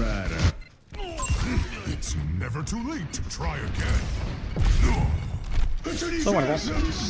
I should be able to get touch over the top as well. Oh wow, that was I got boom, then pulsed. Rip.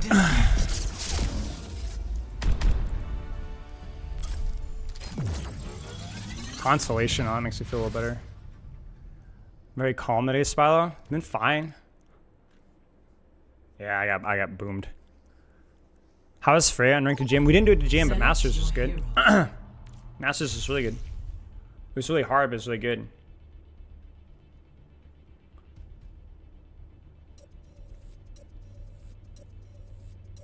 I was just taking too much damage, man. Like that was just easily the biggest problem that I have with Winston. Yeah, it's fine. End of season games are gonna be more messy. My wrecking ball is terrible. Probably one of my worst bottom 3, 4, 5 heroes.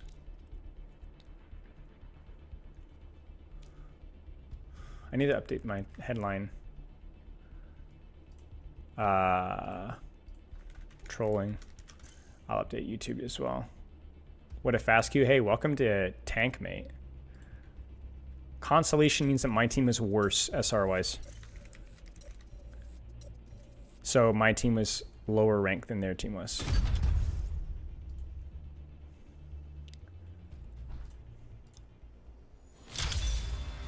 Now traveling to Generally the gap is very small, but it's enough for it to be worth compensation.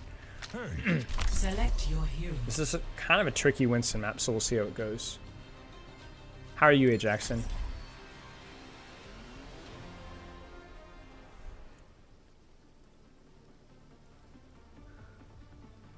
What is consolation? Frick, man. Shut the frick up, dude. A better world is possible today. Don't die on me now. You're one of my finest experiments. He didn't let me karaoke. Flattery will get you the grave. Hello? Hello. The frick? Alright, Juno Moira. Short range healing, most for the most part. 5, 4, 3, Then clap your hands! round 1. Capture the objective. The delay was that. On with them.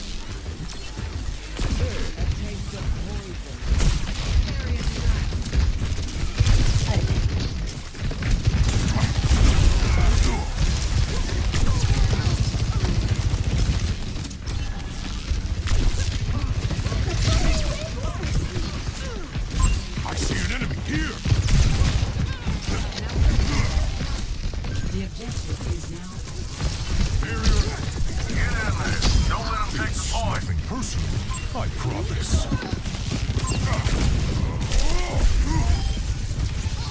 He's out. Master applied scientist. I'm not letting go of the objective. Oh. I didn't want to die.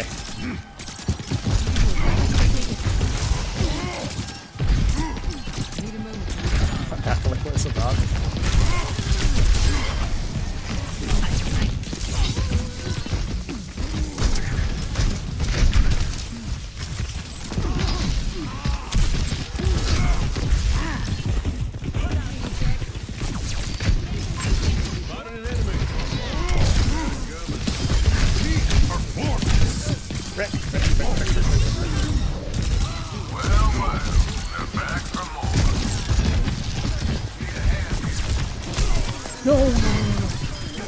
thought they'd left.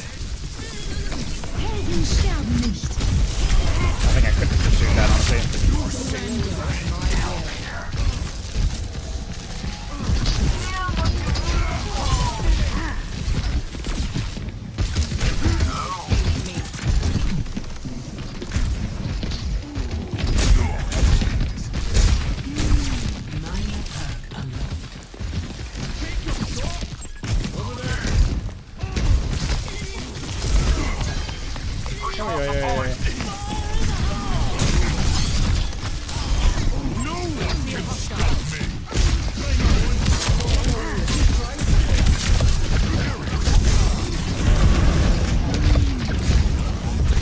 Check this chat.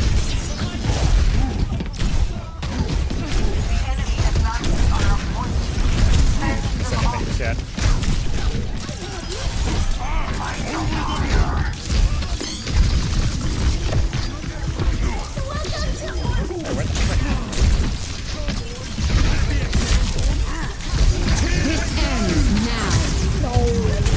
I think I can bubble can block that. I'm bad.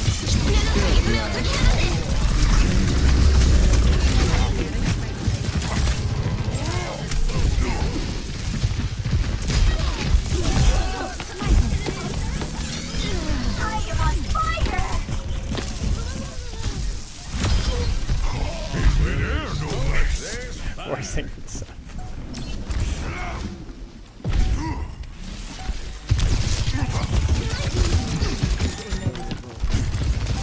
Helden sterben nicht.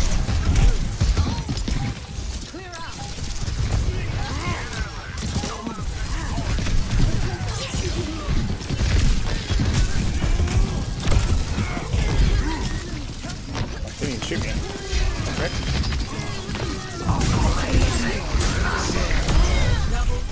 Just not even shooting me.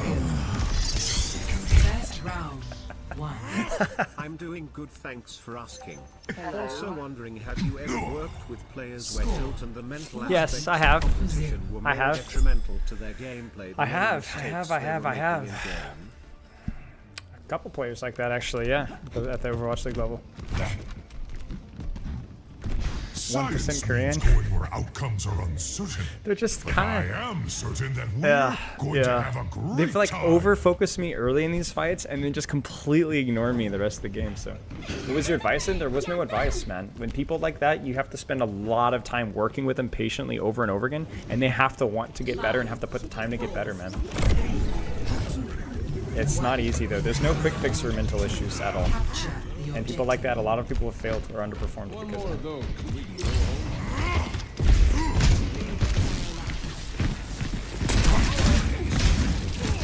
I'm not scared of a reason trade here. I want it on my terms. Yeah, so like we'll go like this.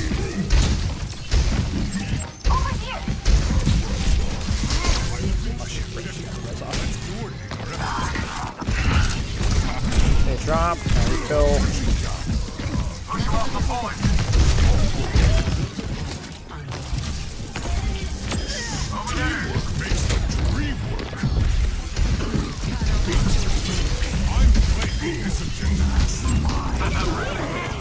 That's good patience from me, from I almost said me, but me and my team. Outstanding. Team did a good job. Got a few tricks. Diva Bastion. Okay. My team is stuffing us, so we're gonna play turret here and disengage. I'll even bubble this. Because we can get a lot of damage off that bubble. You can see it, right? See, they didn't even walk forward off the bubble.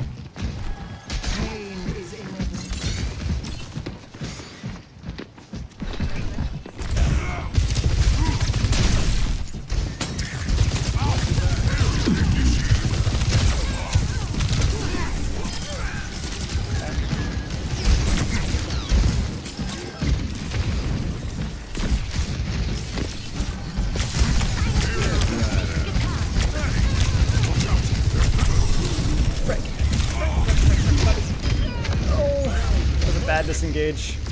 Ah, that was so close, man. That was so good. I trolled it. Lesson learned. Frick. Are they chasing that? They are chasing that. Holy frick.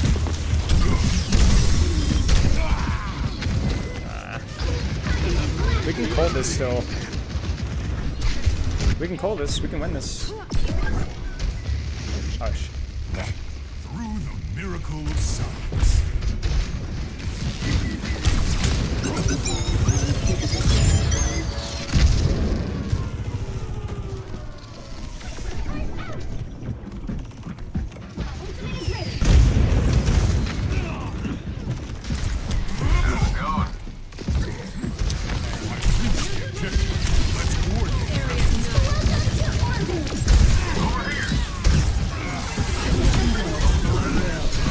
Nice.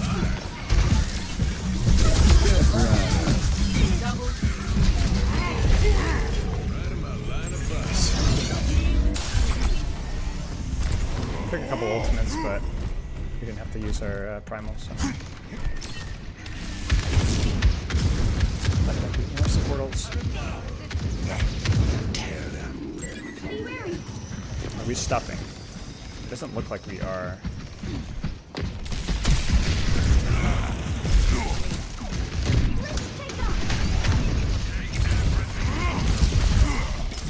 Okay, now my cast needs help.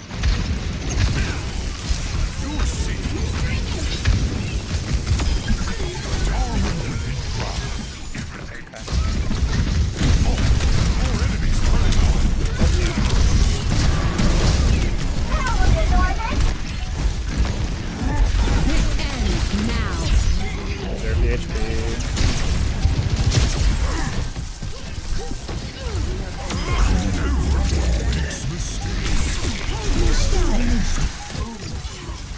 How many? Oh no, they're dead. No one can stop me.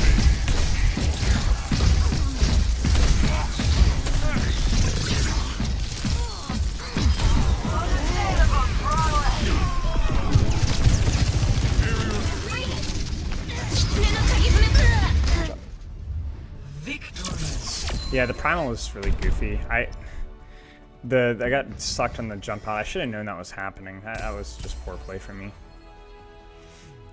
Play of the Nice. It's really easy to outplay counters if they don't know how to play them, and you can kind of see it there. They didn't know how to play them. Their hog was really bad. The Bastion wasn't really good either. It's really hard to play out versus that on that map if they were really good, but they weren't. So. Do you like the Chain Lightning perk? I do. Actually, I think Chain Lightning might have been better with the comp that they were running because how grouped they were and how fast they were breaking my bubble. I think I chose the wrong perk for the situation. A better world is possible today.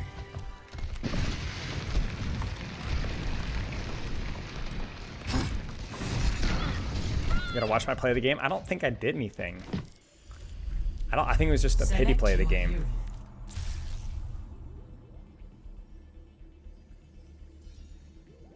You didn't boop them in. Instead of using M1, you jump behind them and you were able to push through them. That's a good play. All right, thank you. I tried to salvage it, but I didn't. They just. I jumped out too soon even because I thought I just honestly didn't look at my HP. It was just poor because I was like, oh, Bastion, Reaper, Ram, or whatever.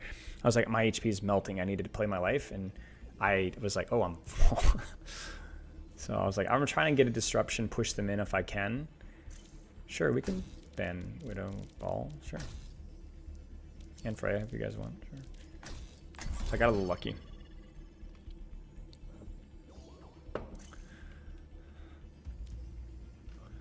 What do you use to just display stretch? I'm not sure, Kata. It's just the... I think it's... I don't know. It's like Streamlabs or something, maybe? I don't know. It's been a long time. I'm not sure.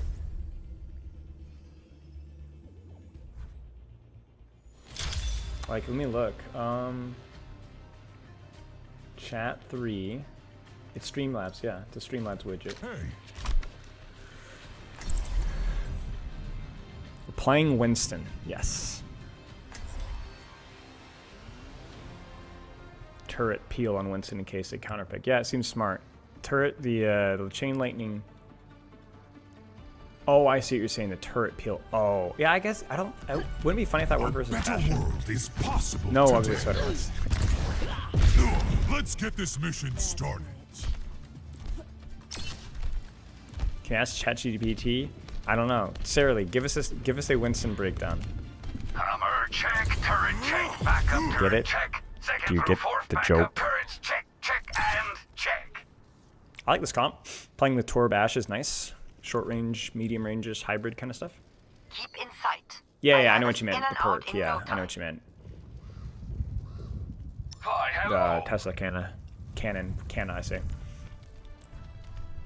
5, 4, 3, 2, 1. Juno. Attackers incoming. Stop the payload. They are moving the payload. Enemy detected. Is that Hazard?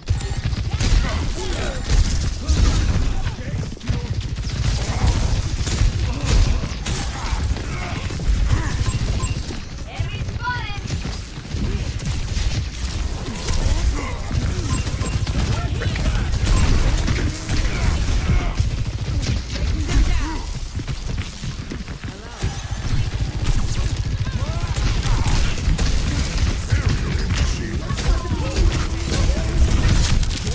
Holy crap.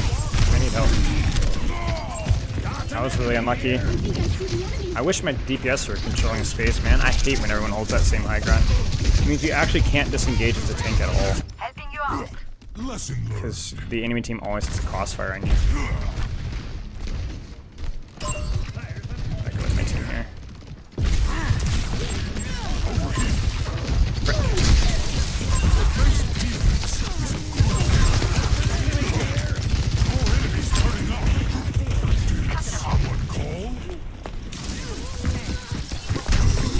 I messed up. Shoot.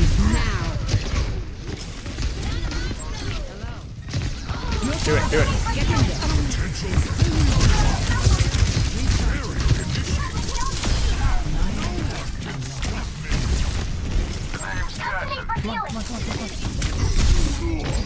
Why is she waiting? Oh, if we could have won that. Shoot. Shoot.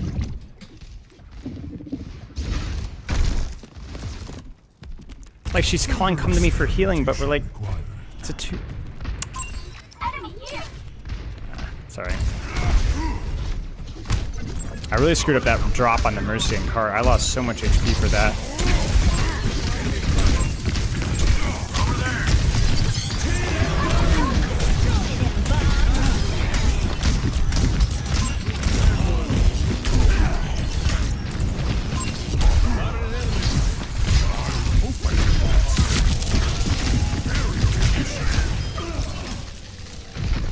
Kinda used a lot there.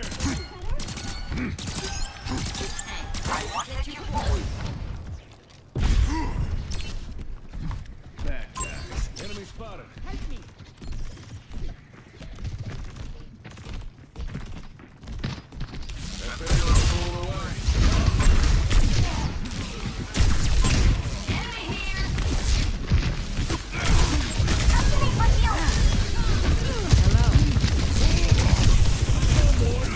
Frick. Okay. Enemy over here. That's better.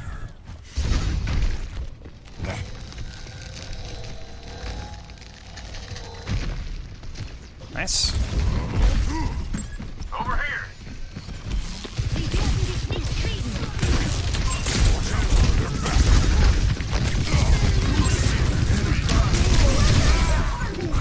I love that. It's unfortunate. Another chance. We're just all on the floor right now. Nah, we just don't have any space at all at the start.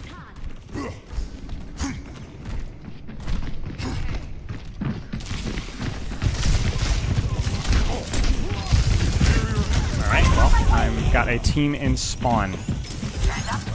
I feel great. Over there. There's one.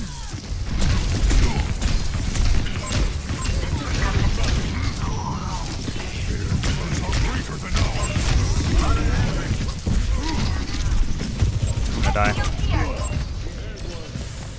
Oh, dude. I have a legitimately my. Okay. Don't let that payload move any further.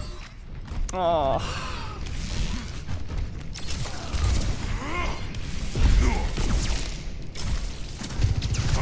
Yes, we're blaming team.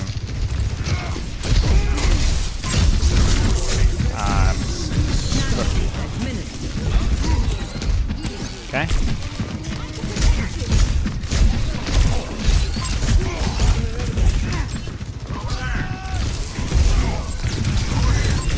Oh, my bad. That's my bad. My bad. I thought I would get the primal. That's my bad.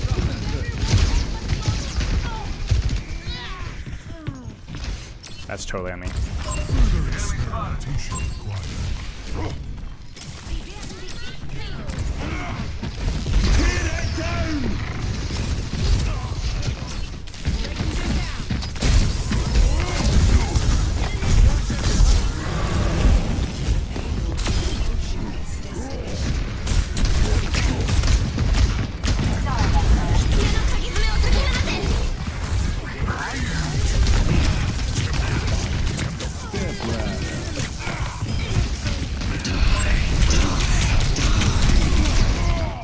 Frick, man. That's crazy. Team kill. Round 1. Complete. Need to improve your angles? Yeah. That rotation was kind of goofy, that other fight. 0-3. Switching sides. Too late to try again. Prepare to attack. Select Hazard matchup's fine. You just have to have space to shoot him, you know? Because, like, you block is pretty good, but block is really vulnerable to CC and burst damage. Not burst damage, sorry, just CC in general. And you have ways of dealing with CC that he doesn't, you know? Problem is that I was taking really bad trades with him, generally, and we didn't have the CC to really deal with him, you know? And also, I can go a lot faster and further than Better you can. world is possible today. This looks like the best team in the solar system.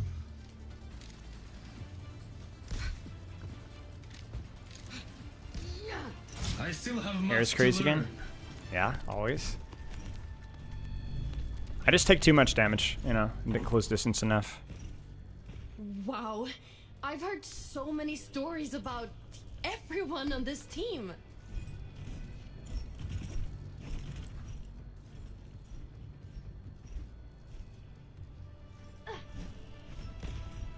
Five, four, Alright, let's take a look here. 3, 2, 1.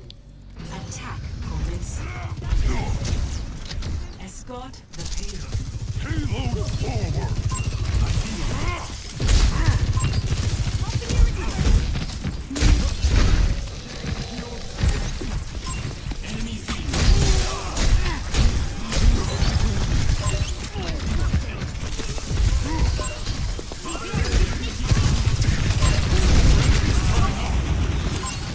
That's almost good, but was not.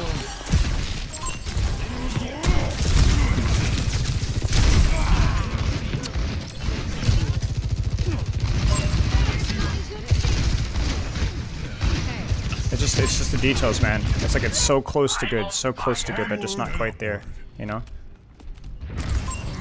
The ideas are there. It's not the execution. Yeah.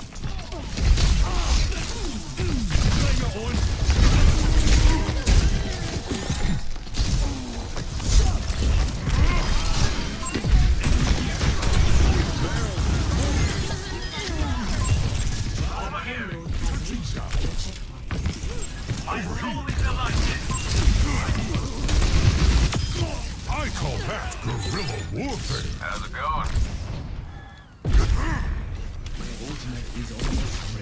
Let's move the payload together. Hey. Okay.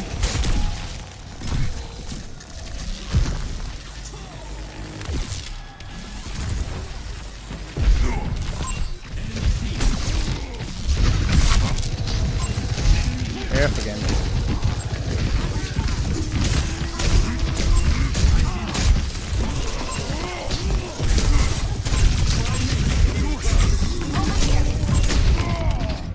That's my bad. This hazard's a fan. It's not even good focuses here. It's really easy to play around if he over focuses me like he is, but you have to actually respond accordingly. Focusing tank is such a low skill floor play, but it has like such good value. Especially if your matchup is favorable. Alright, he's there, so we can fill this space here. I need to rotate away from the threat hazard. This ends now.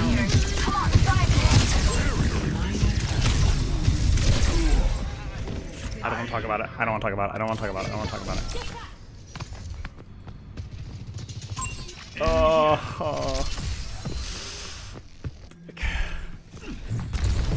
Once I need help. My blade is ready to be unleashed.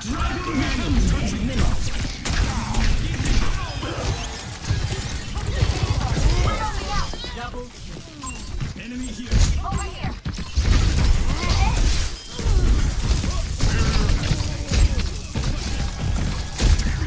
We're gonna push this, buddy, or what?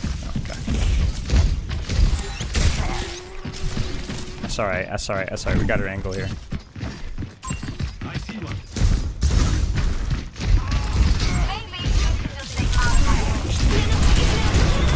Oh no, that was too soon.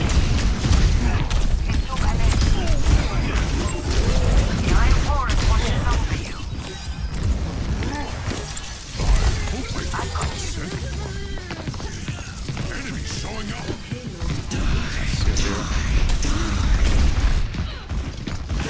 Break the reward became touching down. I see one. I'm on the payload.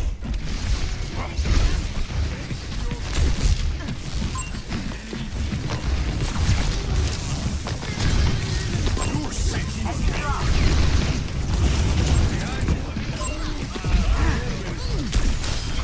No one can stop me. Clear the way. I think I can greet this. Oh dear. Yeah, I can definitely greet this. Josh, I'm gonna do it. I'm gonna lose it.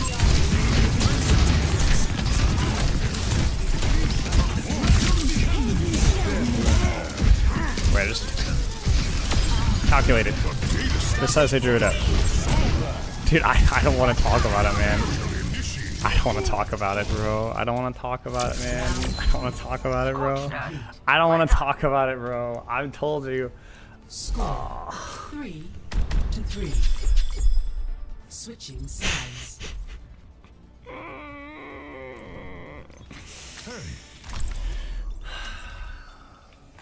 What do you guys think? Chain lightning here? Or, because I feel like my bubble's getting okay value. I think bubble's still probably. Bastion's a no-brainer, you know? Oh, man. The problem is I could have done the easy jump, but I, like, just throw your body in there. But, like, dude, I'm not that bad. Like, I can do the correct jump, right? Today. Maybe not.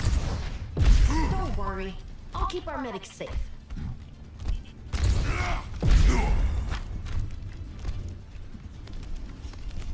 Alright, so I gotta look at my team's setup this time, because last time we were all grouped here, so if I took a bad trade and I disengaged anywhere, like, I just got freaking smoked. So we're probably gonna hold the same position. So many stories about everyone on this team. Please shut up, Rick. So I have to be, like, a little bit more, I have to let him come in further than normal. Because if we have, like, a Genji or a Cassidy, like, around here or whatever, or holding more space aggressively, it's okay. 4, 3, 2. I'll scout a little bit here. Attackers incoming. Probably the same comp.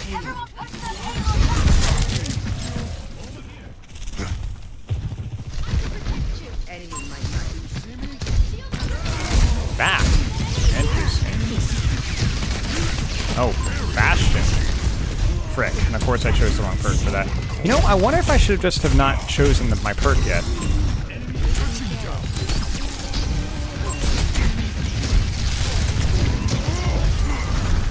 Just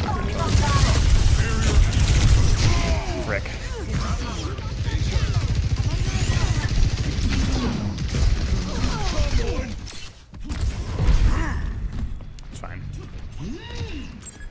Here. I legit think I probably should just not have chosen my perk until I saw comp. That's the strat, I think. Be right there. On my way. 60 seconds.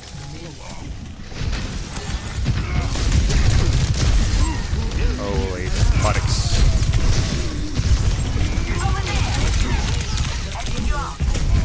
Win the fight, win the fight. Don't worry about payload. It doesn't matter. We just need to win a fight. Oh, my Genji's on point. My Ashe is on the floor. I died for nothing. Onward and upward. I died for nothing, guys. Legitimately nothing. 30 seconds remaining. This will be easier to play around, though. Second point easier.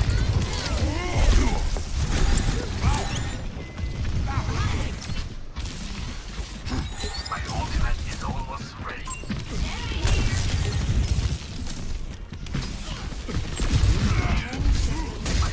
This ends now.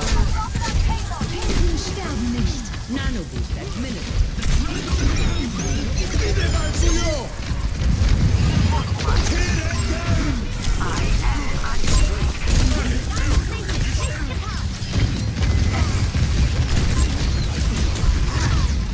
Alright, I'm chasing butterflies here.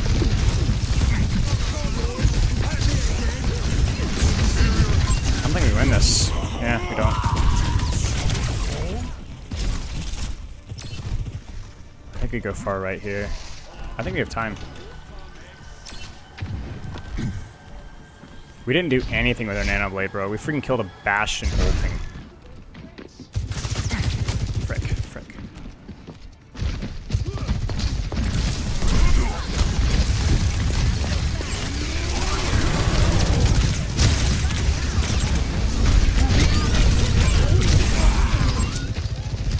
I should have left point, I think.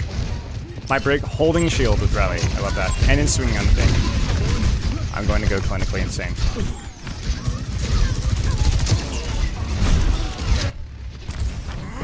Cut off the payload. The payload has reached the checkpoint.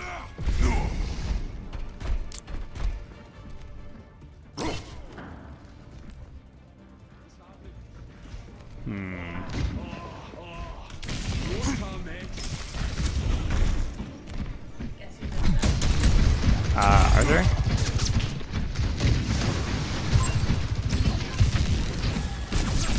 Over there. What do we have?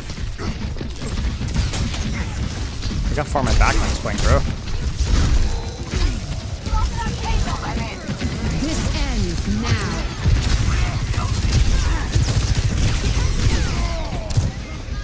Maybe we should just disengage. Well, we gave them so much space. We literally played the back of third. We're not gonna get another fight. Is approaching its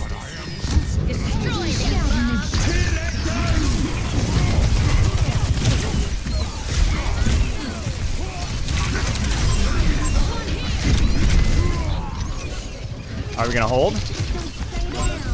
Yes. I wasn't trolling there on the end. Score 3-5. Yeah. First point was trough for sure.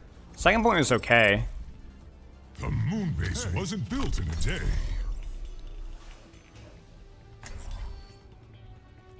How's the Dynamic Smears? It's fine. We're just playing ranked, trolling on Winston. Yeah. Is it Arthur?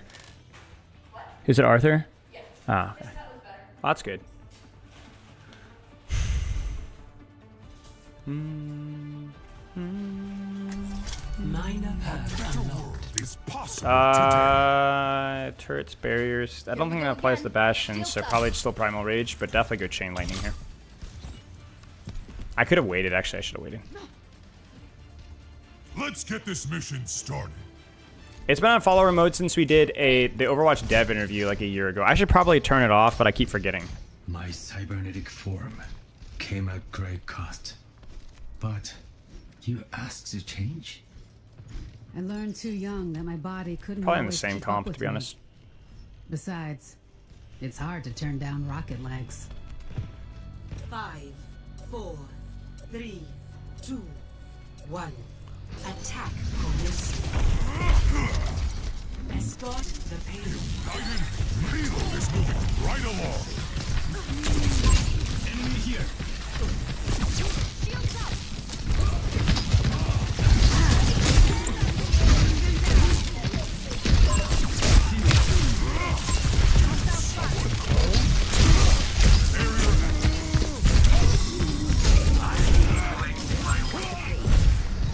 You have my gratitude. Genji's freaking amazing versus their comp, I'm not gonna lie. I'm so glad we're not trying to go like anti-tank foolishness.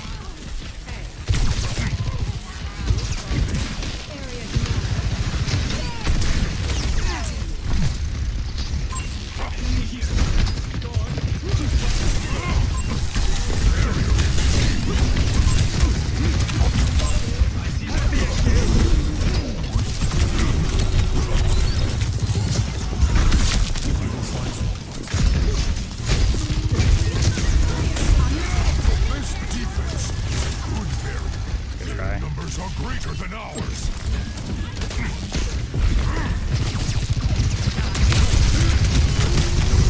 Holy crap.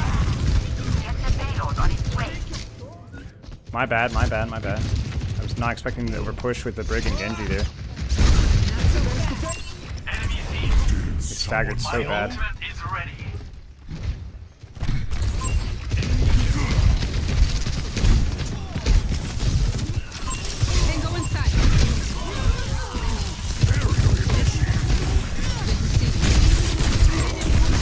Oh.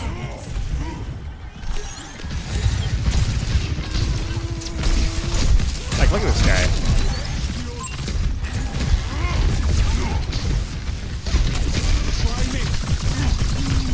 Like, look.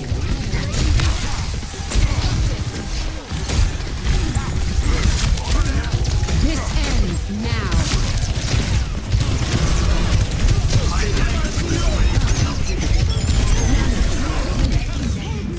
Please do something, guys. I should have played my life there. I got greedy. Oh, surely, surely, that was a lot of ults.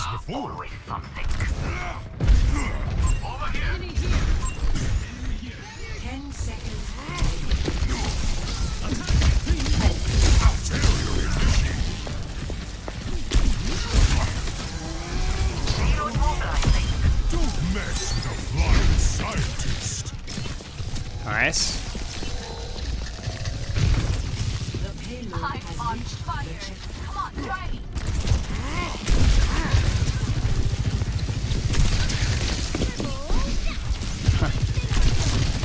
Engaging enemy forces. There's an enemy here. Over there. You're my savior.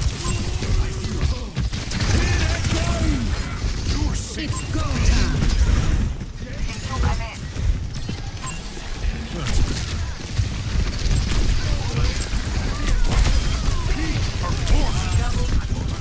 Correct, man.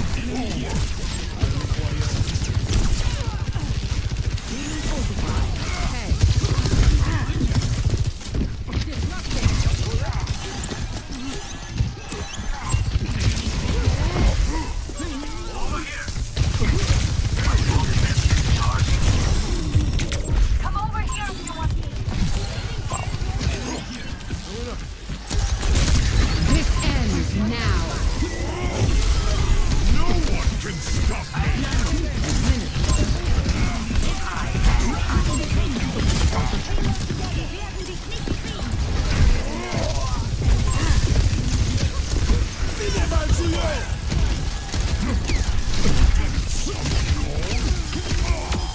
Bet you didn't expect that from a scientist. I'm feeling angry.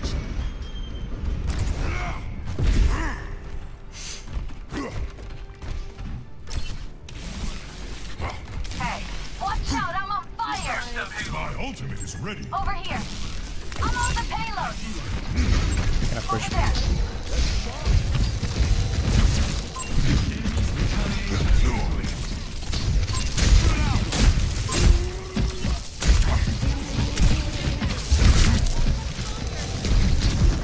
Helden sterben nicht.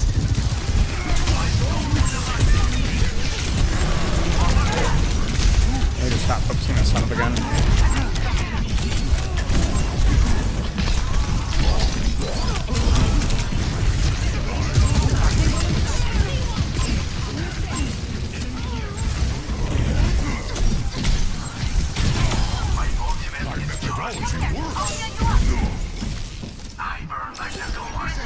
This time we get it. My ultimate is charging.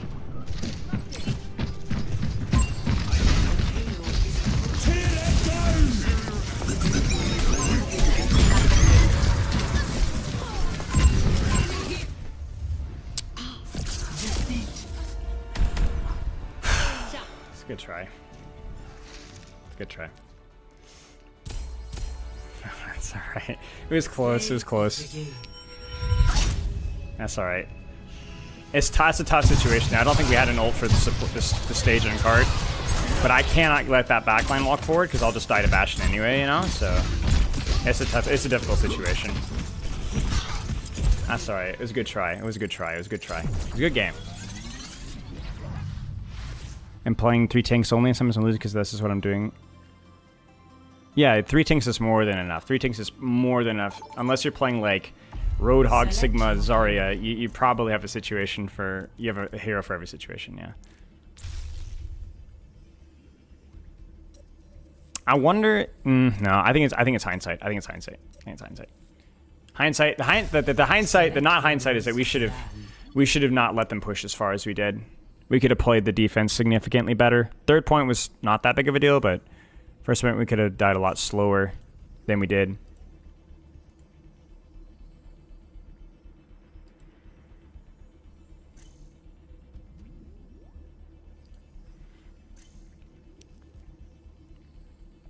It was a fun game, though.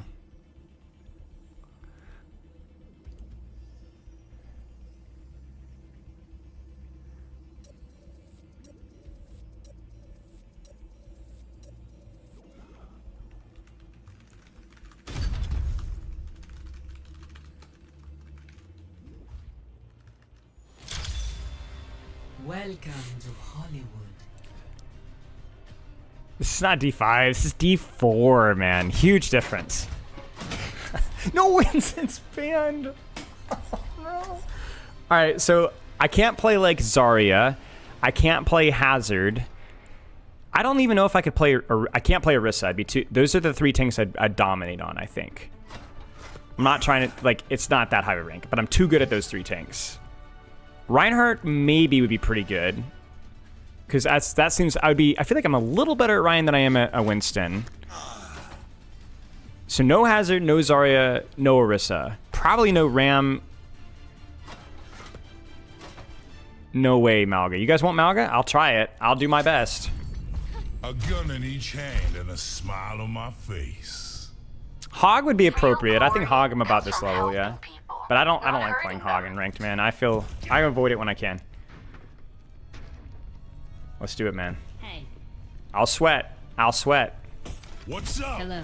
It's never boring around me. 3, 2, 1. You guys are about to see a masterclass. Coming for you.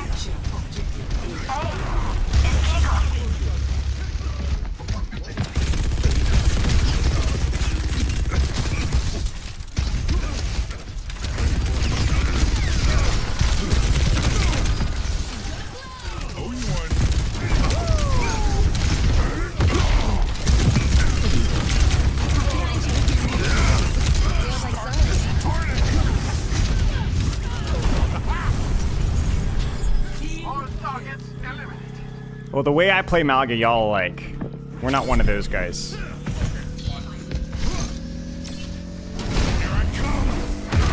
Frick.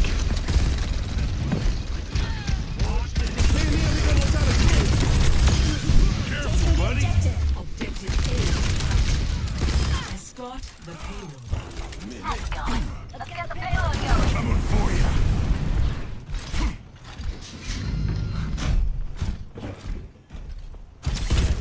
yes, we are doing this.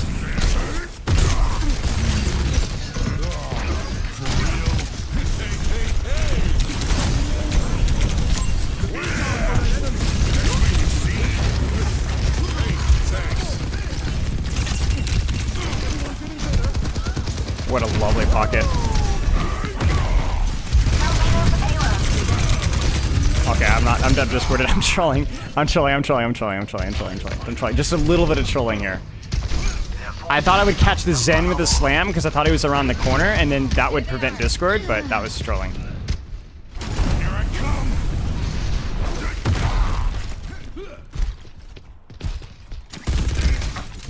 This is a tough comp to play the 0 into, I'm not gonna lie.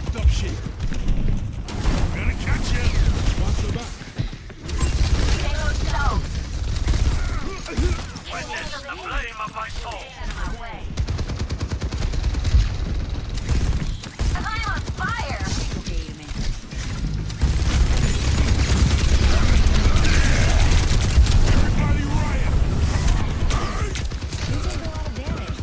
Yeah, I know.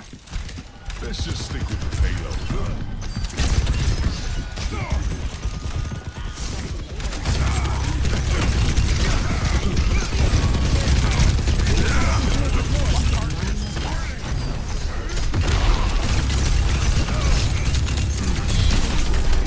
Holy crap, this guy's alive. Wrong driving, baby.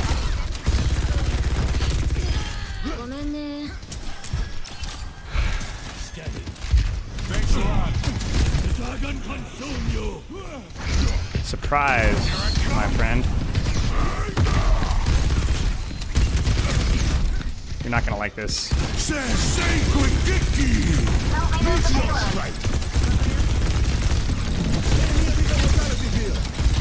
You guys did not see that. I don't want to talk about it. I will never speak about that. I will never speak about that. You can hold me hostage and tickle me to death, and I will never speak about that.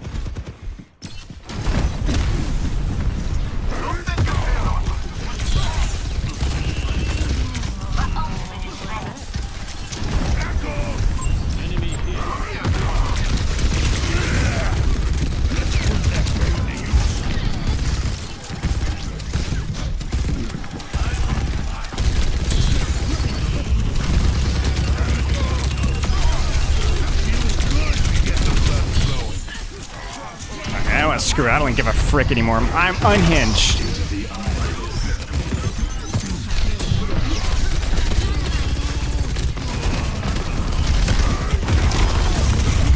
Ah!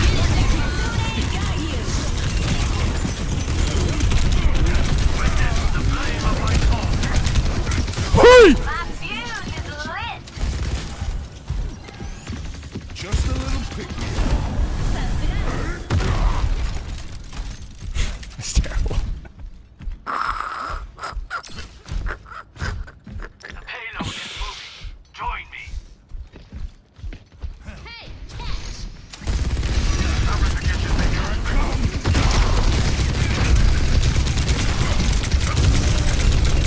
Holy.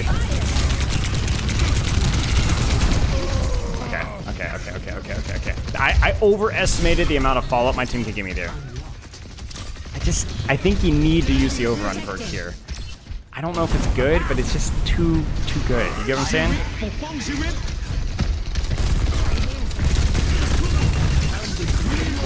Surprise, brother! Ah! Yeah!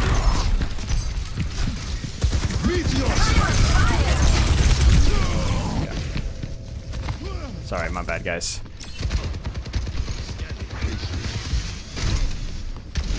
Howdy. My bad.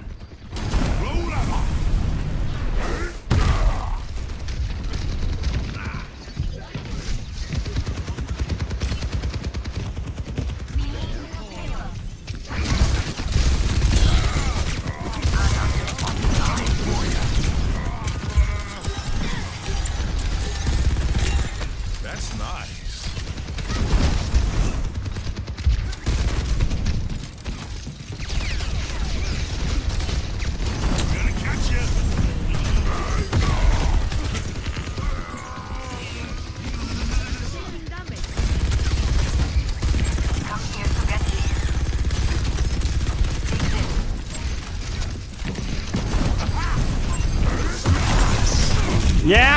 Yeah? Yeah? Nope, nope, nope.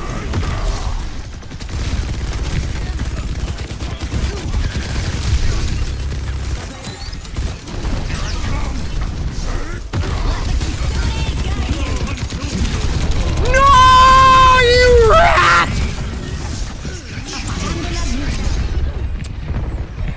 I was too late.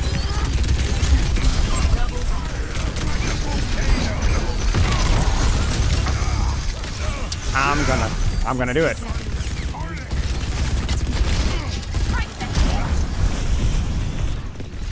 Frick, dude. I was way too late to decide. I had the vision, I was just too late to execute.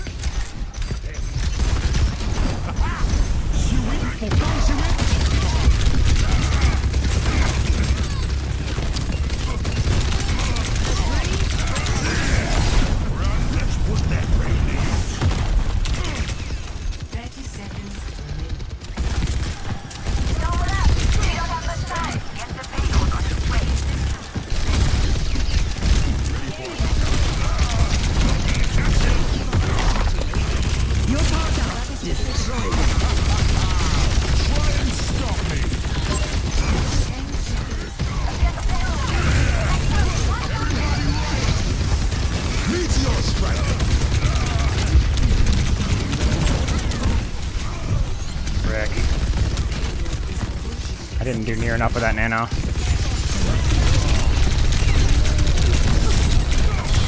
Oh, here. Shoot, I didn't do near enough of that nano, chat. We should have killed that somebody with that. We win that one. Rough. Back to the cast. Score 2-0. Switching sides. Yeah, now it's a little early, but I had enough vision to get value out of it. We created a lot of space with it. I didn't hate it. It could have been like 3 seconds later because he was already backing out, but it was okay.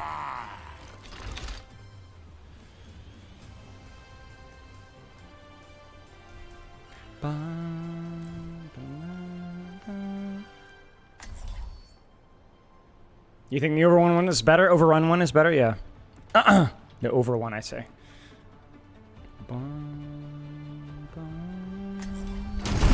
A gun in each hand and a smile on my face.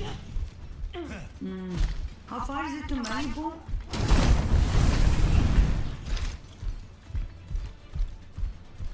I do not wish to be feared, but to be left alone.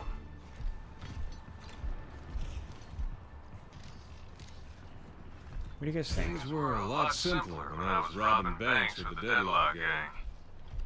I'm so inexperienced with Malga positioning, man. I never coached this Leave a character. winner Or play, in a coffin. for that matter.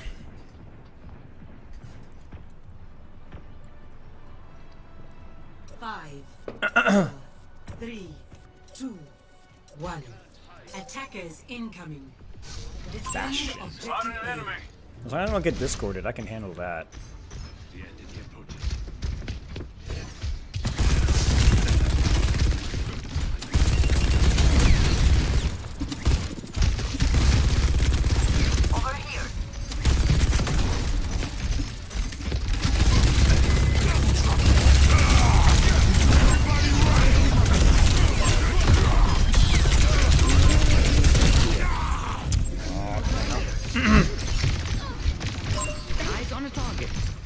Should be able to trade more than that. That Sombra is just being completely ignored and she's right inside of us. Spirit sword.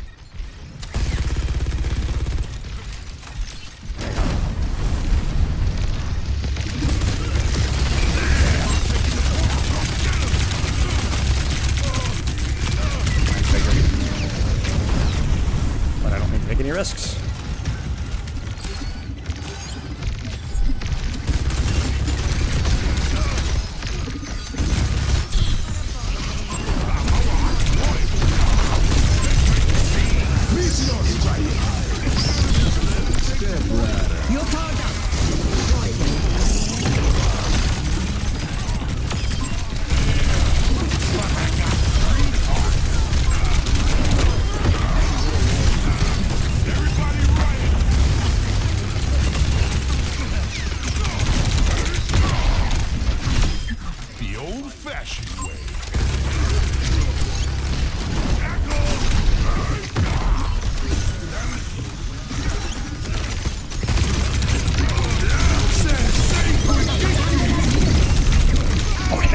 Okay, sure.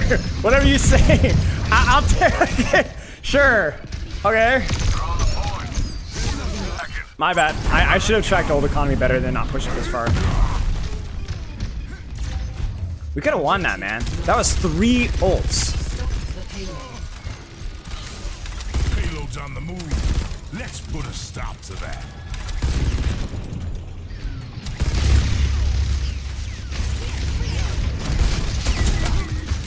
Come on, Discord me.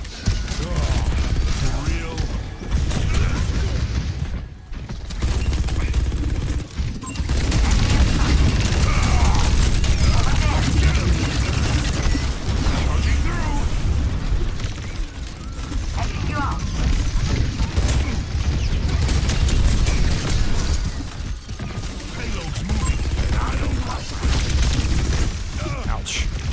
Enemy in sight. Meteor strike.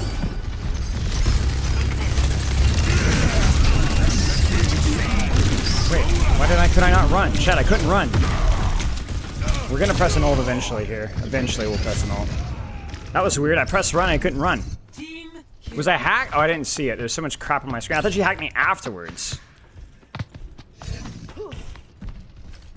I think I need to go for the Zen there too. I need to stop focusing on Bastion. It's too tempting, but it's not good.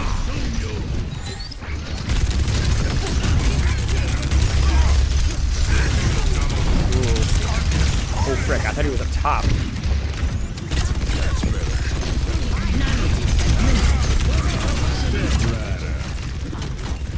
C9, thank you.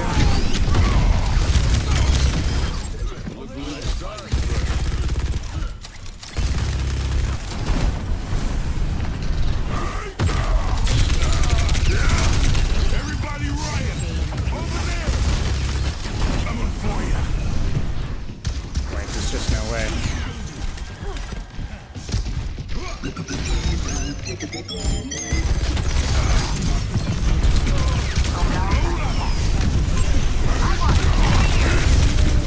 I'm stuck.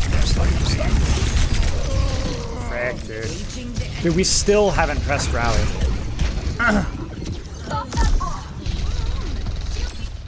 Man, come on now. Embarrassing. The payload has reached the checkpoint. I don't think I should have gone high ground there, I think it was... Maybe if I had ult.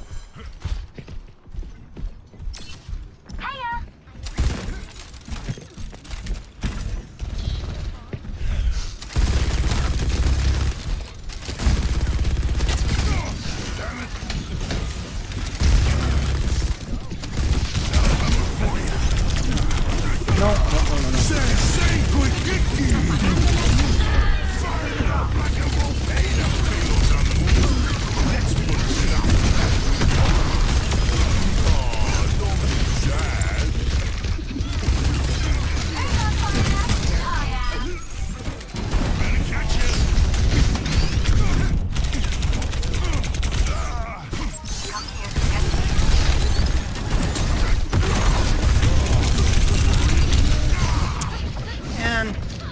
Like, walk! Like, don't sit here and scope like you think you're all that. Like, here's a suggestion. Walk forward. Take a fight there. Like, we...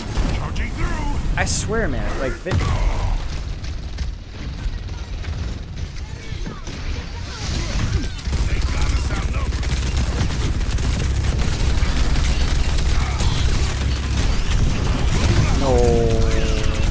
I got pooped off the height. There's no shot. Frick, man. Dang it, dude. I hate that so much. They sit there and stare like morons. Like, walk! Walk forward!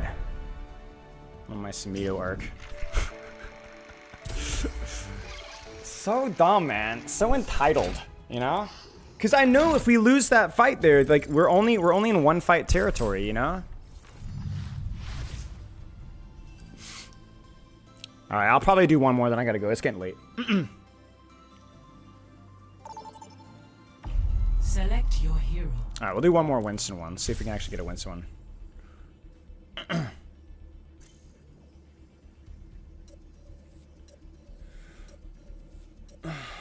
Yeah, I knew about the charge cancel. It's just, it's a tricky, it's very tricky timing with my keybinds.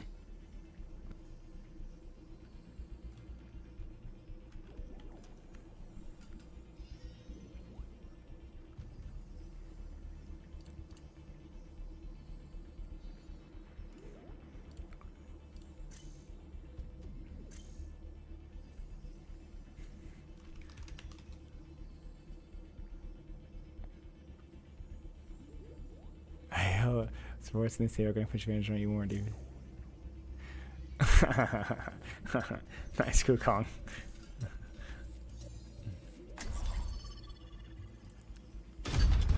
Nice, guys. This is gonna be the game right here. You guys, wait, we're in Circuit Royale. Frick my chungus. Can you play Winston in Circuit Royale? We're about to find out, man. He's okay on second and third. Hello, Moni Moni. I'm sorry if I butchered your name, mate. Welcome, welcome.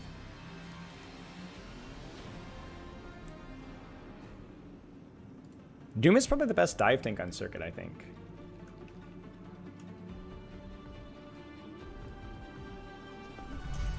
A better world is possible today. I've learned a lot from my experiences.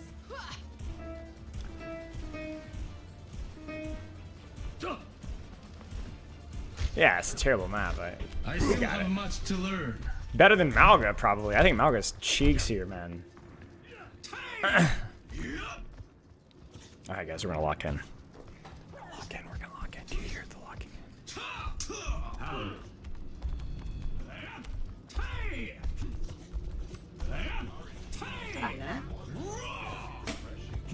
Alright, School Kong, you wanna see a masterpiece? Check it. I'm not going over the top, guys. No. Escort the payload. The payload progresses.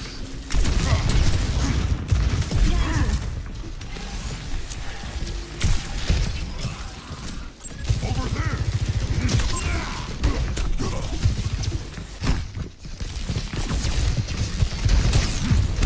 Did someone call?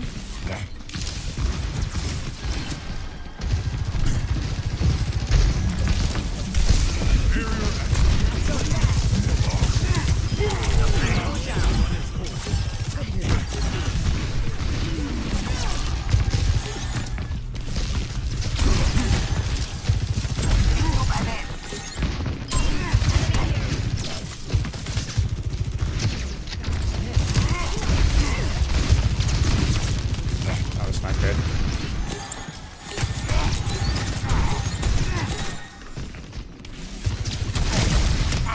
Wow.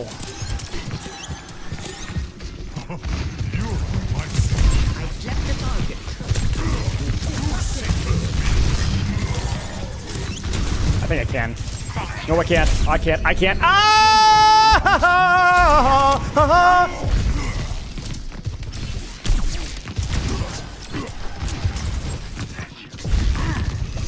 Done nothing.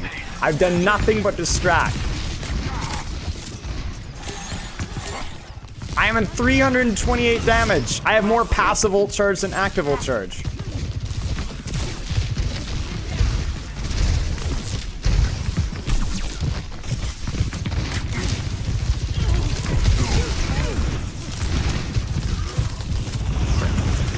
Okay, we preserved HP. Go for the trade.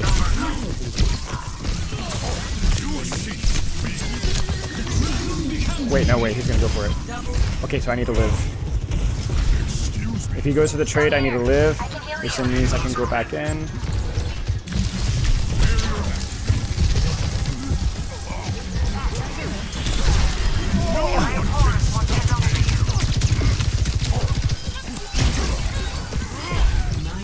Okay, nice.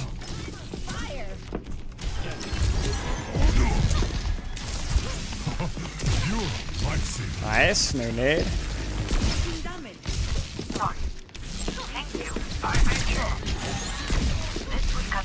Really interesting play there.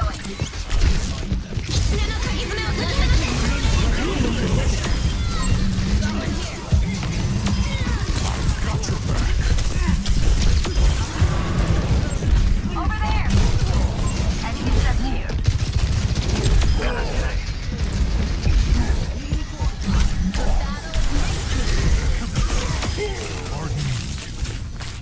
Can you twerk?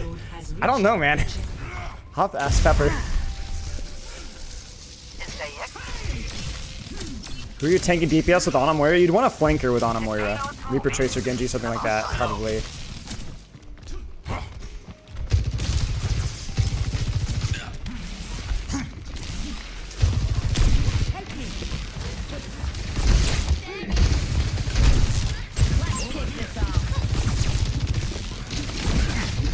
think we have free space here.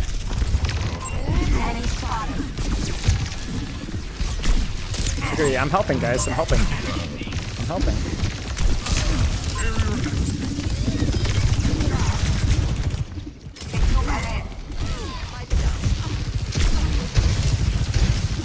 Can I hold this space? The double? I think I can. I think. Yeah, we're 4 now. I see an enemy here. Over the moon. Is this the most weird Winston game? The weirdest Winston game. The most weird, I say.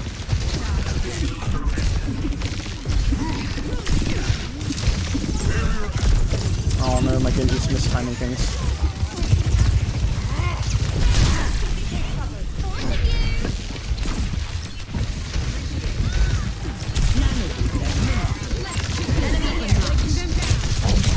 Oh, animation screwed! You guys saw that.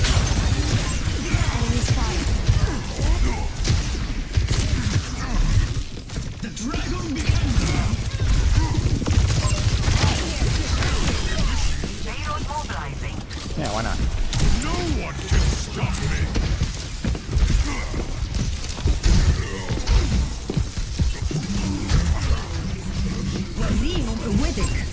No, what the frick happened to my bubble?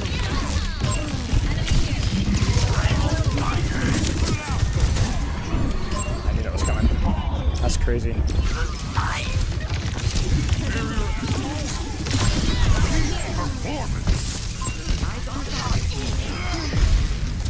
Nice, guys.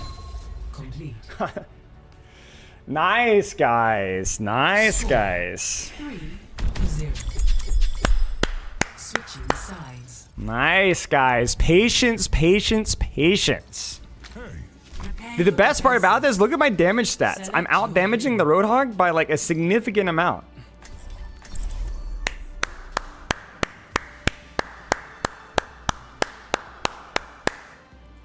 That's the sound of victory right now. Clapping. So it's great, man. MTD, yeah. Absolutely. A better world is possible today. Howdy. Hello, plan to win. Hey there. How's it Expect to going? lose. Hello.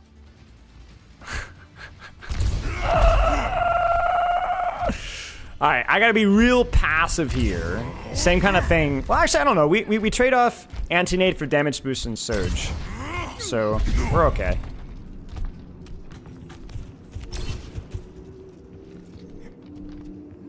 Right away. So, I think I do the Screw Kong angle here, I think. I can make that jump. Damage output increased. Hello. Hey there. 5, Maybe we can take an early fight here. 2, 1. Attackers incoming. Don't damage boost me, please. Stop the aim. Orisa, even better. I can definitely hold this angle. Where there's smoke, there's fire.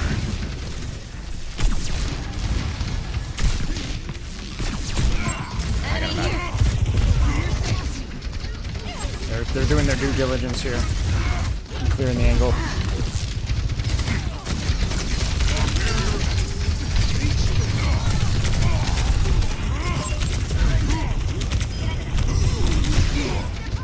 Man, wow, we did not get any punishment over there at all.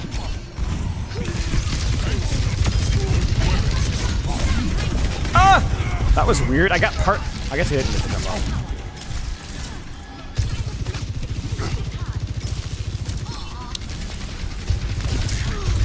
I need to set it Sage a dive for that. I'm here. Carried on the wind.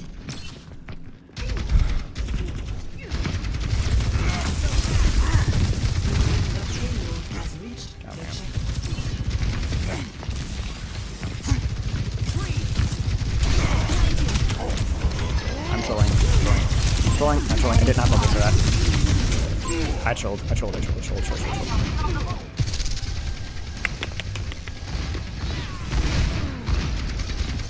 think we just maybe need to give up more space there. Not quite, but I am closer than I was before.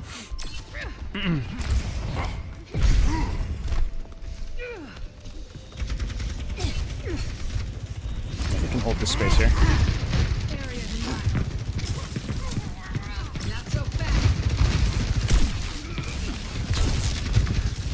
What are you doing for ults here?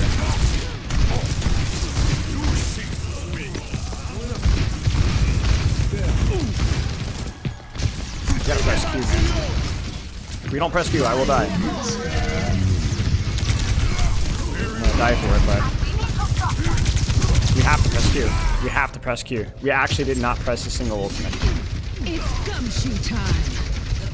That's actually unreal. Well, GG's. I played that fight well. I played that fight well. The fact that I even got my bubble off there and zapped and lived, that was incredible. If I do say so myself.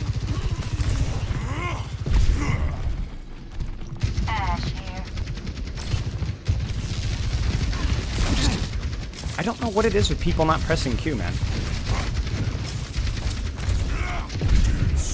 Okay, never mind, we're not walking forward, so I can't do this.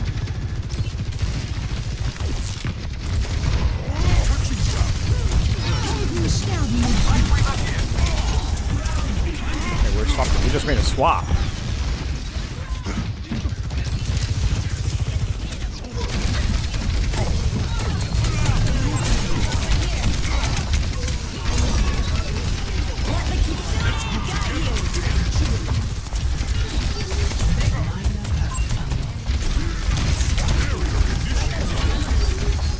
Shoot.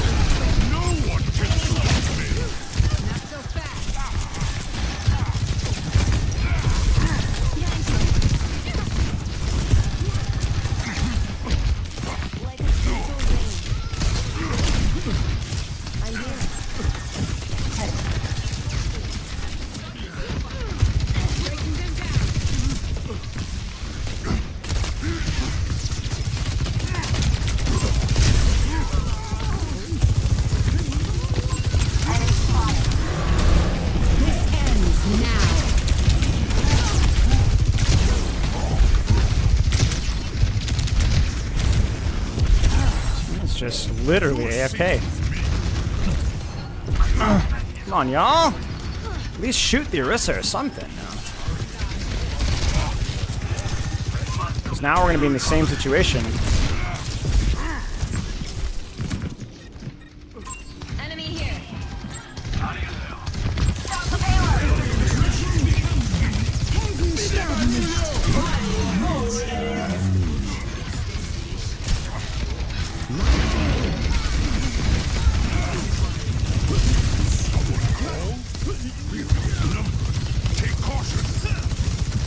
Can't really leave because that's the whole point.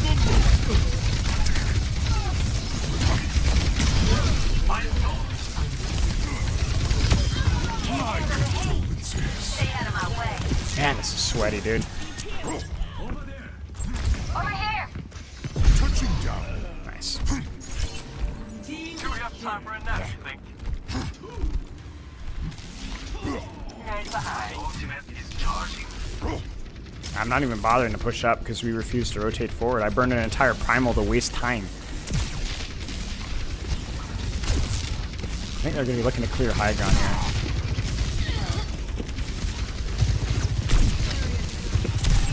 Over there. Oh no, oh no. Frick, frick, frick, frick, frick, frick. I trolled that and he's using my body. Oh no, I trolled. I did not hear the Orisa going forward. Chat, no. That was so bad.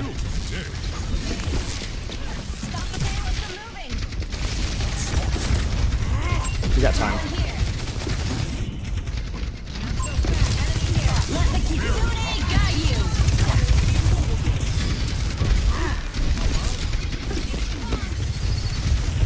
I swear she was running somewhere. I just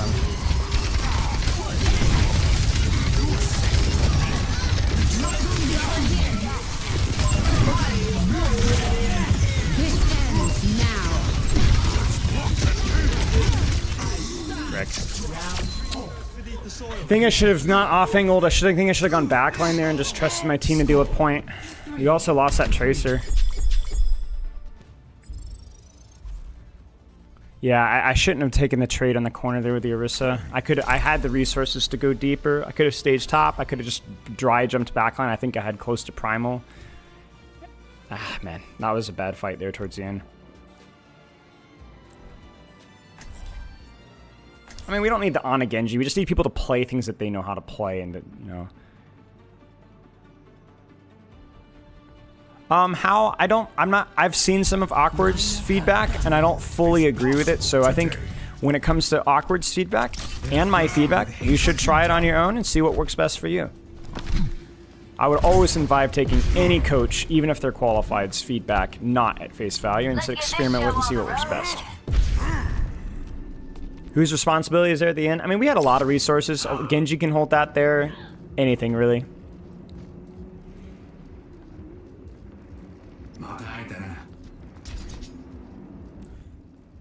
We just had really, really bad ult value there. We wasted our blade. I didn't get a chance to use my primal. Just didn't control any space. 5, 4, 3, 2, 1. I'll probably start here, but I think we have to let them push a little bit. Over there! Stop the payload. I know! Let's do it together! I see an enemy Matcha? here!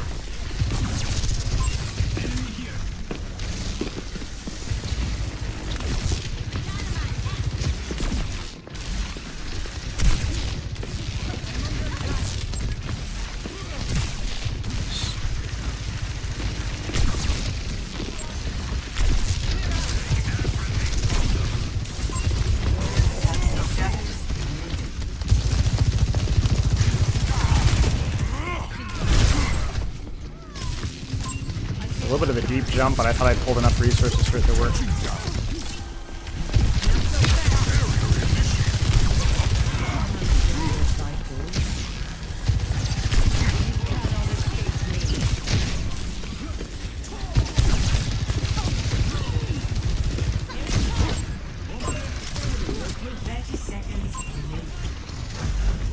Losing now will be such a shame.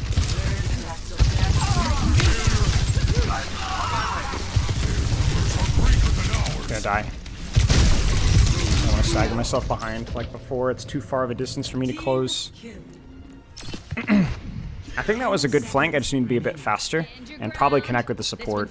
It's a little awkward with Mercy, but I think it would have been okay. Quitting is not in my vocabulary. Overtime.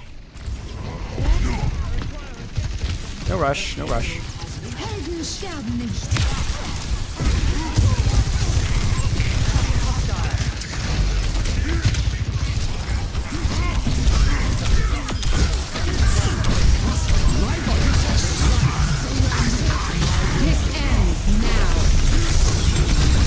Okay, that is a lot of ults. We should be able to win that.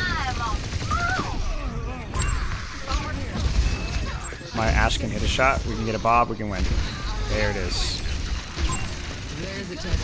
Use it. Use it. Use it. Use it. Use it. Use it. Use it. Use it. Use it. Use it. Use it. Press Q. Ashe. Ashe. Ashe. Ashe. Ashe. Ashe. Ashe. Ashe. Ashe. Ashe. Ashe. Ashe. Ashe. Oh! People do not press Q in this video game. Score 3-4. It's okay. It's a nice shot she hit in the Mercy. That vortex freaking hurt though, bro. I should not have died there. I should be able to jump out. It's a good hold. Bob is nervous, yeah.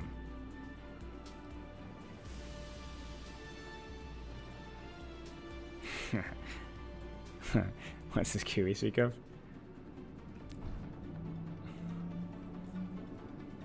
Goaty, goat of all time. I love that. I need to hit way more Tez Chain Lightning. I mean, when I hit it, man, it's like 180 damage or something. I'm getting like 3 cleaves. If I hit more alt fire, dude, man. Shocking.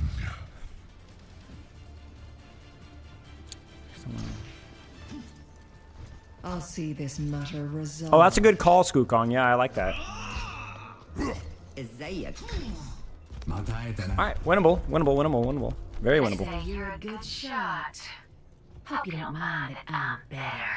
I know more than anyone that a head that big is an easy target. Hello. 5, 4, 3, 2, 1. Attack commencing. Escort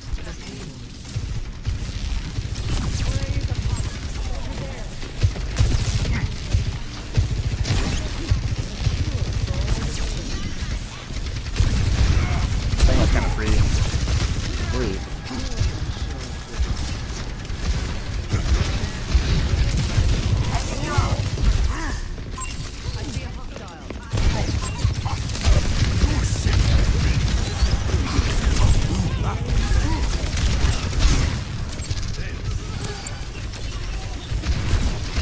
Like that right there. That's a fatter if I can get it.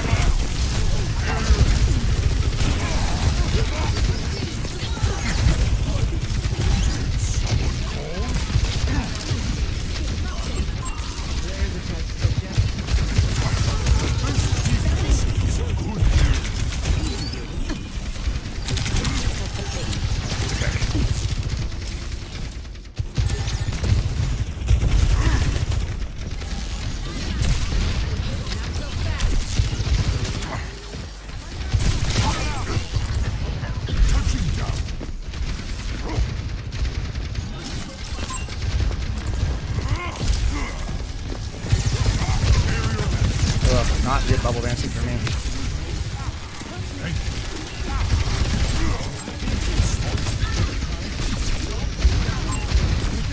Line jump. This ends now.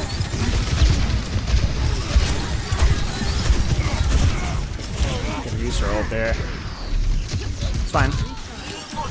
Her is still all the way back here. Wait, we got a trade. Okay, we get res out. Nicely done.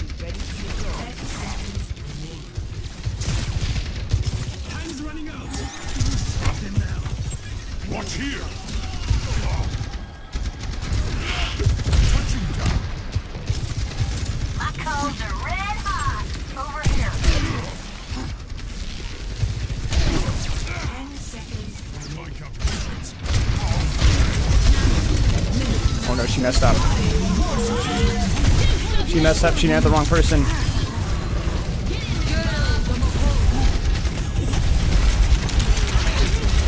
Oh dear, this is complete chaos.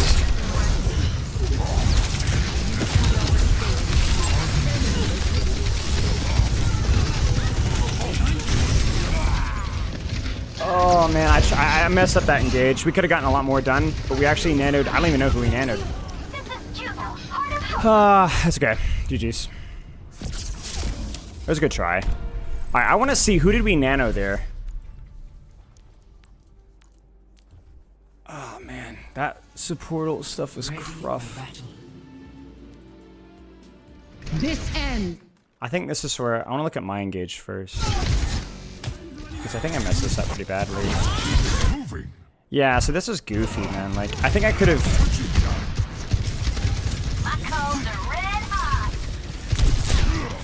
So I think I just go here, walk and jump. I think the staging was really bad for me, because I wouldn't have even needed nano. I could have jumped from top, bubbled, zap. Yeah, this is just my inexperience in the map. I've not played at Winsome this, because look how much damage I take. Frick, man.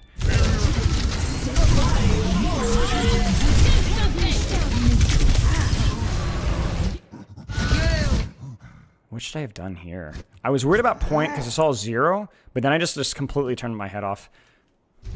Or turn my brain off. Alright, chat. GG's. It was fine. It was fun. We had a good time. It was good. It was a good run. The games were fun. You're powered up. Get in there. Did we even do anything with the nano here?